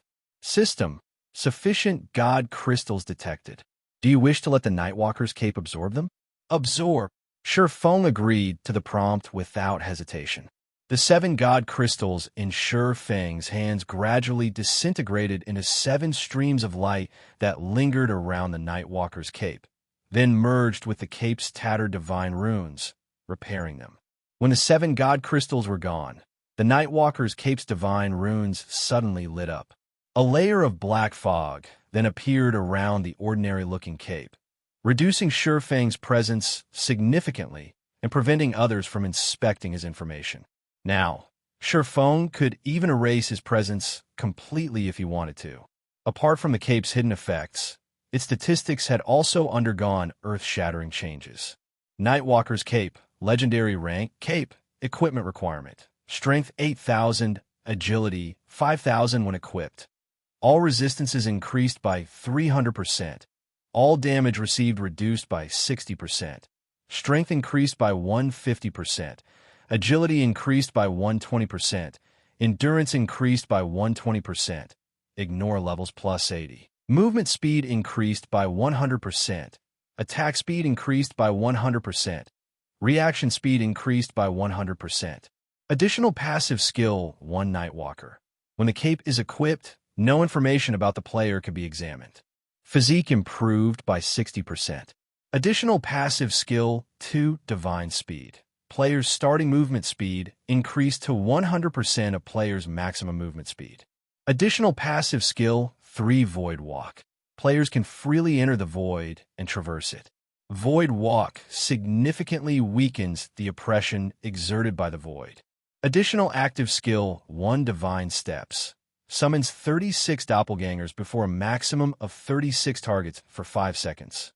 Doppelgangers do not possess any attack capabilities and are invulnerable to attacks. Player can switch positions with any doppelganger freely. Maximum cast range of 2,000 yards. Cooldown, 5 minutes. Additional active skill, 2 Void Shield. Forms a shield with an HP 10 times the player's maximum HP for 10 minutes. As long as the shield exists, the player's HP recovery speed increased by 500% and movement speed increased by 300%. Damage from Tier 5 sources or below is reduced by 90%, and damage from Tier 6 sources is reduced by 60%. Cooldown, 15 minutes. The blacksmith god Bayer crafted this cape for the Tyrant of Destruction. It possesses the power to traverse the void. No wonder they say legendary weapons and equipment grant players the power to transcend tiers. This Nightwalker's cape is simply preposterous. Feng was thunderstruck when he read the Nightwalker's cape's information displayed before him. Although the Nightwalker's cape still couldn't let Tier 5 players stand toe-to-toe with Tier 6 players, it at least provided Tier 5 players with a certain degree of survivability against Tier 6 players. The skill Void Walk was especially excellent for escapes. If Feng escaped into the void, even a Tier 6 player would have difficulty searching for him. After all, even Tier 6 players would be subject to a powerful oppression when traversing the void. If a Tier 4 player were to equip the Nightwalker's cape, their strength would approach that of Tier 5 players. Unless a Tier 5 player could counter the Nightwalker's cape's abilities, or the Tier 4 player in question did something stupid, it would be impossible for a Tier 5 player to kill a Tier 4 player equipped with the Nightwalker's cape. Meanwhile, after upgrading the Nightwalker's cape, Feng's strength attribute skyrocketed once more, hitting the 90,000 mark. Now, he had 10,000 more strength than the average level 180 Tier 5 NPC. In terms of basic attributes, he already stood at the peak of Tier 5 existences, inferior only to Tier 5 NPCs wielding legendary weapons. I thought I would have to wait a little longer before I could challenge the evil god's secret land, but now it seems that won't be necessary. Fighting spirit flared in Feng's eyes as he thought about the god mode secret land. An ordinary Tier 5 player would not have the ability to challenge the evil god's secret land. However, with the Nightwalker's cape, combined with his above-average basic attributes, he was more than qualified to enter the god mode secret land. Moreover, he had to raid the secret land, no matter what. After all, the wealth it contained surpassed the treasuries of several kingdoms combined. But I'll need to make preparations first before challenging it. Other people in God's domain might be ignorant of the situation inside God Mode's secret lands, but not Feng. Although he had never entered a God Mode secret land in his previous life, he had heard many stories of Tier 5 players rashly entering a God Mode secret land and meeting an untimely death. A God Mode secret land had an excellent environment rivaling that of ancient times and the concomitant dangers of ancient times. The poison fogs and extreme weather found inside God Mode secret lands were more than enough to claim a Tier 5 player's life. Hence, before entering a God Mode secret land, the various superpowers would always gather many Master and Grandmaster alchemists to craft magic resistance potions and potions that strengthened the user's physique. These potions were essential for Tier 4 players seeking to enter the Secret Land. Without these potions, they could die at any given moment. After thinking up to this point, Feng contacted Melancholic Smile and had her prepare the necessary potions, particularly Grandmaster potions. The more Grandmaster potions they had, the better. Acquiring Grandmaster potions wasn't difficult for Zero Wing now, as Silent Wonder had recently become a Grandmaster alchemist. Time passed quickly. 2 days after Zero Wing began preparing to raid the evil god's secret land, shock and fear suddenly swept the Eastern Continent's various forces. Just a while ago, the Eastern Continent's various forces received news that a large number of players had emerged from the World Passage. Their numbers were unprecedented, with many Tier 4 players among them. According to the reports of scouts and insider information from Outer World players, more than 20 superpowers had entered God's domain from the Outer World. The Outer World's NPC conquest army had also finished gathering its forces, and this army consisted of NPCs from over 30 kingdoms and 6 empires. One could say that the Outer World's NPC forces were adamant in conquering the Eastern Continent this time. Read latest chapters at Wuxia World. This conquest army had already gathered on the other end of the World Passage and was steadily making its way to the Eastern Continent. The advent of the Second War of Worlds was here. In response, the Eastern Continent's native forces began frantically raising their defenses, recruiting experts, and increasing their levels. They also banded together, forming a coalition to defend against the Outer World forces. At this time, though, an equally jaw-dropping incident took place in God's domain. Mythology's first Vice Guild leader, Cold Shadow, left Mythology and joined Zero Wing with a large number of experts and resources, becoming one of Zero Wing's Vice Guild leaders. Chapter 2892, All Sides, Shaken Dark Knight Empire, Dark Knight City. Starlink's residence had once been brightly lit and crowded with people. However, after Zero Wing's rise, the number of players visiting Starlink's residence had steadily decreased. Now, apart from guild members, almost nobody visited Starlink's residence. Starlink was now the least prosperous of the Dark Knight Empire's top 4 guilds, not even comparable with first-rate guilds. However, many people had gathered in the residence's top-floor meeting room, including representatives from the various superpowers and executives of many dark guilds. These people were here to discuss how to oppose the increasingly powerful Zero Wing in secret and the Outer World's invasion.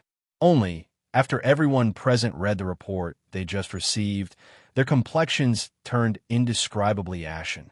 Has Cold Shadow lost her mind? She left Mythology for Zero Wing. Is she not afraid of Mythology's retaliation? Hasn't Cold Shadow always been at loggerheads with Zero Wing? What's up with this situation? It seems Mythology is also stunned by this development. According to the reports I received, Cold Shadow seems to have planned this betrayal with her subordinates long ago. Not only did they annex hundreds of shops simultaneously, but they also exchanged all their GCPs for resources. She took Mythology completely by surprise. Although the importance of Cold Shadow's betrayal was insignificant compared to the Outer World invasion, the various superpowers present were still shocked and confused by this situation.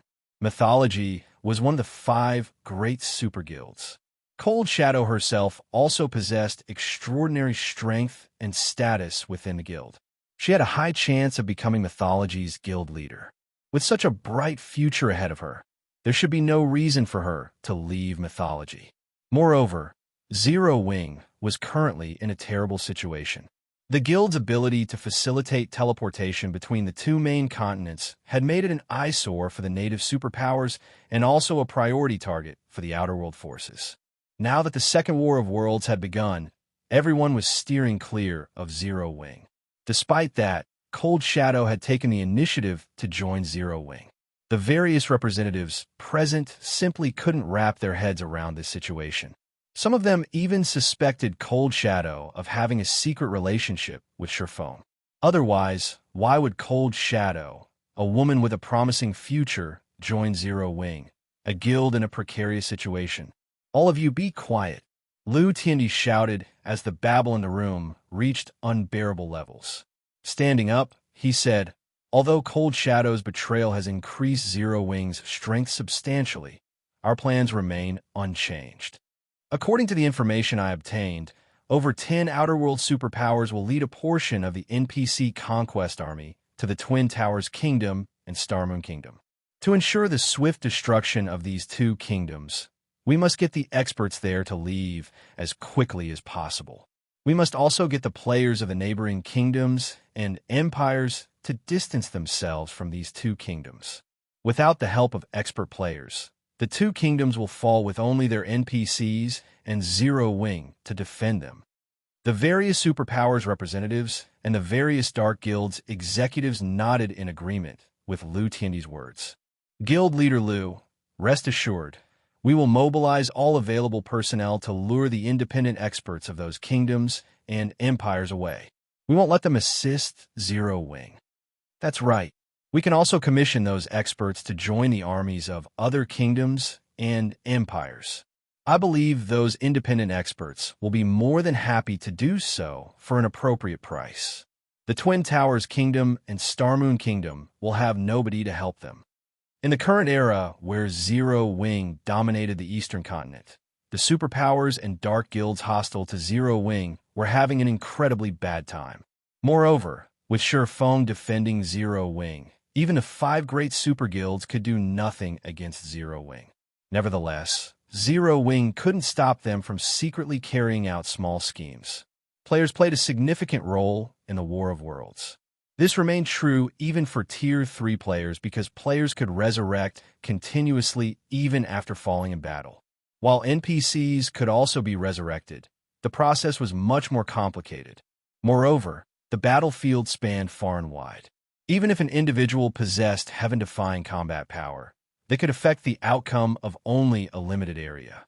Winning the war still required the cooperation of a large number of expert players. In the First War of Worlds, the only reason the Eastern Continent's forces managed to stop the Outer World NPC army's advance was the large number of expert players who had participated in the war. Otherwise, the Eastern Continent would have long since fallen. Hence, the various superpowers and Dark Guilds present were confident of destroying the two kingdoms, serving as Zero Wing's backbone in the upcoming war. While the various superpowers and Dark Guilds were secretly colluding against Zero Wing, a large number of Tier 4 experts had gathered in the distant Orc Empire's ancient rock city. Looking at the pedestrians coming and going on the main street, the female Guardian Knight, White Feather, exclaimed, "Vice Guild Leader, this city is absurd. Not only does it have stronger defenses than a royal capital, but the number of Tier 4 NPCs here also surpasses even that of certain imperial capitals." White Feather had been living and developing in the Fire Dragon Empire all this time, so she was accustomed to the prosperous and powerful Flame Dragon City. Hence, no guild city had ever managed to catch her eye. However, after arriving at Ancient Rock City, White Feather had to acknowledge the city's magnificence. The number of Tier 4 NPCs visiting Ancient Rock City was especially amazing, practically comparable to Flame Dragon cities. Meanwhile, the presence of Tier 4 NPCs would greatly impact a guild city's defensive standard and the fortuitous opportunities available within it. It is indeed well developed. Even mythology's main headquarters can't compare, Cold Shadow said, nodding in agreement. Originally, she still had some misgivings about her decision to join Zero Wing. However, seeing Ancient Rock City had considerably alleviated her worries. With Ancient Rock City's advantages, the city could repulse the various superpowers' attacks, even if Feng were absent.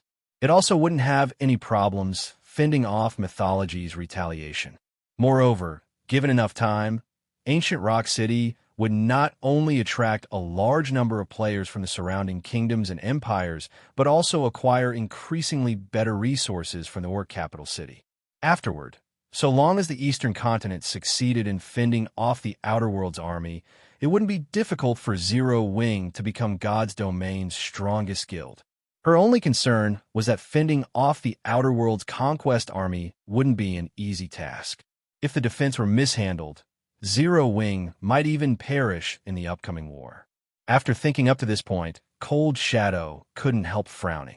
She couldn't understand why Feng had suddenly called for Tier 4 members like herself to gather in Ancient Rock City. Now that the Second War of Worlds was imminent, there was a lot of work to be done.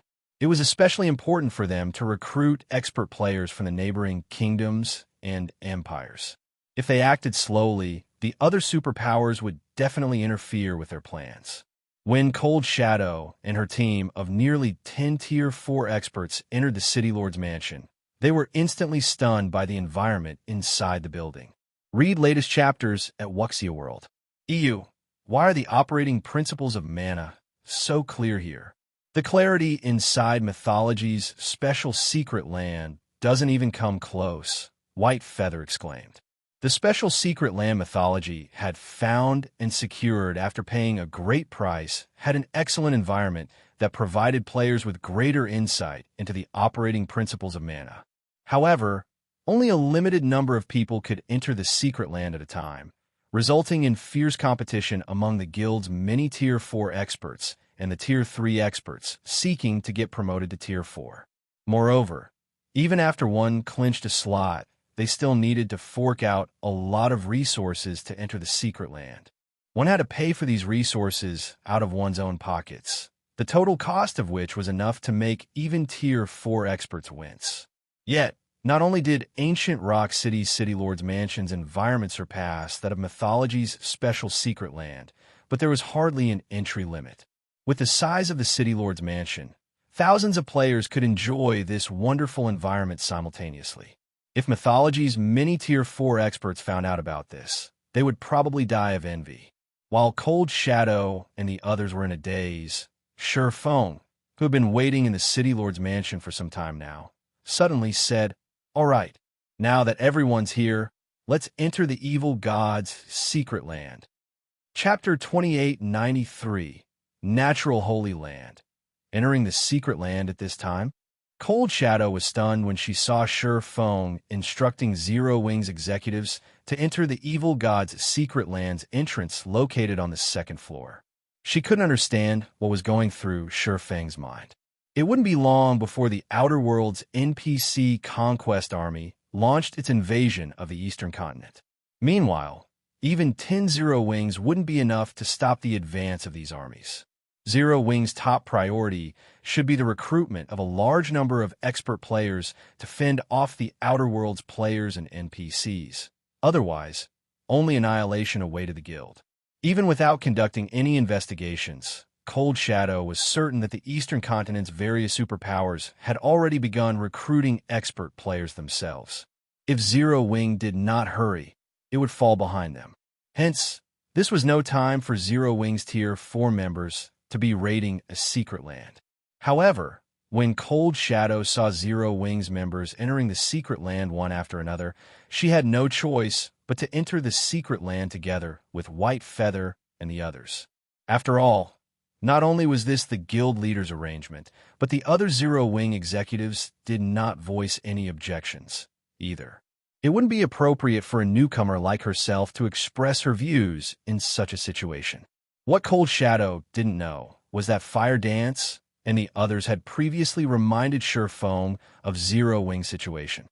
However, Feng still insisted on carrying out this raid. His insistence on this raid was because he was certain that Apex combatants would play the main role in deciding the upcoming war's outcome. While low-tier expert players could indeed play an important role in wars involving kingdoms, empires, and even entire worlds, they were still significantly weaker than higher-tier players. Several thousand Tier 3 players were no match for one Tier 4 player in a large-scale battle. Similarly, several hundred Tier 4 players couldn't compare with one Tier 5 player. In a situation where the NPC combatants of both worlds were roughly equal, the players' Apex combatants would play a vital role. If the Eastern Continent's player forces lacked sufficiently powerful Apex combatants to influence the battlefield, no amount of Tier 3 players could change the war's outcome. There was no way a bunch of Tier 3 players could defend against Tier 4 and Tier 5 players in the long run. Hence, at this critical moment, Zero Wing needed to increase its Apex combatants. Otherwise, Feng wouldn't have decided to enter the evil god's secret land after preparing potions for just 2 days. After Cold Shadow and the others entered the evil god's secret land, Feng took the other entrance, leaving behind only 4 Tier 4 NPCs to guard the control room. Upon entering the evil god's secret land, a wave of nausea assaulted everyone's brain, and everything around them appeared pitch black. After this situation lasted for 10 seconds, they gradually recovered, and they found themselves standing in a primitive forest. What's with this situation? White Feather gaped in shock when she saw the forest around her. She had visited many secret lands before, so she had long since become familiar with them. Even if it was a secret land she had never visited before, she was confident she could cope with whatever situation she came across. However, the sight before her was a first for her. A dark sky enveloped the entire secret land, and only a blood moon served as a faint light source. The trees in the forest were hundreds of meters tall, with some even towering over 1,000 meters. Compared to the trees here, the trees in the outside world were saplings. Players like themselves were practically ants when standing beside these gigantic trees. However, the blood moon and gigantic trees still weren't the most astonishing part about this secret land. Instead, the greatest shock was the monsters here. At a glance, White Feather spotted over 100 level 150-plus mythic monsters in the vicinity, outnumbering the entire team. These monsters stood in groups of 10 to 20, and a level 160-plus superior mythic monster led each of these groups. The aura these superior mythic monsters radiated was also significantly more powerful than that of superior mythic monsters in the outside world. Evil Blood Soldier, Evil Creature, Mythic, Level 153 35 billion. Evil Bloodstalker, Evil Creature, Superior Mythic, Level 160 80 billion to White Feather's horror. All of these mythic and superior mythic monsters had already noticed the team's presence. However, instead of charging at the team like wild beasts, these monsters stood still and appeared to be observing the team. They would also grunt occasionally. Evidently, these monsters were communicating with each other and were in no hurry to take action. However, amid her horror, White Feather also sensed the evil god's secret land's incredible environment. Even without deliberately focusing her senses, White Feather could tell that the secret land's mana density was incredible. She felt as if she was drinking a mouthful of water with every breath she took. The clarity of the mana's operating principles was also unprecedented, surpassing even that of the City Lord's mansion by a large margin. She even felt that if she could stay here, she could improve her mana body before long. Perhaps she could even try to reach the 115% completion rate, a threshold very few people had reached in mythology. The space here is unique. The suppression it imposes on our bodies is significant, Cold Shadow said, frowning slightly after she tried moving her body. I'm afraid it'll be difficult for us to fight these monsters under these conditions. The number of mythic monsters was already more than what their team could handle. With their mobility restricted on top of that, there was no way they could survive, let alone enjoy the mana environment here and improve themselves. Upon hearing Cold Shadow's deduction, Fire Dance tried, moving her body as well. She instantly created 3 afterimages around her, her speed so fast that the Tier 4 players could barely keep her in sight. She then nodded and said, "It will indeed be slightly difficult, but is still within an acceptable range." Still within an acceptable range? White Feather gaped in shock when she saw Fire Dance's ghost-like movements. White Feather had already developed her mana body to the 105% completion rate. However, when she tried moving in this secret land, she felt as if someone had replaced her blood with lead. She couldn't move her body freely, let alone create afterimages like Fire Dance. However, Fire Dance wasn't a unique case. When the other Zero Wing members tried moving, the effects the suppression from the surrounding space had on their mobility and combat power were limited and almost negligible. White Feather and the other Tier 4 experts from mythology were dumbfounded. Even Cold Shadow was astonished. Are they all monsters? It was understandable for Fire Dance to negate the secret land suppression, as she was the commander of Zero Wing's main force. However, what was up with the others? Cold Shadow herself faced a significant reduction in combat power in this secret land. Yet, Zero Wing's 60-plus tier 4 members fared better than her. In particular, Violet Cloud, Gentle Snow, and Aqua Rose appeared utterly unaffected by the secret land suppression. Meanwhile, after Feng arrived in the secret land and tried moving his body, he smiled and thought to himself, "This evil god's secret land truly is paradise. The air is filled to the brim with powerful mana. Someone without sufficient control over the elements will face oppression from the space here. But if they stay here for a while, they'll receive great help in developing and creating mana bodies." Originally, Feng had planned to rely on the ancient god's domain's environment to improve Zero Wing's members. However, he didn't need to do so anymore. The evil god's secret land was the perfect replacement. Moreover, players wouldn't have to waste time on training. Fighting the monsters in this secret land would more than suffice to let players familiarize themselves with mana's operating principles. This was because players could even sense the operating principles of mana's various elements in the secret land with their bodies.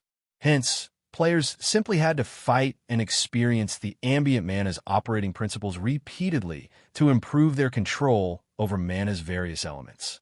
However, when Feng arrived, the surrounding mythic monsters immediately grew alert.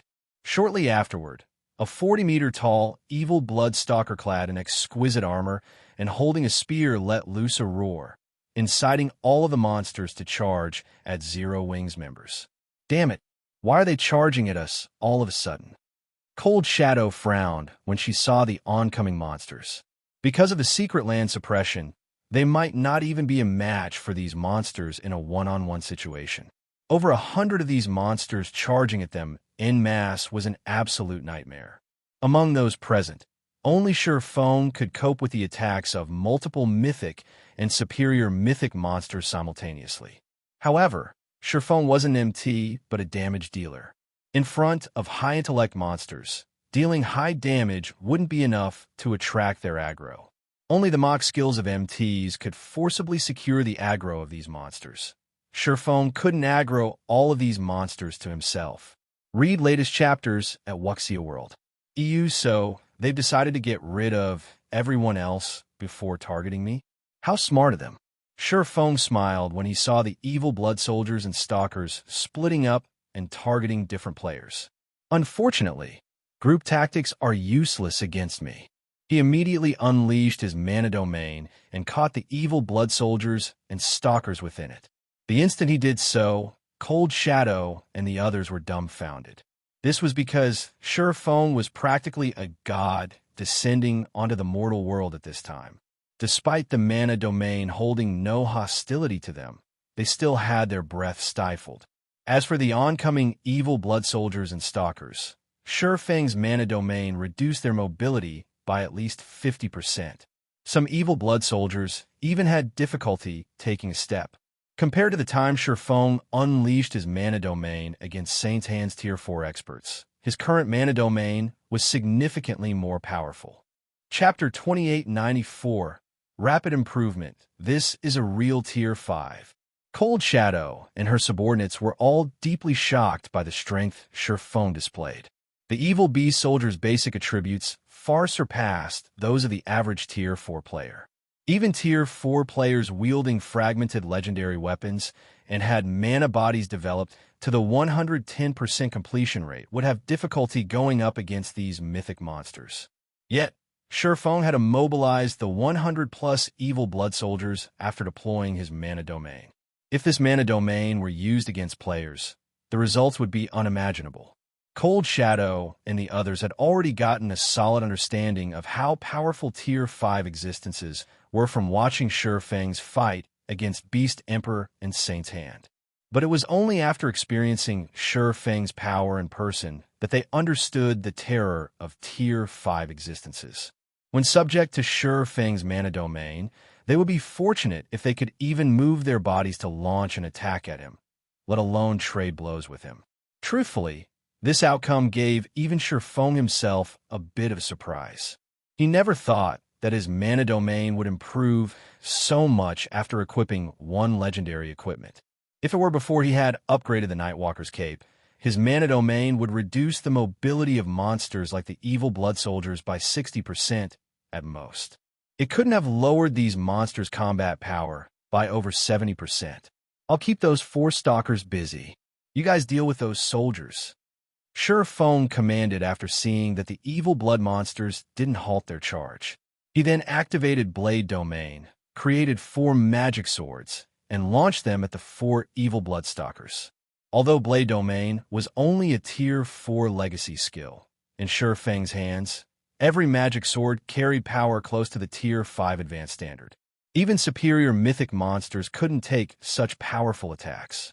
When the 4 magic swords collided with the evil blood stalkers, they pierced through the monster's armor like a hot knife through butter. The 4 stalkers let loose agonized cries on the spot, and a damage value nearing 300 million appeared above each of their heads. Their HP bars also fell by a visible chunk. Apart from dealing significant damage, Feng's attacks had also inflicted serious injuries to the 4 stalkers, further reducing the superior mythic monster's combat power. Upon seeing this, the nearby evil blood soldiers shuddered involuntarily. If this weren't a secret land, but a forest in the outside world, they would have most likely turned tail and fled already. This scene stunned Cold Shadow and the others. Given this ability to inflict such frightening damage, Feng could easily kill all of the evil blood monsters present by himself. After Feng pinned down the 4 evil blood stalkers, he shouted, "It's your turn now."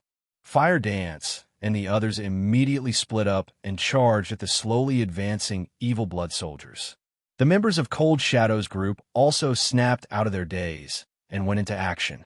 However, instead of tackling the evil blood soldiers in groups, everyone found a specific evil blood soldier to take on alone. Everyone knew that Feng had created an opportunity for them to familiarize themselves with the evil god's secret lands environment. If they didn't maximize this opportunity, they were unlikely to receive another one later on. After all, they were currently at the secret land's entrance, which was typically the safest place in a secret land. Once they moved deeper into the secret land, they would face more challenging situations and wouldn't necessarily have a leeway to familiarize themselves with the environment then. While Feng could still take control of the situation, they naturally had to make the most of these evil blood monsters. For a time, Zero Wings members fought separate battles in the forest. All of them took on at least 1 evil blood soldier, while Fire Dance, Gentle Snow, Aqua Rose, Violet Cloud, Xianxia, Iluafe, and Cold Shadow, among others, took on 2 or more evil blood soldiers simultaneously. Everyone placed themselves at the edge of danger to familiarize themselves with the operating principles of mana. Time passed quickly, for hours going by in the blink of an eye. Yet, even after 4 hours had elapsed, the evil blood soldiers' HPs remained above 99%. They were practically intact. Even the 4 evil blood stalkers Feng fought had hardly lost any HP, all 4 of them retaining more than 80% of their HPs. However, while the evil blood monsters might have sustained barely any damage, all the Tier 4 players had made significant improvements. Initially, everyone's movements when fighting the evil blood soldiers had been awkward. Now, their movements were as smooth as flowing water, evidence that they had acclimatized to the ambient mana. However, they still would occasionally feel a sense of disharmony or blockage when using skills, spells, or combat techniques. So, this is how the various elements of mana work. While evading and blocking the attacks of 4 evil blood soldiers, White Feather had an epiphany. Her aura immediately skyrocketed in intensity, and she started having a much easier time dodging the mythic monster's attacks. Her mana body's completion rate had finally reached the 110% threshold. At this moment, White Feather felt as if all the questions she had accumulated before had received answers in one fell swoop, and a burst of power flooded her body. White Feather wasn't the only one to achieve a breakthrough. Many others did so as well. Cold Shadow had successfully pushed her mana body to the 115% completion rate roughly an hour ago. Gentle Snow and Aqua Rose achieved even more astonishing results. Before entering the evil god's secret land, the two had already developed their mana bodies to the 115% completion rate. Now, they had reached the legendary 120% threshold. They were truly monsters. At this time, Feng even suspected that Gentle Snow and Aqua Rose could get promoted to Tier 5 should they wish. After all, the two of them were having too easy a time against the evil blood soldiers. Their grasp of the operating principles of mana had reached perfection. They were entirely capable of creating their Tier 5 mana bodies. After Gentle Snow and Aqua Rose was Violet Cloud. While she hadn't reached the 120% completion rate yet, she was very close.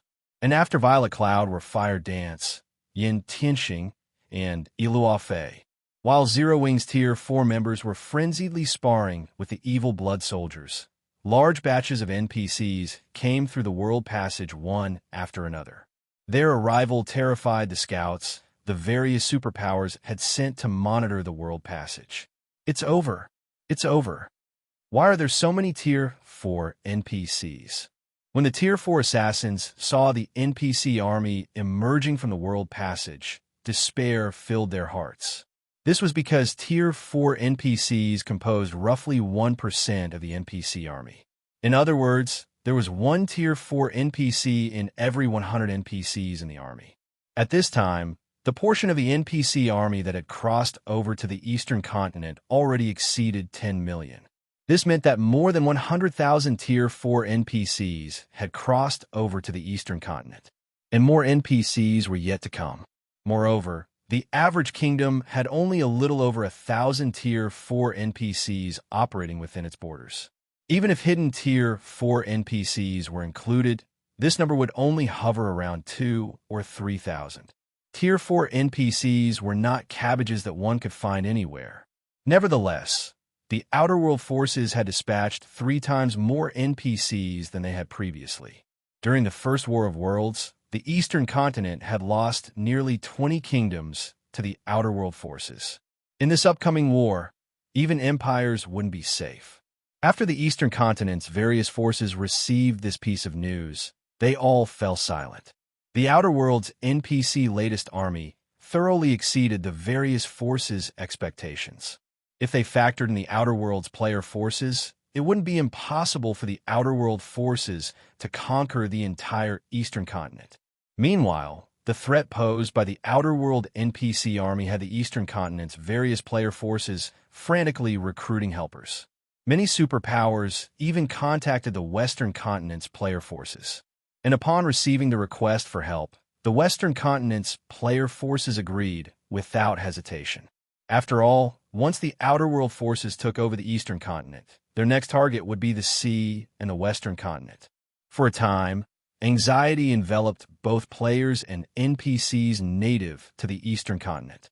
However, Feng and the others inside the evil god's secret land were wholly unaware of the situation outside.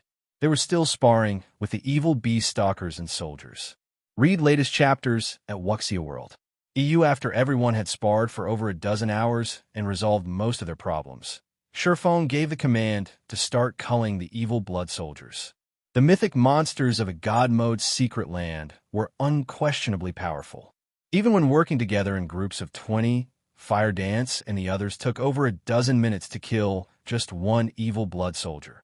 If not for Feng's mana domain, they might have taken more than an hour. Feng fared much better. In the time Fire Dance and the others took to kill one evil blood soldier, he had already killed all 4 evil blood stalkers. Due to the 4 evil blood stalkers' deaths, everyone in the team leveled up twice. Even Feng had reached level 157. And after he landed the killing blow that finished off all 4 evil blood stalkers simultaneously, the loot that appeared made Cold Shadow and the others rub their eyes in doubt. Chapter 2895, Treasure, Trove-like secret land. The loot of the 4 evil bloodstalkers rained down from the sky. At a rough glance, the 4 superior mythics had dropped a combined total of over 300 items, including at least 30 epic items and 2 fragmented legendary items. The evil Bloodstalker's loot was significantly better than that of the outside world superior mythics. Even Feng was slightly surprised by this situation. Although he had already expected the God Mode Secret Lands monsters to drop significantly better loot, he was still shocked when he actually saw the loot. Past level 150, epic weapons and equipment would have significantly reduced drop rates. One would be fortunate to get even 2 or 3 pieces of epic equipment from a level 150 plus superior mythic.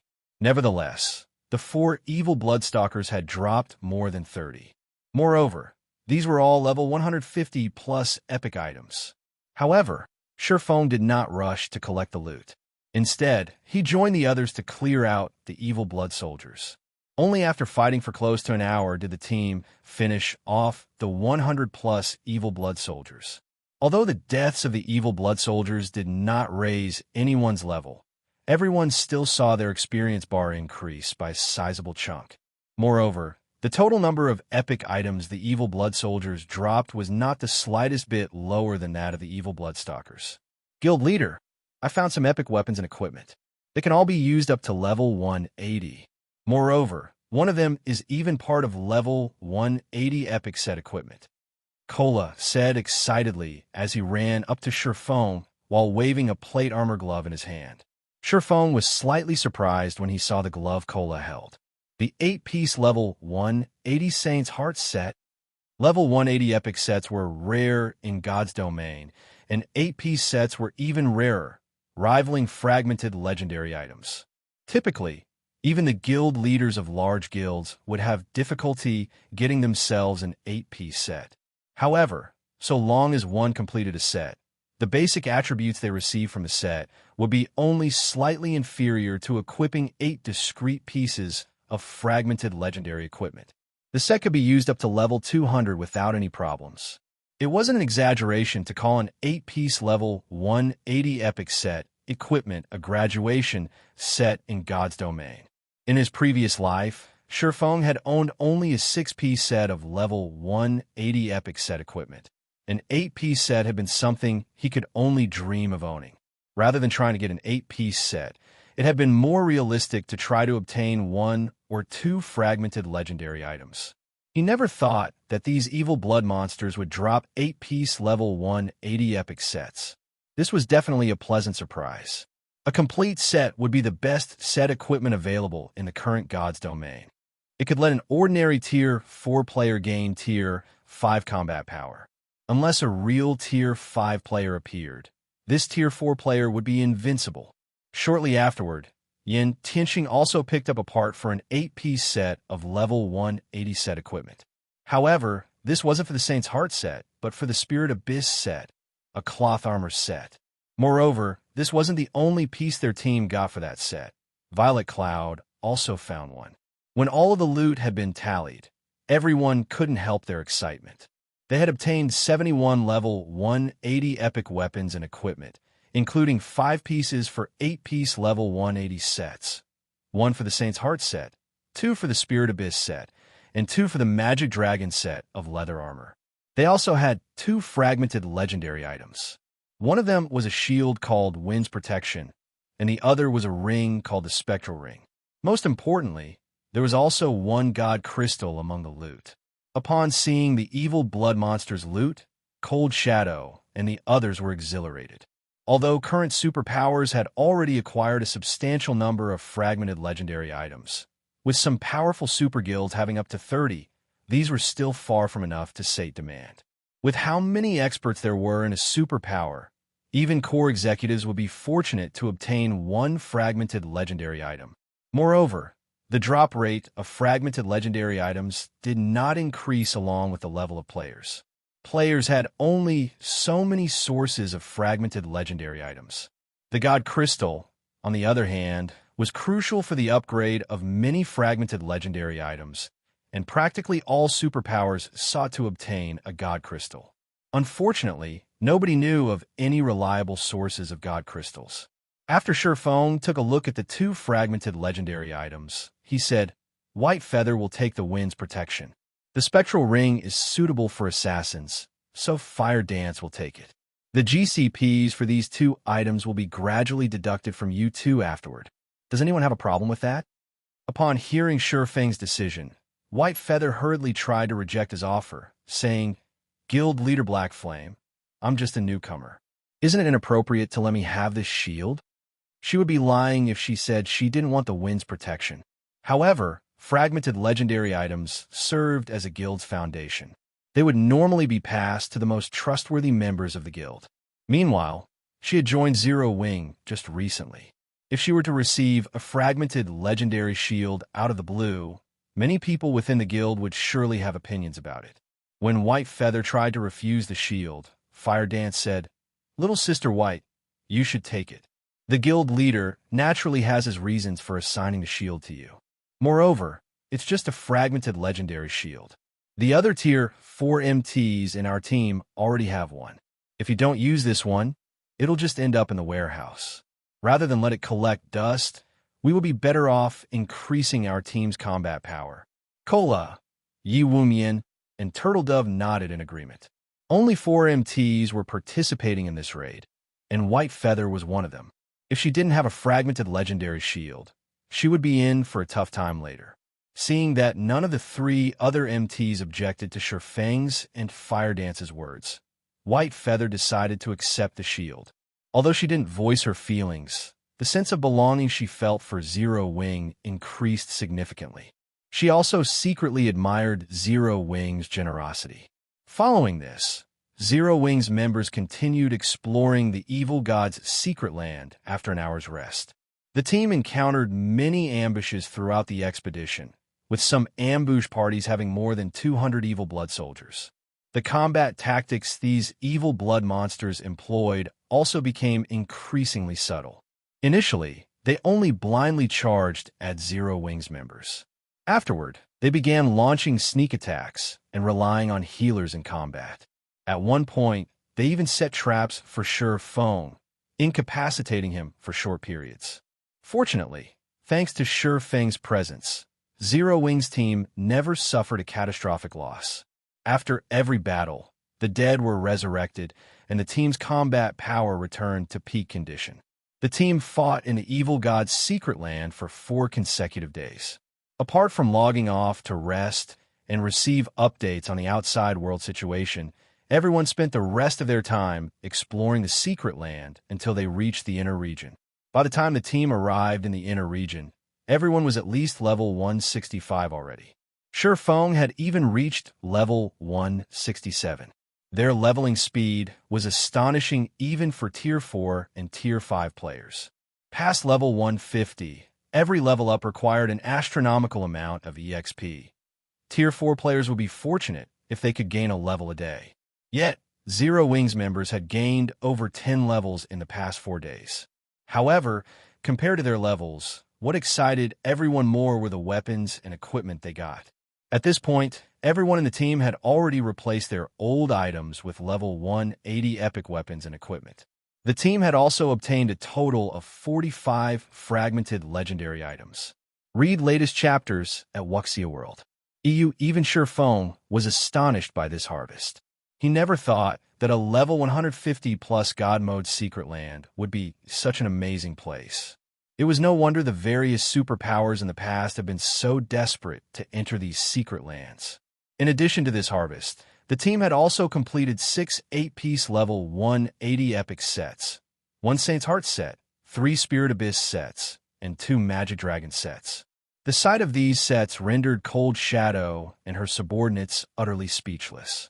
In the current God's Domain, level 150 epic sets obtained by players numbered less than a handful, let alone level 180 epic sets.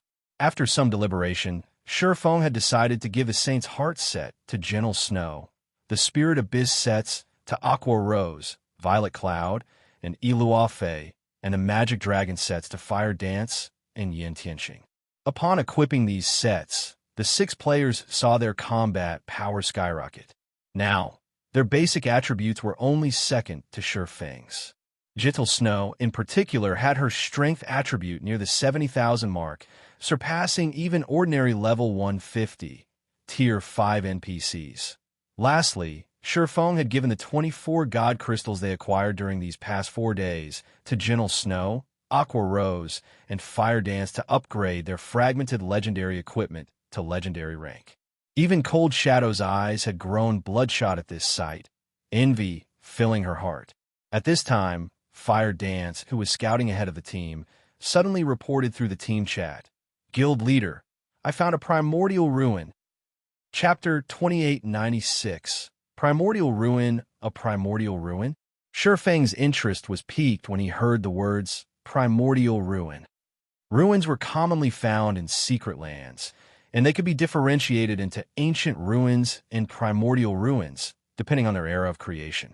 Of the two, primordial ruins were much rarer because they predated ancient ruins, and the ancient era's residents had already explored and dismantled many of them. Primordial ruins that managed to last until the modern era were as rare as legendary items. Meanwhile, the primordial era was a time when gods flourished and ancient gods still wandered the land. With luck, one might even come across an item left behind by an ancient god inside a primordial ruin. "Where are you?" Feng asked through the team chat. "A canyon stream in the south. There are many evil blood soldiers wandering here, probably more than 3,000. They seem to be guarding that primordial ruin," Fire Dance reported quietly as she observed the patrolling evil blood soldiers around her. "I also saw quite a few level 160-plus superior, mythic, ranked evil blood priests walk into the ruin just now. I suspect they'll conduct some kind of ritual inside. However, the place is heavily guarded, so it'll be difficult for us to sneak into the ruin. The only way we can enter is by breaking through from the front." Over 3,000 evil blood soldiers. Feng frowned. If their opponents consisted of only several hundred evil blood soldiers, their team could still secure victory under his leadership.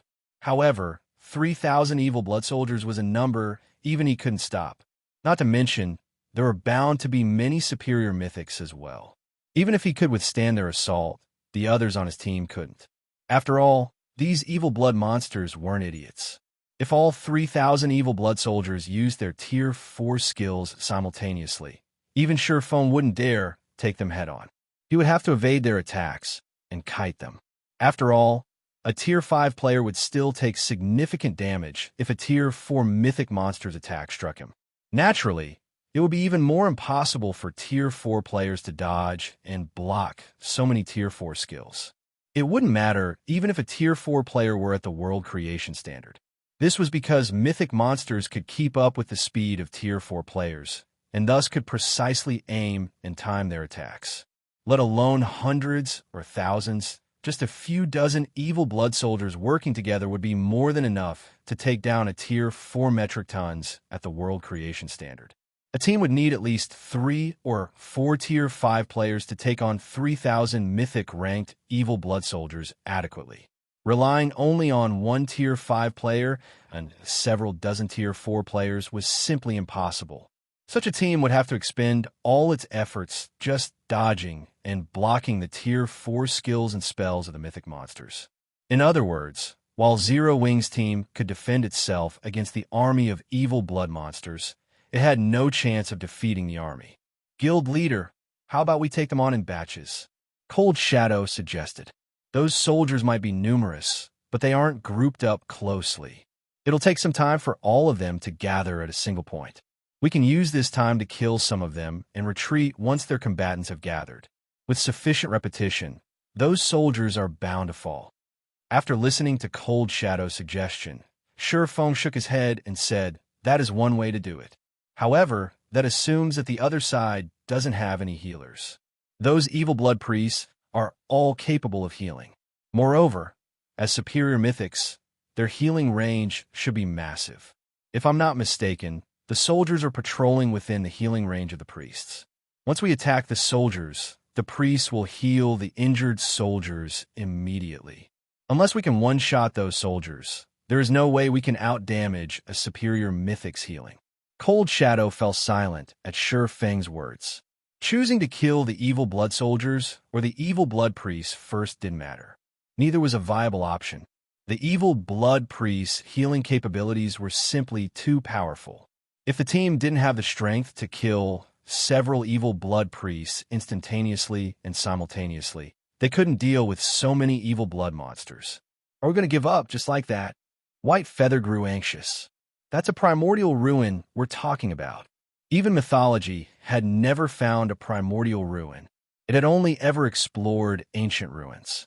Even so, the guild had still reaped significant harvest from those ruins, particularly regarding the improvement of the mana body.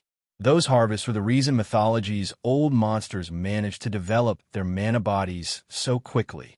Meanwhile, a primordial ruin was far more precious than an ancient ruin. It wouldn't be strange if it contained treasures that could help players reach tier 5 more easily. After all, primordial ruins dated from the era of the ancient gods. The legacies left behind in these ruins will be far superior to the legacies created during ancient and modern times. We're not completely out of options. After giving the matter some thought, Feng said, however, this will be very risky. We might even suffer a team wipe. All secret lands had entrance limits. Depending on a secret land's rank, the entrance limit imposed on players would also differ. In the case of God Mode secret lands, players could enter only once every 10 days. If a player team suffered annihilation, they would be resurrected outside the secret land and would have to wait 10 days to re-challenge it. Meanwhile, the team's significant harvest in the evil god's secret land meant they didn't have to risk their lives for a primordial ruin. They could just continue hunting in safer parts of the secret land and raising their strength. Upon hearing Feng's statement, Cold Shadow asked curiously, Guild leader, how confident are you? Roughly 30%, Feng said. Of course, that's assuming nothing unexpected happens inside the ruin. 30. Cold Shadow did a double take at Feng. This was already a very high success rate, considering their opponents consisted of 3,000 plus evil blood soldiers and priests. She then said, I think we can give it a try. While it would indeed be unfortunate if we failed in our current state, achieving further qualitative improvements in the evil god's secret land will be difficult unless we venture deeper into the inner region. However, there should be plenty of tier 5 legendary monsters roaming there, and we don't know if we can defeat such a monster. Rather than take our chances against a legendary monster, we might as well risk our lives for a primordial ruin. It'll be a huge jackpot for us if we succeed. Tier 5 legendary monsters weren't easy opponents to defeat, even if they had a Tier 5 player on their team, just like how Tier 4 players had great difficulty soloing a Tier 4 mythic monster. Moreover, a fight with a legendary monster inside the evil god's secret land would easily attract more legendary monsters. If 2 legendary monsters appeared, a team wipe was all but guaranteed. Only Feng might escape alive. When Blackie, Cola, and the others heard Cold Shadow's reasoning, they too nodded in agreement. Their team's equipment standard had improved by leaps and bounds already, and further significant improvements will be difficult within a short time. Only 8-piece level 180 epic sets and fragmented legendary items could provide them with such improvements.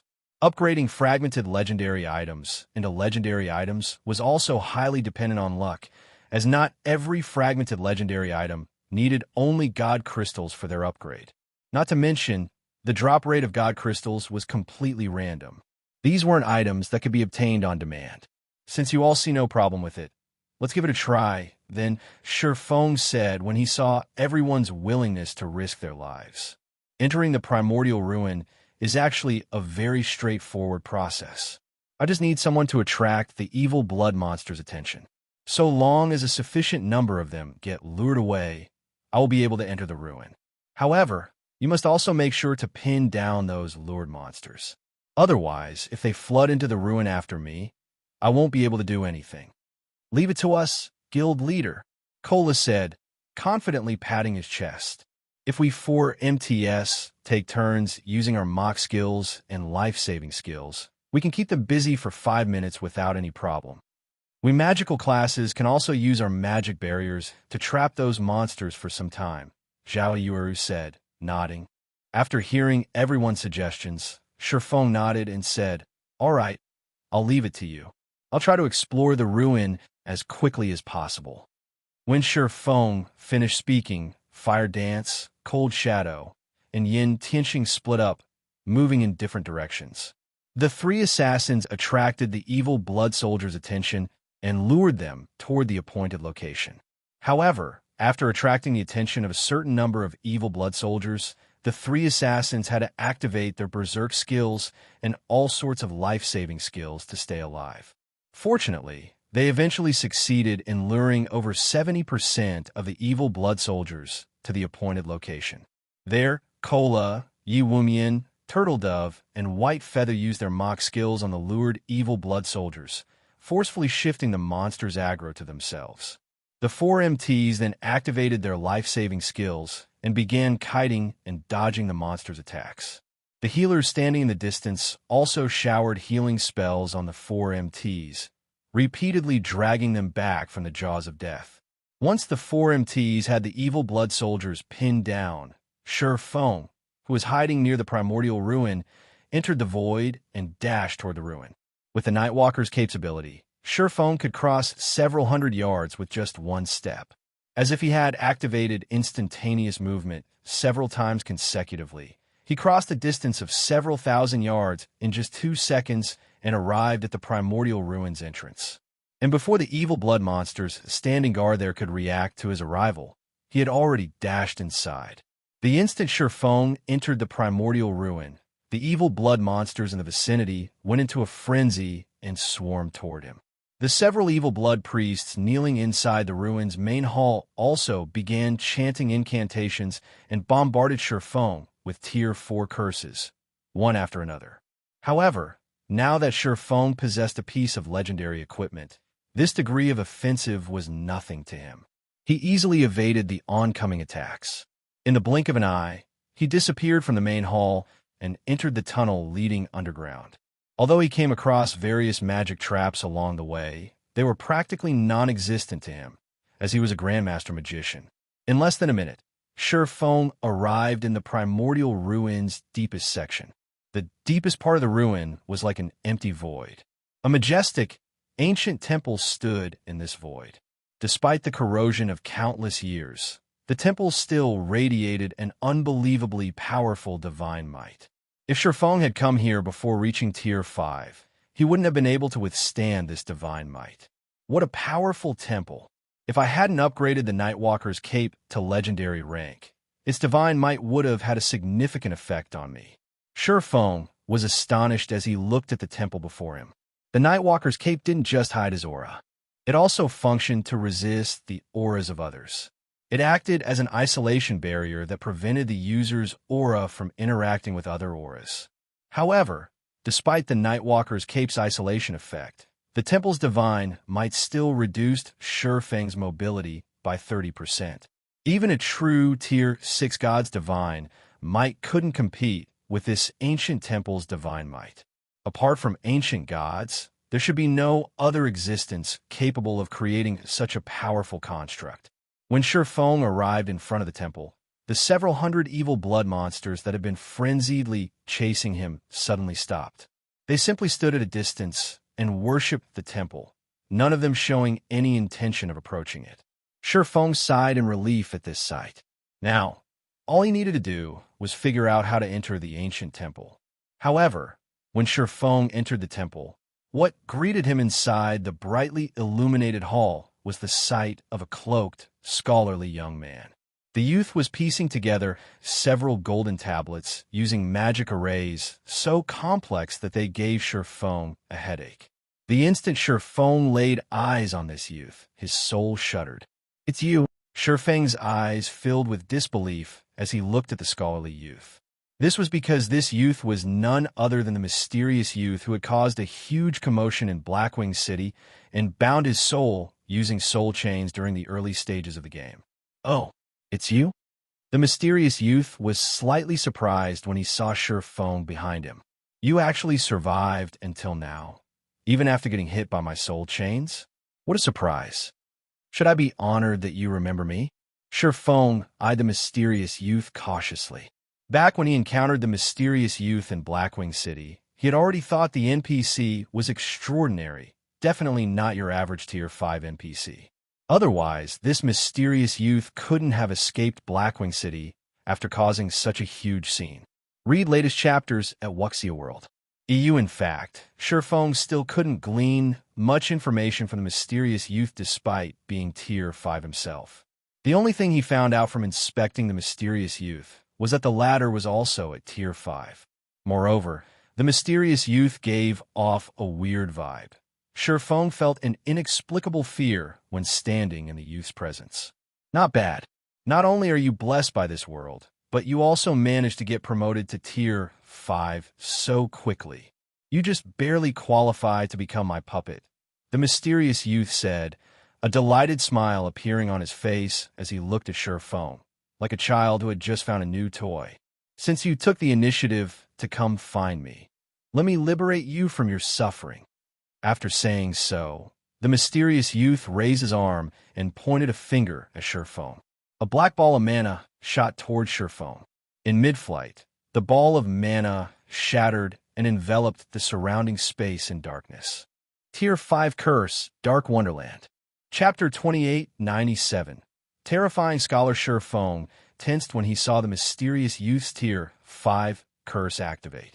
He immediately unsheathed the light of two worlds and counterattacked. World Breaker. Suddenly, a blinding beam struck at the endless darkness.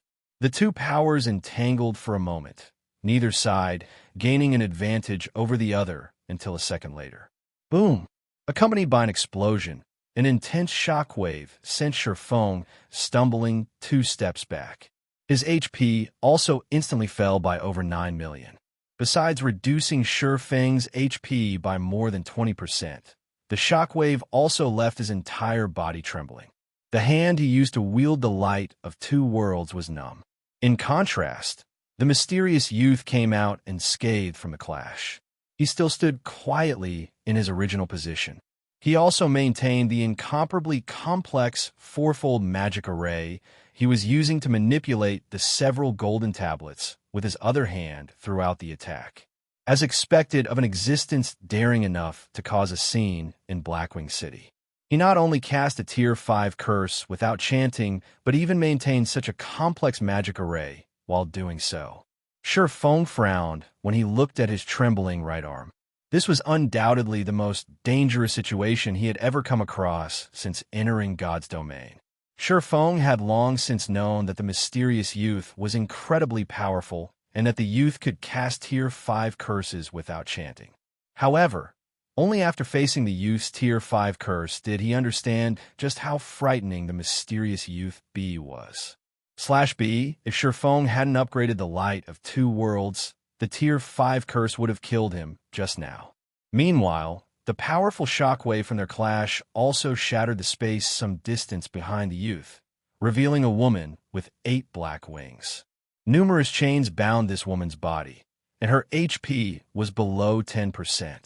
However, despite being practically at death's door, she radiated an aura that sent shivers down Feng's spine. How is this possible? Feng was dumbfounded when he saw the 8-winged woman, a fallen angel. Moreover, a fallen archangel. A fallen angel of the highest order. Fallen angels possess life ratings close to those of dragons. Meanwhile, fallen archangels' life rating surpassed even that of ordinary dragons. They almost rivaled divine dragons. Yet the mysterious youth had incapacitated a level 180 Tier 5 fallen archangel with one hand. The fallen archangel was even losing HP and gradually approaching death's door. While Feng was in a daze, the mysterious youth also looked with surprise at the light of two worlds Feng wielded. It seems you are incredibly lucky. You actually got your hands on a weapon lost during the ancient era. Looking at the light of two worlds, the youth evaluated calmly. It's a pity that this light of two worlds is damaged. Otherwise, you might have been able to injure me with its power. Although the mysterious youth's words sounded arrogant, Feng did not think so at all. On the contrary, his mood grew even heavier after hearing the mysterious youth's statement. The mysterious youth could strangle even a Tier 5 fallen archangel to death. Even if the light of two worlds were at its peak, Feng doubted he could injure the mysterious youth. After all, a weapon's performance depended heavily on its user. Feng had only recently reached Tier 5. He didn't even know how to go about getting promoted to Tier 6. Even if he wielded the undamaged light of two worlds, he could, at most, exchange one move against a Tier 6 God-rank player who didn't possess any legendary weapons and equipment. Moreover, just like the mysterious youth had said, Feng was indeed very lucky. If the mysterious youth weren't focusing a significant portion of his strength on dealing with the fallen archangel guarding the temple's entrance, Feng would have long since died already. However, our little game ends here. I'm busy. I don't have much time to waste on you. So can you please die? The mysterious youth waved his hand in annoyance once more. This time, though, he also chanted an incantation. Feng sensed the mana around the temple vanishing. Moreover, it wasn't limited to just the mana in this plane of existence. Even the mana in the void was disappearing, making Feng feel stifled. In the meantime, silver magic arrays appeared, one after another, before the mysterious youth's hand, layering to create a fourfold magic array. The Tier 5 Curse Space-Time Disintegrator? Feng's complexion darkened like never before when he saw the gradually forming fourfold magic array. There were significant differences even among Tier 5 curses. Dark Wonderland was a Tier 5 intermediate curse, but the Space-Time Disintegrator was a Tier 5 peak curse. This attack could heavily injure even a Tier 6 god if it landed. Die! The mysterious youth gently pushed the fourfold magic array with his free hand. Suddenly, the space in front of Feng began distorting and disintegrating. With the Tier 5 curse's speed and AoE, Feng had no way to dodge or escape it in time. Moreover, even a Tier 5 defensive curse wouldn't have the power to stop this attack. Don't even think of killing me so easily. Looking at the oncoming attack, Feng gritted his teeth and took out the greatest trump card in his bag, the Dragon's Summoning Flute. He then injected the 3,000 advanced magic cores he had prepared into the flute. Immediately, space around Feng began distorting as well. 5 gigantic figures flew out of the warp and instantly occupied a significant portion of the space around the ancient temple. Boom! Accompanied by the sound of an explosion, the sight of 5 level 180 Tier 5 dragons entered Feng's eyes. The brief invulnerability Feng received from using the Dragon's Summoning Flute had helped him resist the space-time disintegration, allowing him to survive the ordeal. However, Feng's situation did not change for the better even after the 5 dragons appeared. When a mysterious youth looked at the 5 Tier 5 dragons, his expression remained completely unfazed, as if only 5 harmless lizards had appeared in front of him. He placed no importance whatsoever on their existence. The scholar, this summoner has found a troublesome opponent for us. Be ever/be, if I knew this would happen, I would never have agreed to the Dragon's Summoning Flute's contract. This is a massive loss. The 5 dragons with bodies measuring several hundred meters in length revealed traces of frustration and helplessness in their eyes when they saw the mysterious youth. Their voices also carried hints of dissatisfaction directed at Feng. Meanwhile, after briefly scanning the 5 dragons, the mysterious youth asked calmly, "Are you 5 going to become my enemies? Scholar, how about we talk this out? If you help us fulfill our contract by letting this heaven-blessed individual go, then we won't have to clash," the leading bronze dragon said. The bronze dragon's suggestion completely ignored Feng's will. However, Feng didn't have any opinions on it, either. He simply observed the mysterious youth and awaited the latter's decision. Is he one of the 3 existences Phoenix Rain warned me to avoid? As Feng scrutinized the mysterious youth, he faintly understood why Phoenix Rain had given him such a warning. The mysterious youth's strength was simply unbelievable. Feng couldn't even inspect his level. Moreover, even Tier 6 gods would have a headache when facing 5 Tier 5 dragons. Nevertheless, the mysterious youth showed no reaction whatsoever. When the bronze dragon made its suggestion, the mysterious youth remained unchanged. In a calm tone, he asked, "Do you think that's possible?" You are merely a bunch of ghosts from the past, yet you dare speak conditions with me? After saying so, the mysterious youth took action. A golden staff appeared in his hands, and Feng's pupils shrank at the sight of this weapon. This was because Feng was incredibly familiar with the golden staff. The World Staff, one of God's domain's 10 great legendary weapons. It seems a battle is inevitable, the bronze dragon sighed helplessly. It then looked at Feng and said, once the fight begins, find an opportunity to escape. The 5 of us can't stop him for long. Outside this secret land, he cannot act without restraint. So long as you get out, he'll have a much more difficult time dealing with you. After the bronze dragon finished speaking, the 4 other dragons unleashed their auras. All 5 dragons were prepared to duke it out with the mysterious youth. Act without restraint? The bronze dragon's words clued Feng in on the mysterious youth's weakness. The mysterious youth most likely couldn't act freely in the outside world due to certain restrictions. This would also explain why he had fled Blackwing City previously instead of clashing with Charlene. Logically, with the mysterious youth's strength, he shouldn't fear Charlene. After all, the mysterious youth remained fearless and still insisted on killing Feng, despite facing off against 5 Tier 5 dragons. Yet, he had fled Blackwing City back then. However, before Feng could properly process the information, the 5 dragons began clashing with the mysterious youth.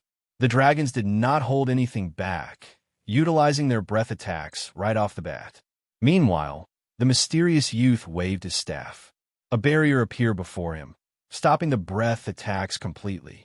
As a result, the 2 sides entered a stalemate. You damnable things!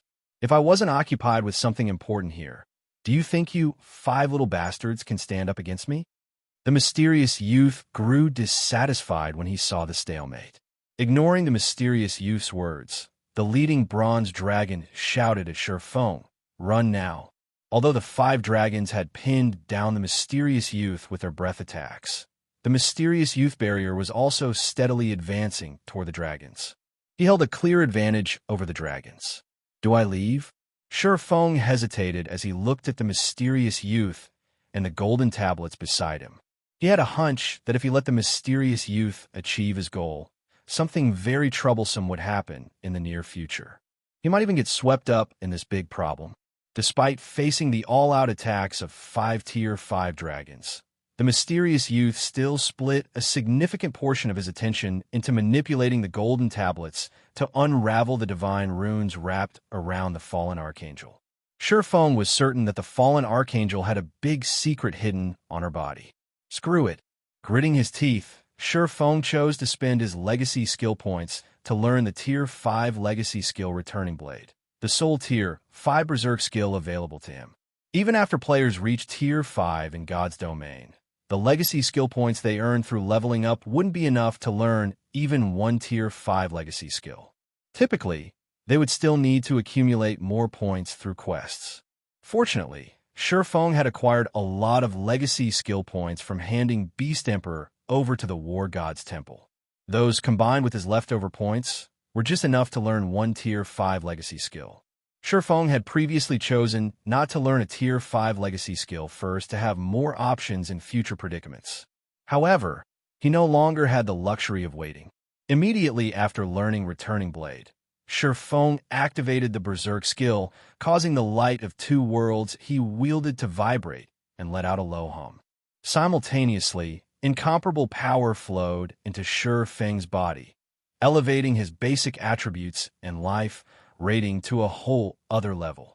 The next moment, Feng's strength attribute broke through the 200,000 threshold. His HP also exceeded 100 million. Now, even if he didn't rival Tier 6 God-ranked experts, he was very close already. 30 seconds.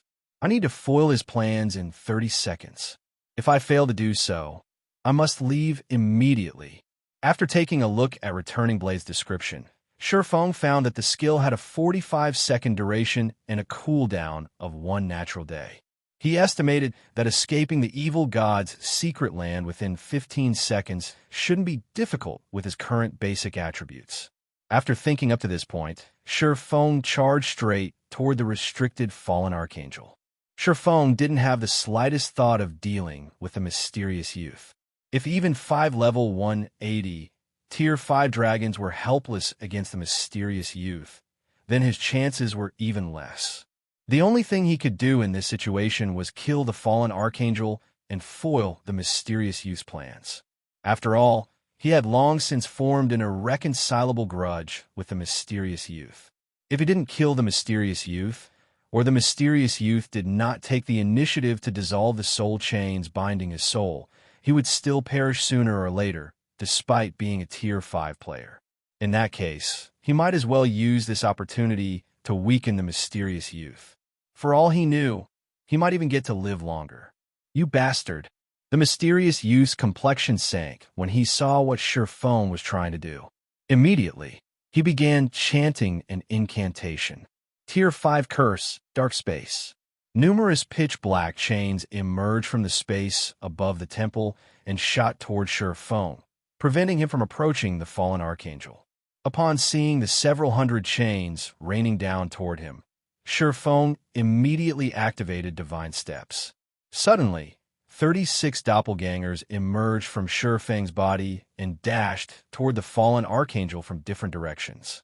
As these doppelgangers were invulnerable to attacks, and Feng could swap positions with any of them at any time, the mysterious youth had a headache dealing with Feng. Catching Feng alone using several hundred chains might be easy, but catching 37 individuals of Feng's caliber was not. In less than 2 seconds, one of Feng's doppelgangers reached the fallen archangel and executed an attack.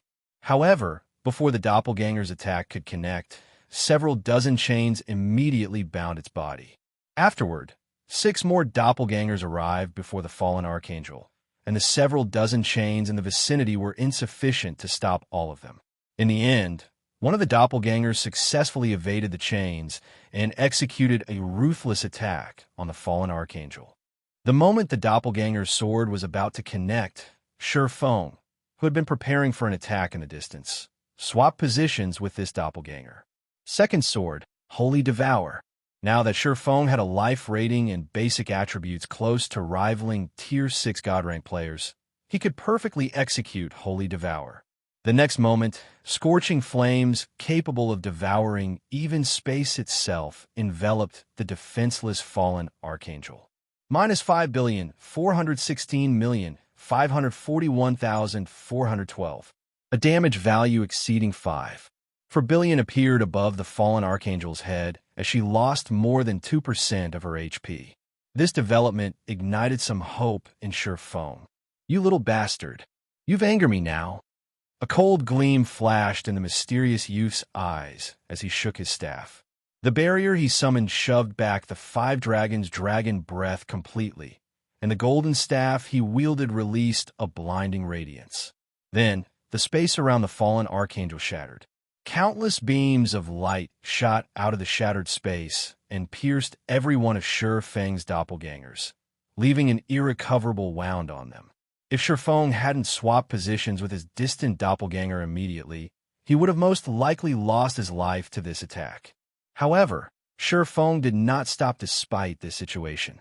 Without hesitation, he used the light of 2 worlds' spatial slash. Feng swung his blade, his attack instantly cutting through the fallen archangel. The attack was so fast that the mysterious youth, whom the 5 dragons pinned down, failed to stop it. Meanwhile, this attack had reaped nearly 3% of the fallen archangel's HP. "That's enough from you." The mysterious youth began chanting another incantation for a defensive curse when he saw the fallen archangel's dwindling HP. "Die." Knowing that once the mysterious youth completed his incantation, all hope of success would be lost, Feng immediately executed the strongest move his mana technique had to offer. Read latest chapters at Wuxia World. EU Third Sword, Holy Annihilation.